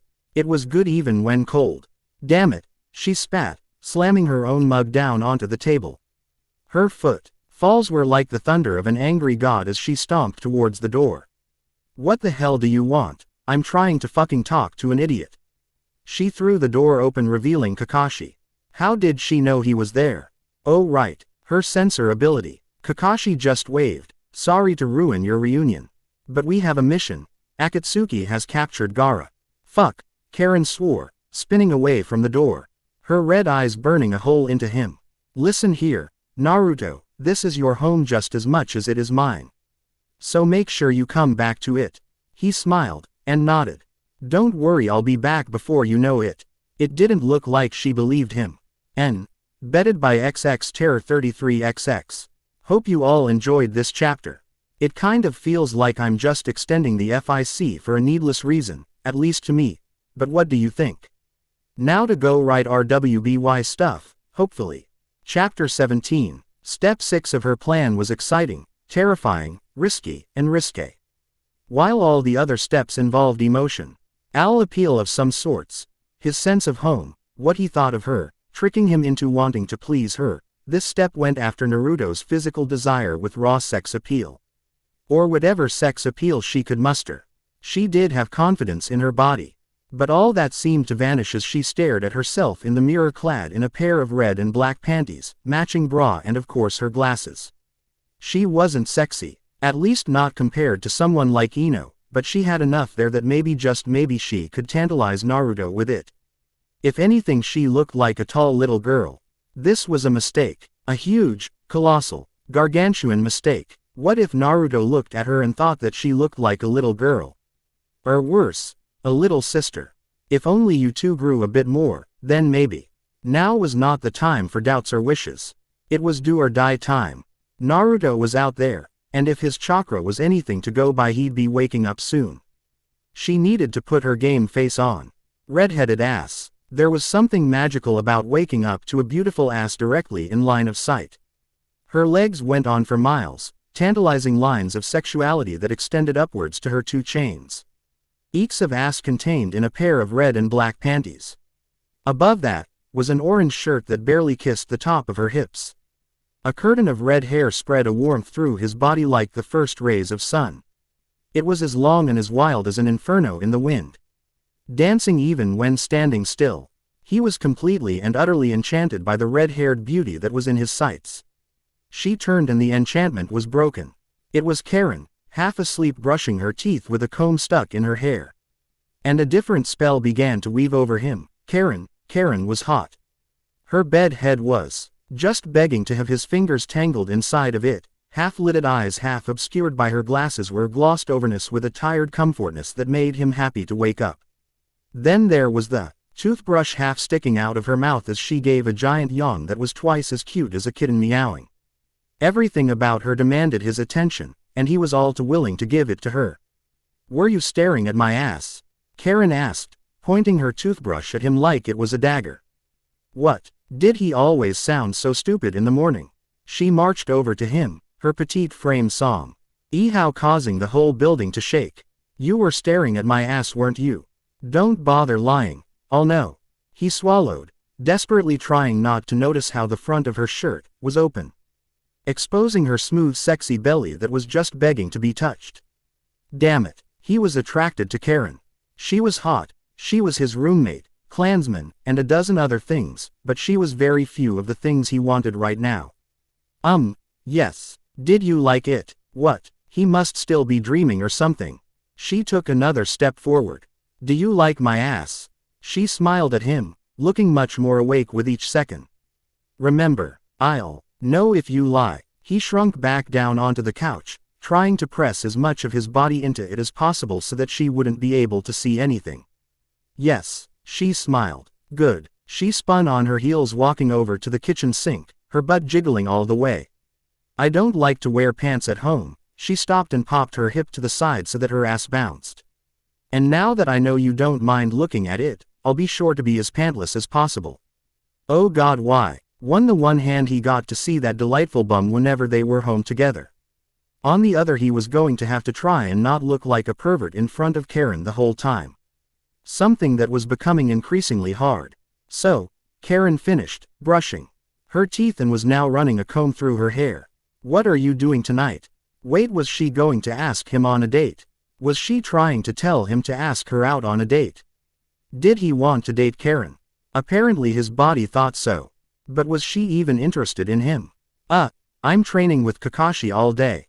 And at night?" she asked, finally working out one last kink in her hair. She lifted her arms up to tie her hair in a ponytail, revealing more of her sexy belly. "We haven't actually had the chance to hang out, so I was thinking about watching a movie here tonight, just the two of us." Oh, damn, it wasn't a date. Still, that did sound better than spending the night camping with Kakashi and Yamato.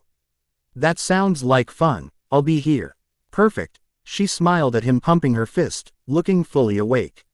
"Now, I got a busy day at the lab anyways, and don't worry, I'll be sure to pick up a good movie and some snacks." With that she marched back to her room. Moments later she exited fully dressed and ready to take on the world. Naruto blinked up at the ceiling, wondering what the hell was going on. Okay, so he was interested in Karin. But there was no way that she was interested in him, right? Or was she? There was that sleepy kiss she gave him. But after that, what was there? "I should talk to Sakura about this." Sakura just laughed at him and called him an idiot. He wasn't nervous. He was just going to watch a movie or two with Karin in his own apartment. That was a perfectly normal thing for people to do. Even more so when they were friends and roommates. But that wasn't entirely true. He was fairly certain that he had a crush on Karin. So, it was just a perfectly normal night of movies with his crush in the apartment that they lived in together. Likely without pants. So absolutely nothing to worry about. He knocked on the door. "You live here, you dork." Karin shouted from inside. "Now come inside before I start the movie without you." Right, he opened his door. The door to his apartment. That he just knocked on. Sliding into his own apartment, Naruto smelled the fresh scent of popcorn, a bowl of which sat right next to 2 cups of instant ramen on the coffee table. "Sorry, I forgot my key." It was a bad lie. But it was better than any other reason he could think of. "You know where the spare is," Karin said, bouncing out of the kitchen. By some magic she looked even more sexy wearing more clothes than she had this morning, literally shaking her ass at him. It was the same pair of pajama pants he caught a glimpse of when he went to go rescue Gaara. She just looked so cuddly and beautiful. Then there were her glasses and hair. Her square black frames provided a sharp contrast to her wavy hair and soft features, save for that wicked smile of hers that made his ears burn. Did Kakashi train the stupid out of you or something? Or did Sakura forget to beat your sense into you today? Hey, Naruto whined. Sakura doesn't hit me that often. You forget. I trained with her under Tsunade. I know exactly how punch happy she is. Karin smiled, pushing a bit of her hair back over her shoulder. A hand went up to her jaw, rubbing a spot on her cheek. And how hard she punches. Wait, does that mean you can punch that hard? Please say no. Please, please, please say no. He did not need to have another crush on a woman that can punch him out of Konoha. She smiled, giving him a helpless shrug. Not really, I didn't really bother learning a lot of the fighting stuff, and by the time Tsunade was teaching that stuff I already transferred to the T&I division. Oh thank fuck. Anyways, she grabbed his hand with both of hers. They were so tiny, and soft, and warm, and smooth. Come on, let's get started. I borrowed a few movies from Eno. I think we'll like them. They're not chick flicks, are they? Even as he protested, he allowed her to drag him to the couch, which was currently serving as his bed. Karin had made it kind of. The cushions felt comfier than before, and a new fresh blanket was still warm from the dryer was dropped over the top. Nah, she snorted, bouncing down next to him. As if I'd mock. You suffer through something like that. Thank God for that. He reached for one of the still steaming cups of ramen, blowing on it gently. So what are we watching then? He did not trust her smile. She flicked on the TV and began to slurp from her own ramen. It's a surprise. By the time he had finished his ramen, it became apparent what kind of movie it was. A horror movie. Great. Just great. Now Karin was going to know that he was a giant chicken when it comes to ghosts and spooky stuff like that. It didn't help that it was already dark out and all the other lights in the house were off. Don't do it, he heard Karin mutter, a handful of popcorn inches from her mouth. Her eyes were wide and focused onto the TV as the main character was about to open a door. Don't do it, don't do it, don't do it, Naruto swallowed, watching as the character opened the door. For a moment there was nothing. And still nothing as the character walked into the room that was dark save for a single candle. The character's breath and footfalls were all that could be heard, until the creaking of the door. The lock latched on its own and the candle flickered out. Are you here to play with me? They both screamed, jumping out the childlike voice that echoed from the TV. Hold me, Karin screamed, crying as she lunged towards him, wrapping her arms around his waist and burying her head into his chest. He could feel her heart pounding against her chest. I didn't think it'd be this story. His mouth was dry. Karin was so close, holding onto him for dear life. So this was why guys took girls out to see scary movies. It felt good, and even calmed his growing terror from the movie. With his hand on her shoulder he reached for the remote. Should we turn it off?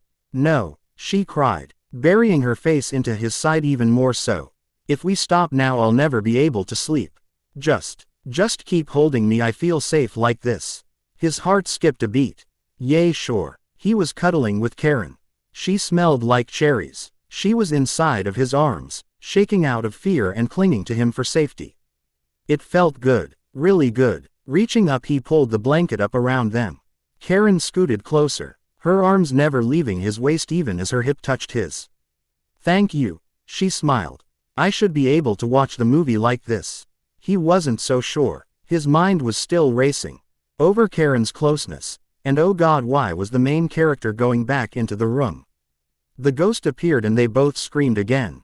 Watching the movie proved to be a mistake. By the time it was over, he couldn't close his eyes without seeing that stupid ghost.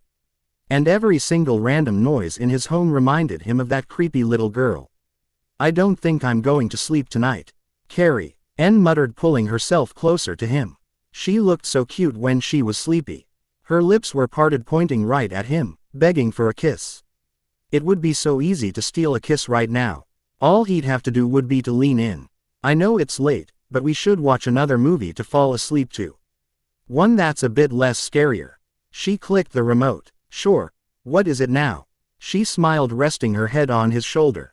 A sappy romance movie about a girl trying to get an idiot to realize she's in love with him. Why doesn't she just tell him? I mean, if he's an idiot, wouldn't it just be easier that way? Still, a romance movie would be a great way for him to fall asleep. Where's the fun in that? Karin yawned into his chest, snuggling into it, her eyes already drooping with sleep. Somehow the couch that was too small for just him was the perfect size for the two of them. So long as Karin was snuggled up close to him like this, he could sleep anywhere. Besides, don't underestimate how dense a boy can be. The movie started. Oh please, nobody can be that dense. His hand was resting on Karin's hip now, his thumb grazing the bare skin of her stomach. Naruto. Karin leaned on him, so that she was as much on his body as she was off it. She was so close, so tantalizingly close. How did she look so attractive half asleep? It was unreal. Her fiery red eyes bore into him, demanding something of him. You are that dense. I am. Sure, girls were confusing and everything. But he thought that it was obvious when a girl liked a guy. They got all blushy and crushy. Quote, if you weren't, you'd have a girlfriend right now. She yawned again, pressing her face into his chest once again, so that only one of her eyes could see the TV. But enough about that. Let's watch the movie, and maybe you'll learn a thing or two. Like he could do that with Karin snuggling next to him like that, her hands freely roaming his stomach. This was great. He was terrified, horny, and confused all at once. Did Karin like him? He needed to know. The movie faded into the background as he watched Karin. What did girls do when they liked a boy? Well, when Sakura liked Sasuke, she asked him out a lot. Got really happy all the time around him, and always took his side. And Karin was not really doing any of those things. If anything, she was mad at him. Hey Karin. Yay huh, she mewled. Are you happy that I'm back? He asked, bringing a hand up to play with her hair. It was so long and soft. She giggled, flaming red eyes snapping to him once more. There was no fear or tiredness in her gaze, just pure amusement. What do you think? That I'm a dense idiot that needs things spelled out for him? His arm was asleep. Think about it for a second, Naruto. She moved, sliding along his torso so that the only thing he could see was her face as a curtain of red fell around them, sealing them away from the world. We just watched a scary movie. I'm currently cuddling up next to you like a cat while we watch a rom-com. We live in the same house. I do your laundry and cook for us whenever you're not away on a mission. Would we be doing any of those things if I wasn't happy you're back? No, exactly. She purred, looming over him like a predator about to catch its prey, hands on his shoulders to prevent him from ever escaping. Now, what kind of people would do stuff like this? Friends. Quote. Her look hardened, then a coy smile grew on her face. Her hot breath smelled like popcorn. Something more. Best friends. She groaned. Seriously, you're fucking with me, right? Boyfriend and... Correct. She interrupted him. And what would a boyfriend do to a girlfriend? Take her out on dates. And... She purred, her nose touching his. Hold hands. She groaned again. If I was your girlfriend, what would you be doing with me right here, right now? This. More. Naruto. Always more. She licked her lips, bringing them within a breath of his own. Paralyzing him in fear. What do you want to do to me right now? His hands were on the curve of her hip. There was only one answer that came to mind. Kiss you. Well, she whispered, sending a chill down his spine. What are you waiting for? Karin's lips were warm and soft. An addicting feeling that sent waves of energy through his body, banishing any feeling that was directly related to the here and now. And it ended far too soon. C told you we're dense. Karin smiled, pulling away from him, whipping her hair back out of his face. She assumed her spot on the couch, comfortably snuggling into him. I'd love to continue, but that last move legit fucked me up, so just hold me until we fall asleep. Naruto blinked, a hand on the small of Karin's back. What the hell just happened? Did they really just kiss? Was this another genjutsu? Hey Karin, she hummed. Are you my girlfriend? He could see her smile in the darkness. Would you like me to be? Yes, the word came out so easily. Then there's your answer. N. Betted by XX Terror 33XX. Hey look, it's fluff, guys. Look at all that fluff.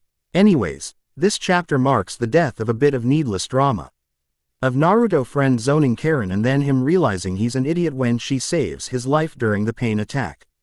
You know, stealing Hinata's thunder, but then I decided to say fuck that and let's focus on them.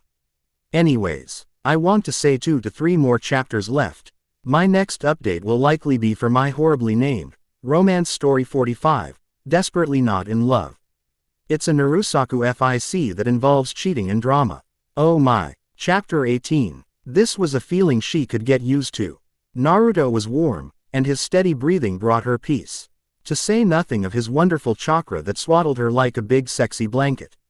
He was the only bed, blanket, and pillow she would ever need. She closed her fingers around his shirt, balling it up tightly. And he was all hers now. Kissing him had felt as good as she dreamed it would be.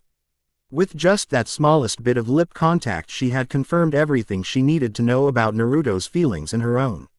Love. Love. Love. They were in love. Now, all she had to do was get Naruto to say it first. Not out of any real sense of spite. It was just fun to torment him until he confessed.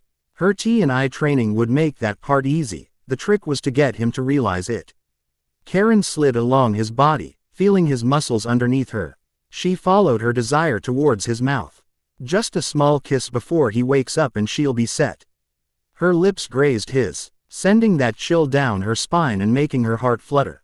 If she had held it for a second longer he would have woken up. And that would ruin her fun. He had the weirdest dream, it felt so real. Karin had kissed him, or did he kiss her, and became his girlfriend before she fell asleep on top of him. But that was just a dream. A weird, sexy dream that he really wanted to make happen. And why was there a weight on his chest? Wait. Naruto gasped awake wide-eyed, getting an eye full of the beautiful red hair that was the color of desire. Karin. She was asleep on his chest.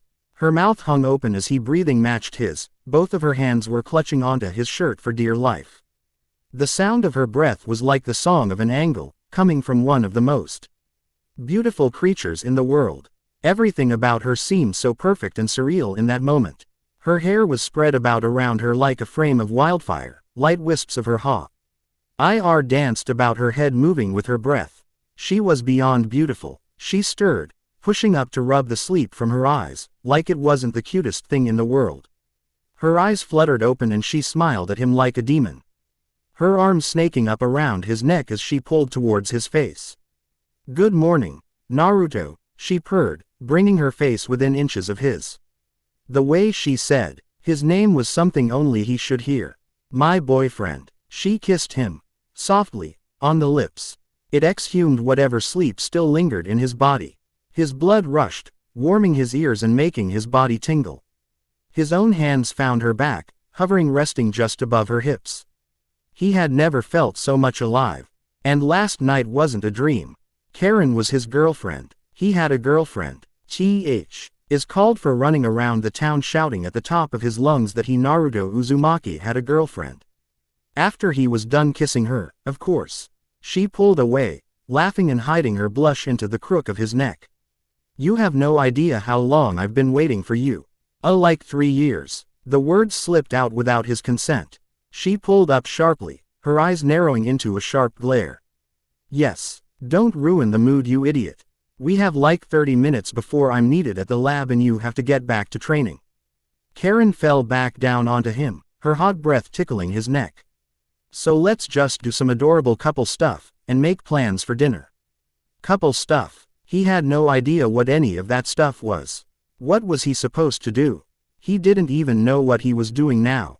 Like what? She hugged him tighter. Holding me is a good start, and telling me what you think of me is a good start. His spine tingled, he felt like puking, and he had to pee.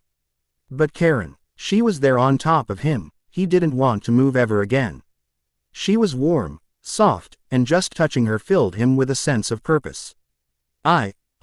You're like really pretty and stuff. Karin kicked her legs up in town, sending the blanket to the floor and exposing them to the cold morning air. You really suck at that, you know. But I'm really kind of happy about that. How's me being bad at being a boyfriend a good thing? Because, he felt her lips meet his skin, and she sucked. It was weird. Really weird, but felt good at the same time. It makes me feel better about not being a good girlfriend. She did it again on the same spot. And if we become good at it, it means we must really care about each other, doesn't it?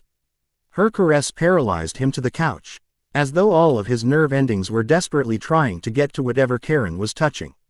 I think you're pretty good at it already. He managed to eke out. More of that laughter that was honey for his ears. He wanted to hear that noise every day.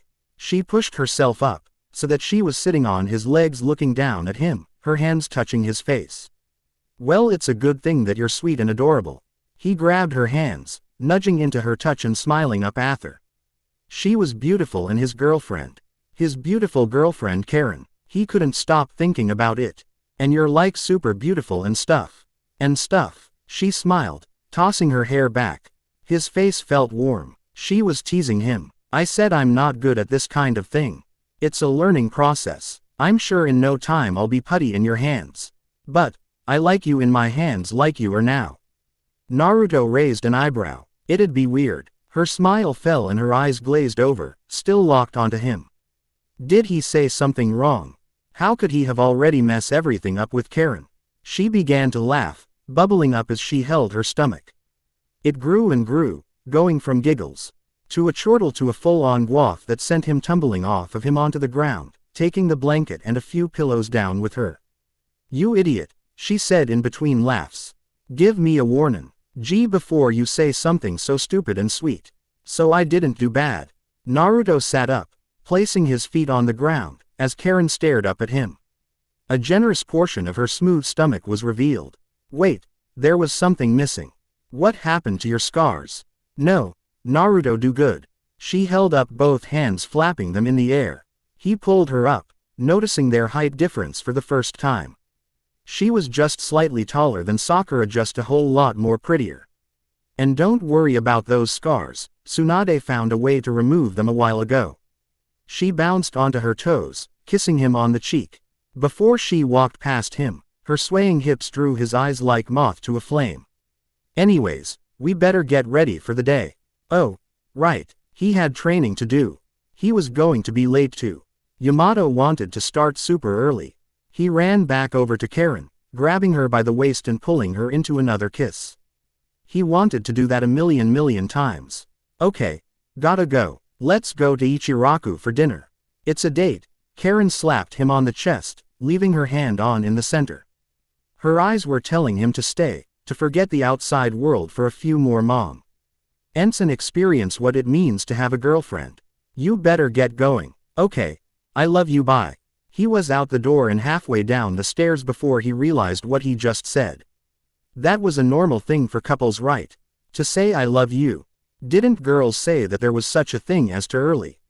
Was it too early? Did he care? Not really. Besides, it wasn't like Karin was going to freak out over it. It wasn't supposed to be that easy. Karin fell to her legs the second that Naruto left. She felt him standing there frozen on their steps before he took off. Her face was red and her heart was racing.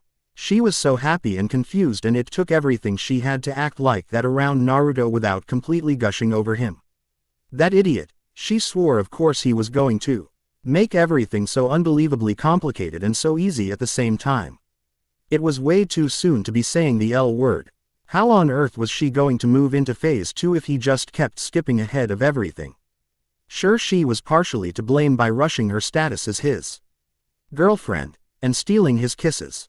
But that didn't mean he could just skip straight to I love yous. Running her hand through her hair like two rampaging bulls, Karin screamed. Kicking her legs, she fell back onto her floor. Stupid.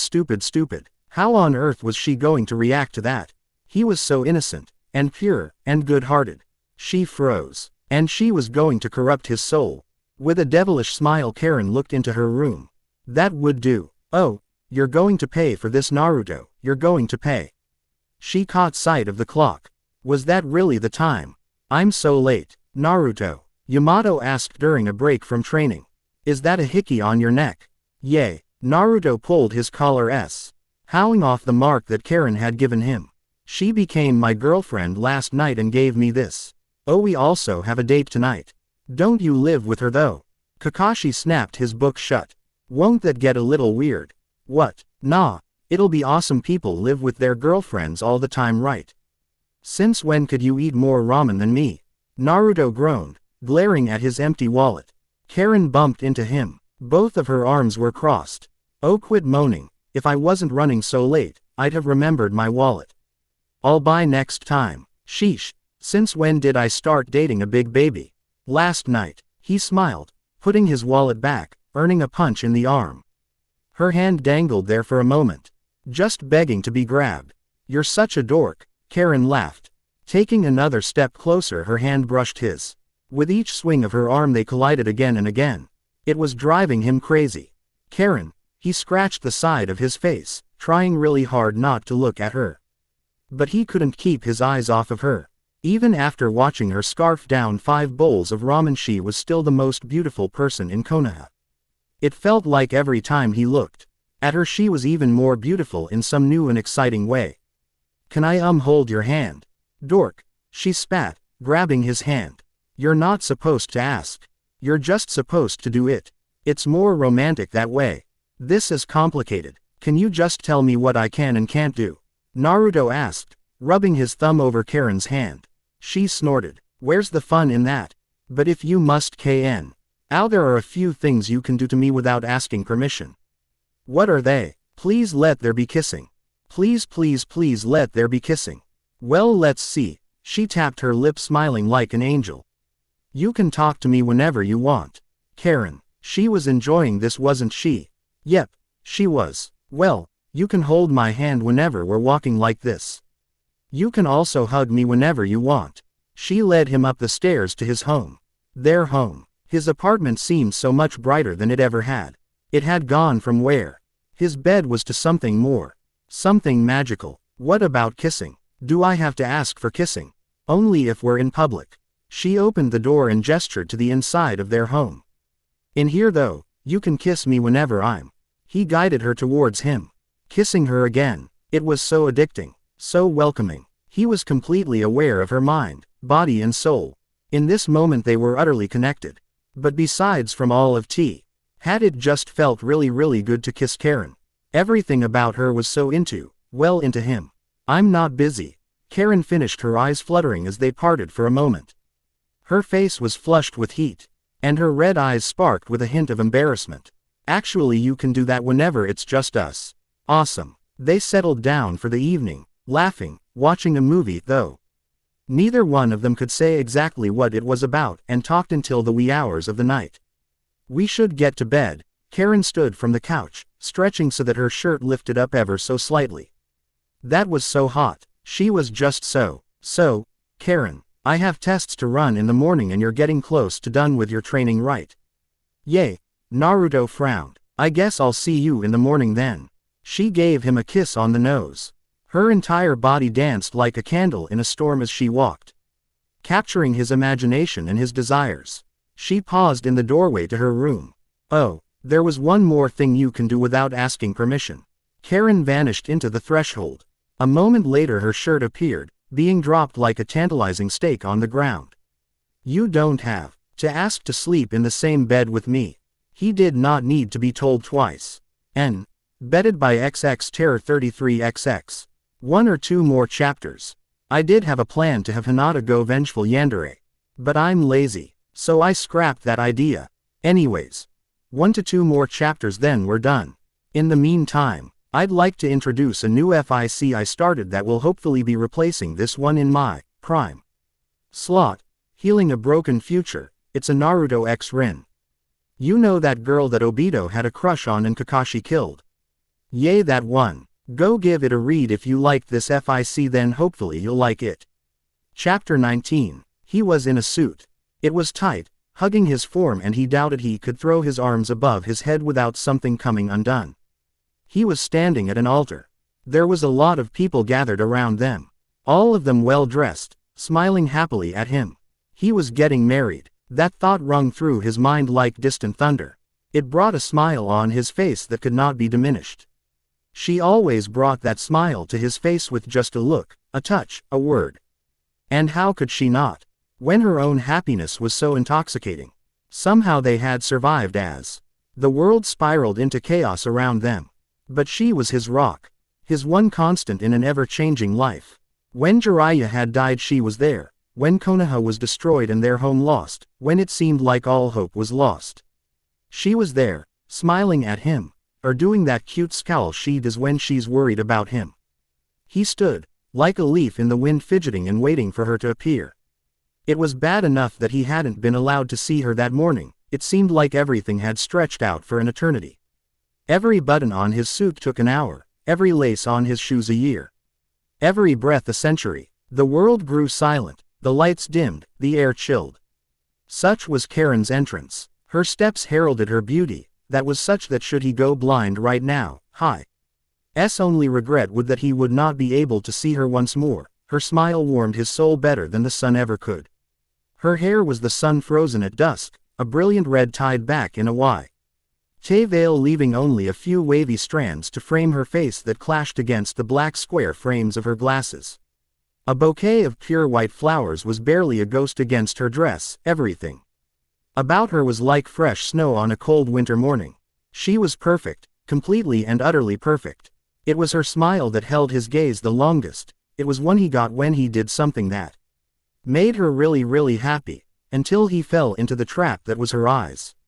It was in her eyes that she laid down her soul to him, everything that she was, her kindness, her manipulative nature, our cunning sense of self-preservation was all there for him to see. And he loved every bit of it, of her. In the time between heartbeats she stood before him, beautiful beyond words, and soon she would be his wife.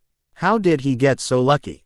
Close your mouth, idiot, Karin hissed at him, her smile never fading. His jaw snapped shut with chomp that echoed in his ears. A low laughter echoed from the crowd around them and the world came back into focus. He was at a wedding. His wedding. He was getting married. To Karin. Sorry, you're just so beautiful. He rubbed the back of his head, something that he knew she found cute. She blushed and mouthed, "You're lucky I love you." Her eyes darted down and away from him. She was too cute. Tsunade shouted, silencing any further chatter. Arga.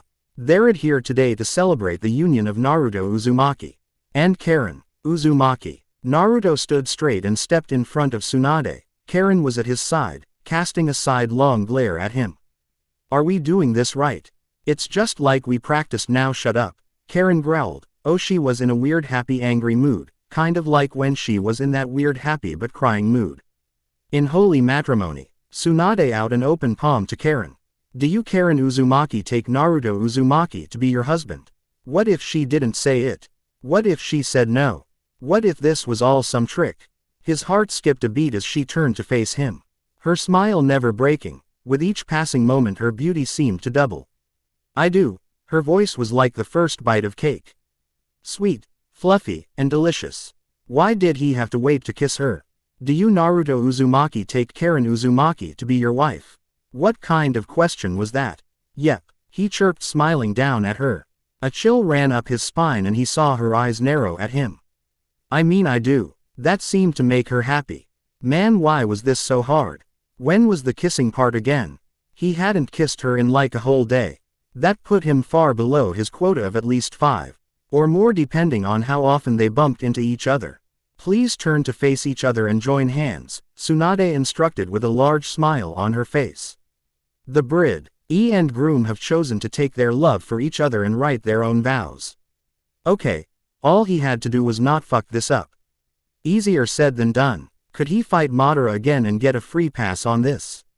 That seemed easier. Karin smiled at him, her small delicate fingers wrapping around his hands, drawing playful circles, then her eyes snapped towards his. I promised to love you without reservation, she already did. To comfort you in times of distress, she already had. To stand by your side as you reach for your dreams, to laugh with you and cry with you. I promise you the best of myself, so that we may continue to grow in love as we always have and always will. I promise you that with me, you are always home. He really wanted to kiss her. He really needed to kiss her. Shish. He was so adorable, so beautiful, and fuck, what were his lines again? How could he forget them?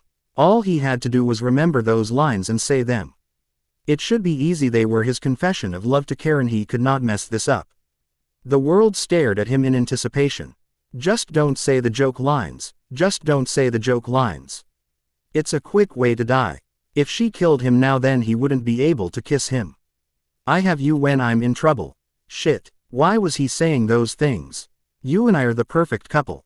Why couldn't he stop? To protect each other from devastation, to unite our hearts before this nation.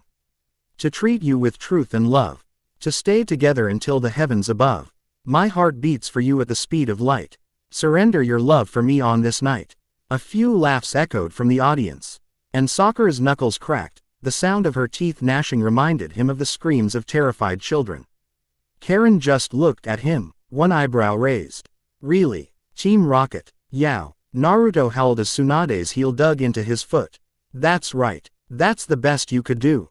She was mad. That wasn't good. I'm sorry, Karin. He looked down at his feet. It still throbbed with pain from Tsunade's assault. But you know I'm not good with words. He looked her in the eyes and felt warm once again. Words just can't possibly describe how much I love you. She melted, her fingers relaxing and a few tears swelled in her eyes. Idiot, just say that. Words just can't possibly describe how much I love you. Again, she laughed. Words just can't possibly describe how much I love you. Again, she jumped, smiling up at him. Holy crap. Tsunade threw her hands up and walked away. I now pronounce you man and wife. You may kiss the bride. I need a drink. It was Karin that kissed him, pulling him down towards her, and letting all of her love be known in that connect.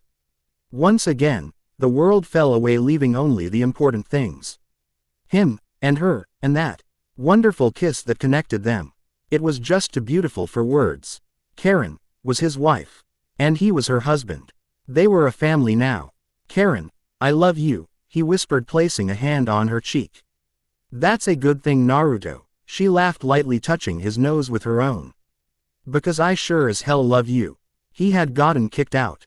Karin, his low-belly wife of 3 years, was pregnant, and he had gotten kicked out of the emergency room while she was giving birth to their daughter. He wasn't going to be around to see his beautiful baby girl be born. What did he do to deserve this kind of punishment? Sure, he was screaming and running around like an idiot, but what sane husband that loved his wife wouldn't be doing the same thing? His wife as in pain, and his daughter was about to be born. He had to do something. Anything. So he paced, walking back and forth. If he stopped, he might not be ready for when they needed him. What if there was a ninja attack? What if some jerk came from the future to kill his daughter? That'd be rude. He needed to be ready for everything. Time assassinations included. What if one of the boy babies in the hospital saw her and developed a crush on his precious baby girl? He needed to prepare the speech. What would he say to her daughter's future boyfriends? Wait, no, that was too much. She wasn't going to be allowed to have a boyfriend until she was married. Yes, that was perfect. Naruto, Sakura growled, sticking her head out of the emergency room, her stomach also swelling with a child. She was on 6 months pregnant and looked to be the same size as Karin, twins apparently. You can come in now. He did not need to be told twice. Thank you, Sakura. There she was, in all of her beautiful pasty red-haired glory. Looking so delicate and perfect. Despite everything she had been through. And now, she had their daughter in her arms, a small crying human with hair the color of a peach. Karin looked at him, giving him a toothy smile that would match his own. She looked tired, but very happy. She held up their daughter so that she was facing him. Look, Futaba, it's your papa. Futaba, Naruto asked, reaching out a finger to his daughter. She grabbed it and his heart nearly melted. Yay, Karin sighed, I told you I wasn't going to go with your horrible names. Futaba Uzumaki, the name tasted sweet on his lips. He had a daughter. Tears began to fall from his eyes. He had a family. A beautiful family. It's nice to meet you, I'm your papa. N. Betted by XX Terror 33XX. Wow, so that's over. Hope you all enjoyed it. And please check out my new flagship, FIC, Healing a Broken Future. It's a Naruto X Ren FIC that has time travel and emotional distress in it. Please read it if you want more romance. I'd like to talk about some of the things I had planned but didn't end up doing. Partially to make this chapter longer, partly to give you all that extra bit of content you might want. A bit of drama. I had originally planned for Naruto to find out that Karin was trying to manipulate him into falling in love with him. But that just felt out of place on several levels. For one, it's Naruto. The only way he'd find out is if someone told him. And he'd probably only care if he wasn't in love with Karin. Karin's plans. Originally this was going to take several chapters. A lot longer. But when I started writing it, it felt slow, and I kind of just let my scenes and characters dictate where to go. That's how we ended up with the movie scene. That wasn't planned, but I loved it. And then Naruto saying I love you to Karin way too soon to throw her off. Fantastic. Uzumaki Queen. This was actually going to be the main plot of the FIC. Originally they were going to rebuild Uzu, but I got lazy. After that you saw a hint of it when Karin was alone in Konoha with dealing with the Jonin from the grass, but it was actually going to be a lot deeper than that. I had a few scenes planned based on the necklace. It was designed to control Uzumaki's souls. Or at least kind of. During the Pain attack in order to save Naruto she activates it briefly and Pain is stunned just long enough for her to pull out a few of his rods from Naruto before he swatted her. That scene was cut because it was basically just taking Hinata's scene and giving it to Karin. End action. Blah. Meeting Mom. I had a plan for Karin to go with Naruto for learning to control the Kyuubi, via chains and again that necklace. It was supposed to be their bonding experience with Karin confessing during the training or something. When Naruto would fight Kurama inside of himself, she would join him, get pulled inside and meet Kushina. I love Kushina. She's a great character, would have loved to write that scene. But it didn't really fit the story. Fourth Shinobi War. I had this little scene added that because the Uzumaki souls were no longer bound to the seal matrix they could be reanimated. So they could be reanimated. To counter this massive threat Karin is able to command them because of the necklace and they joined the good guys calling her Queen. Dainu Day Wei. Was cut because, well, I didn't want to write all the stuff to get there. And yay. Those are the scenes that I ultimately cut. And yes, Futaba is based off of Futaba Sakura from Persona 5.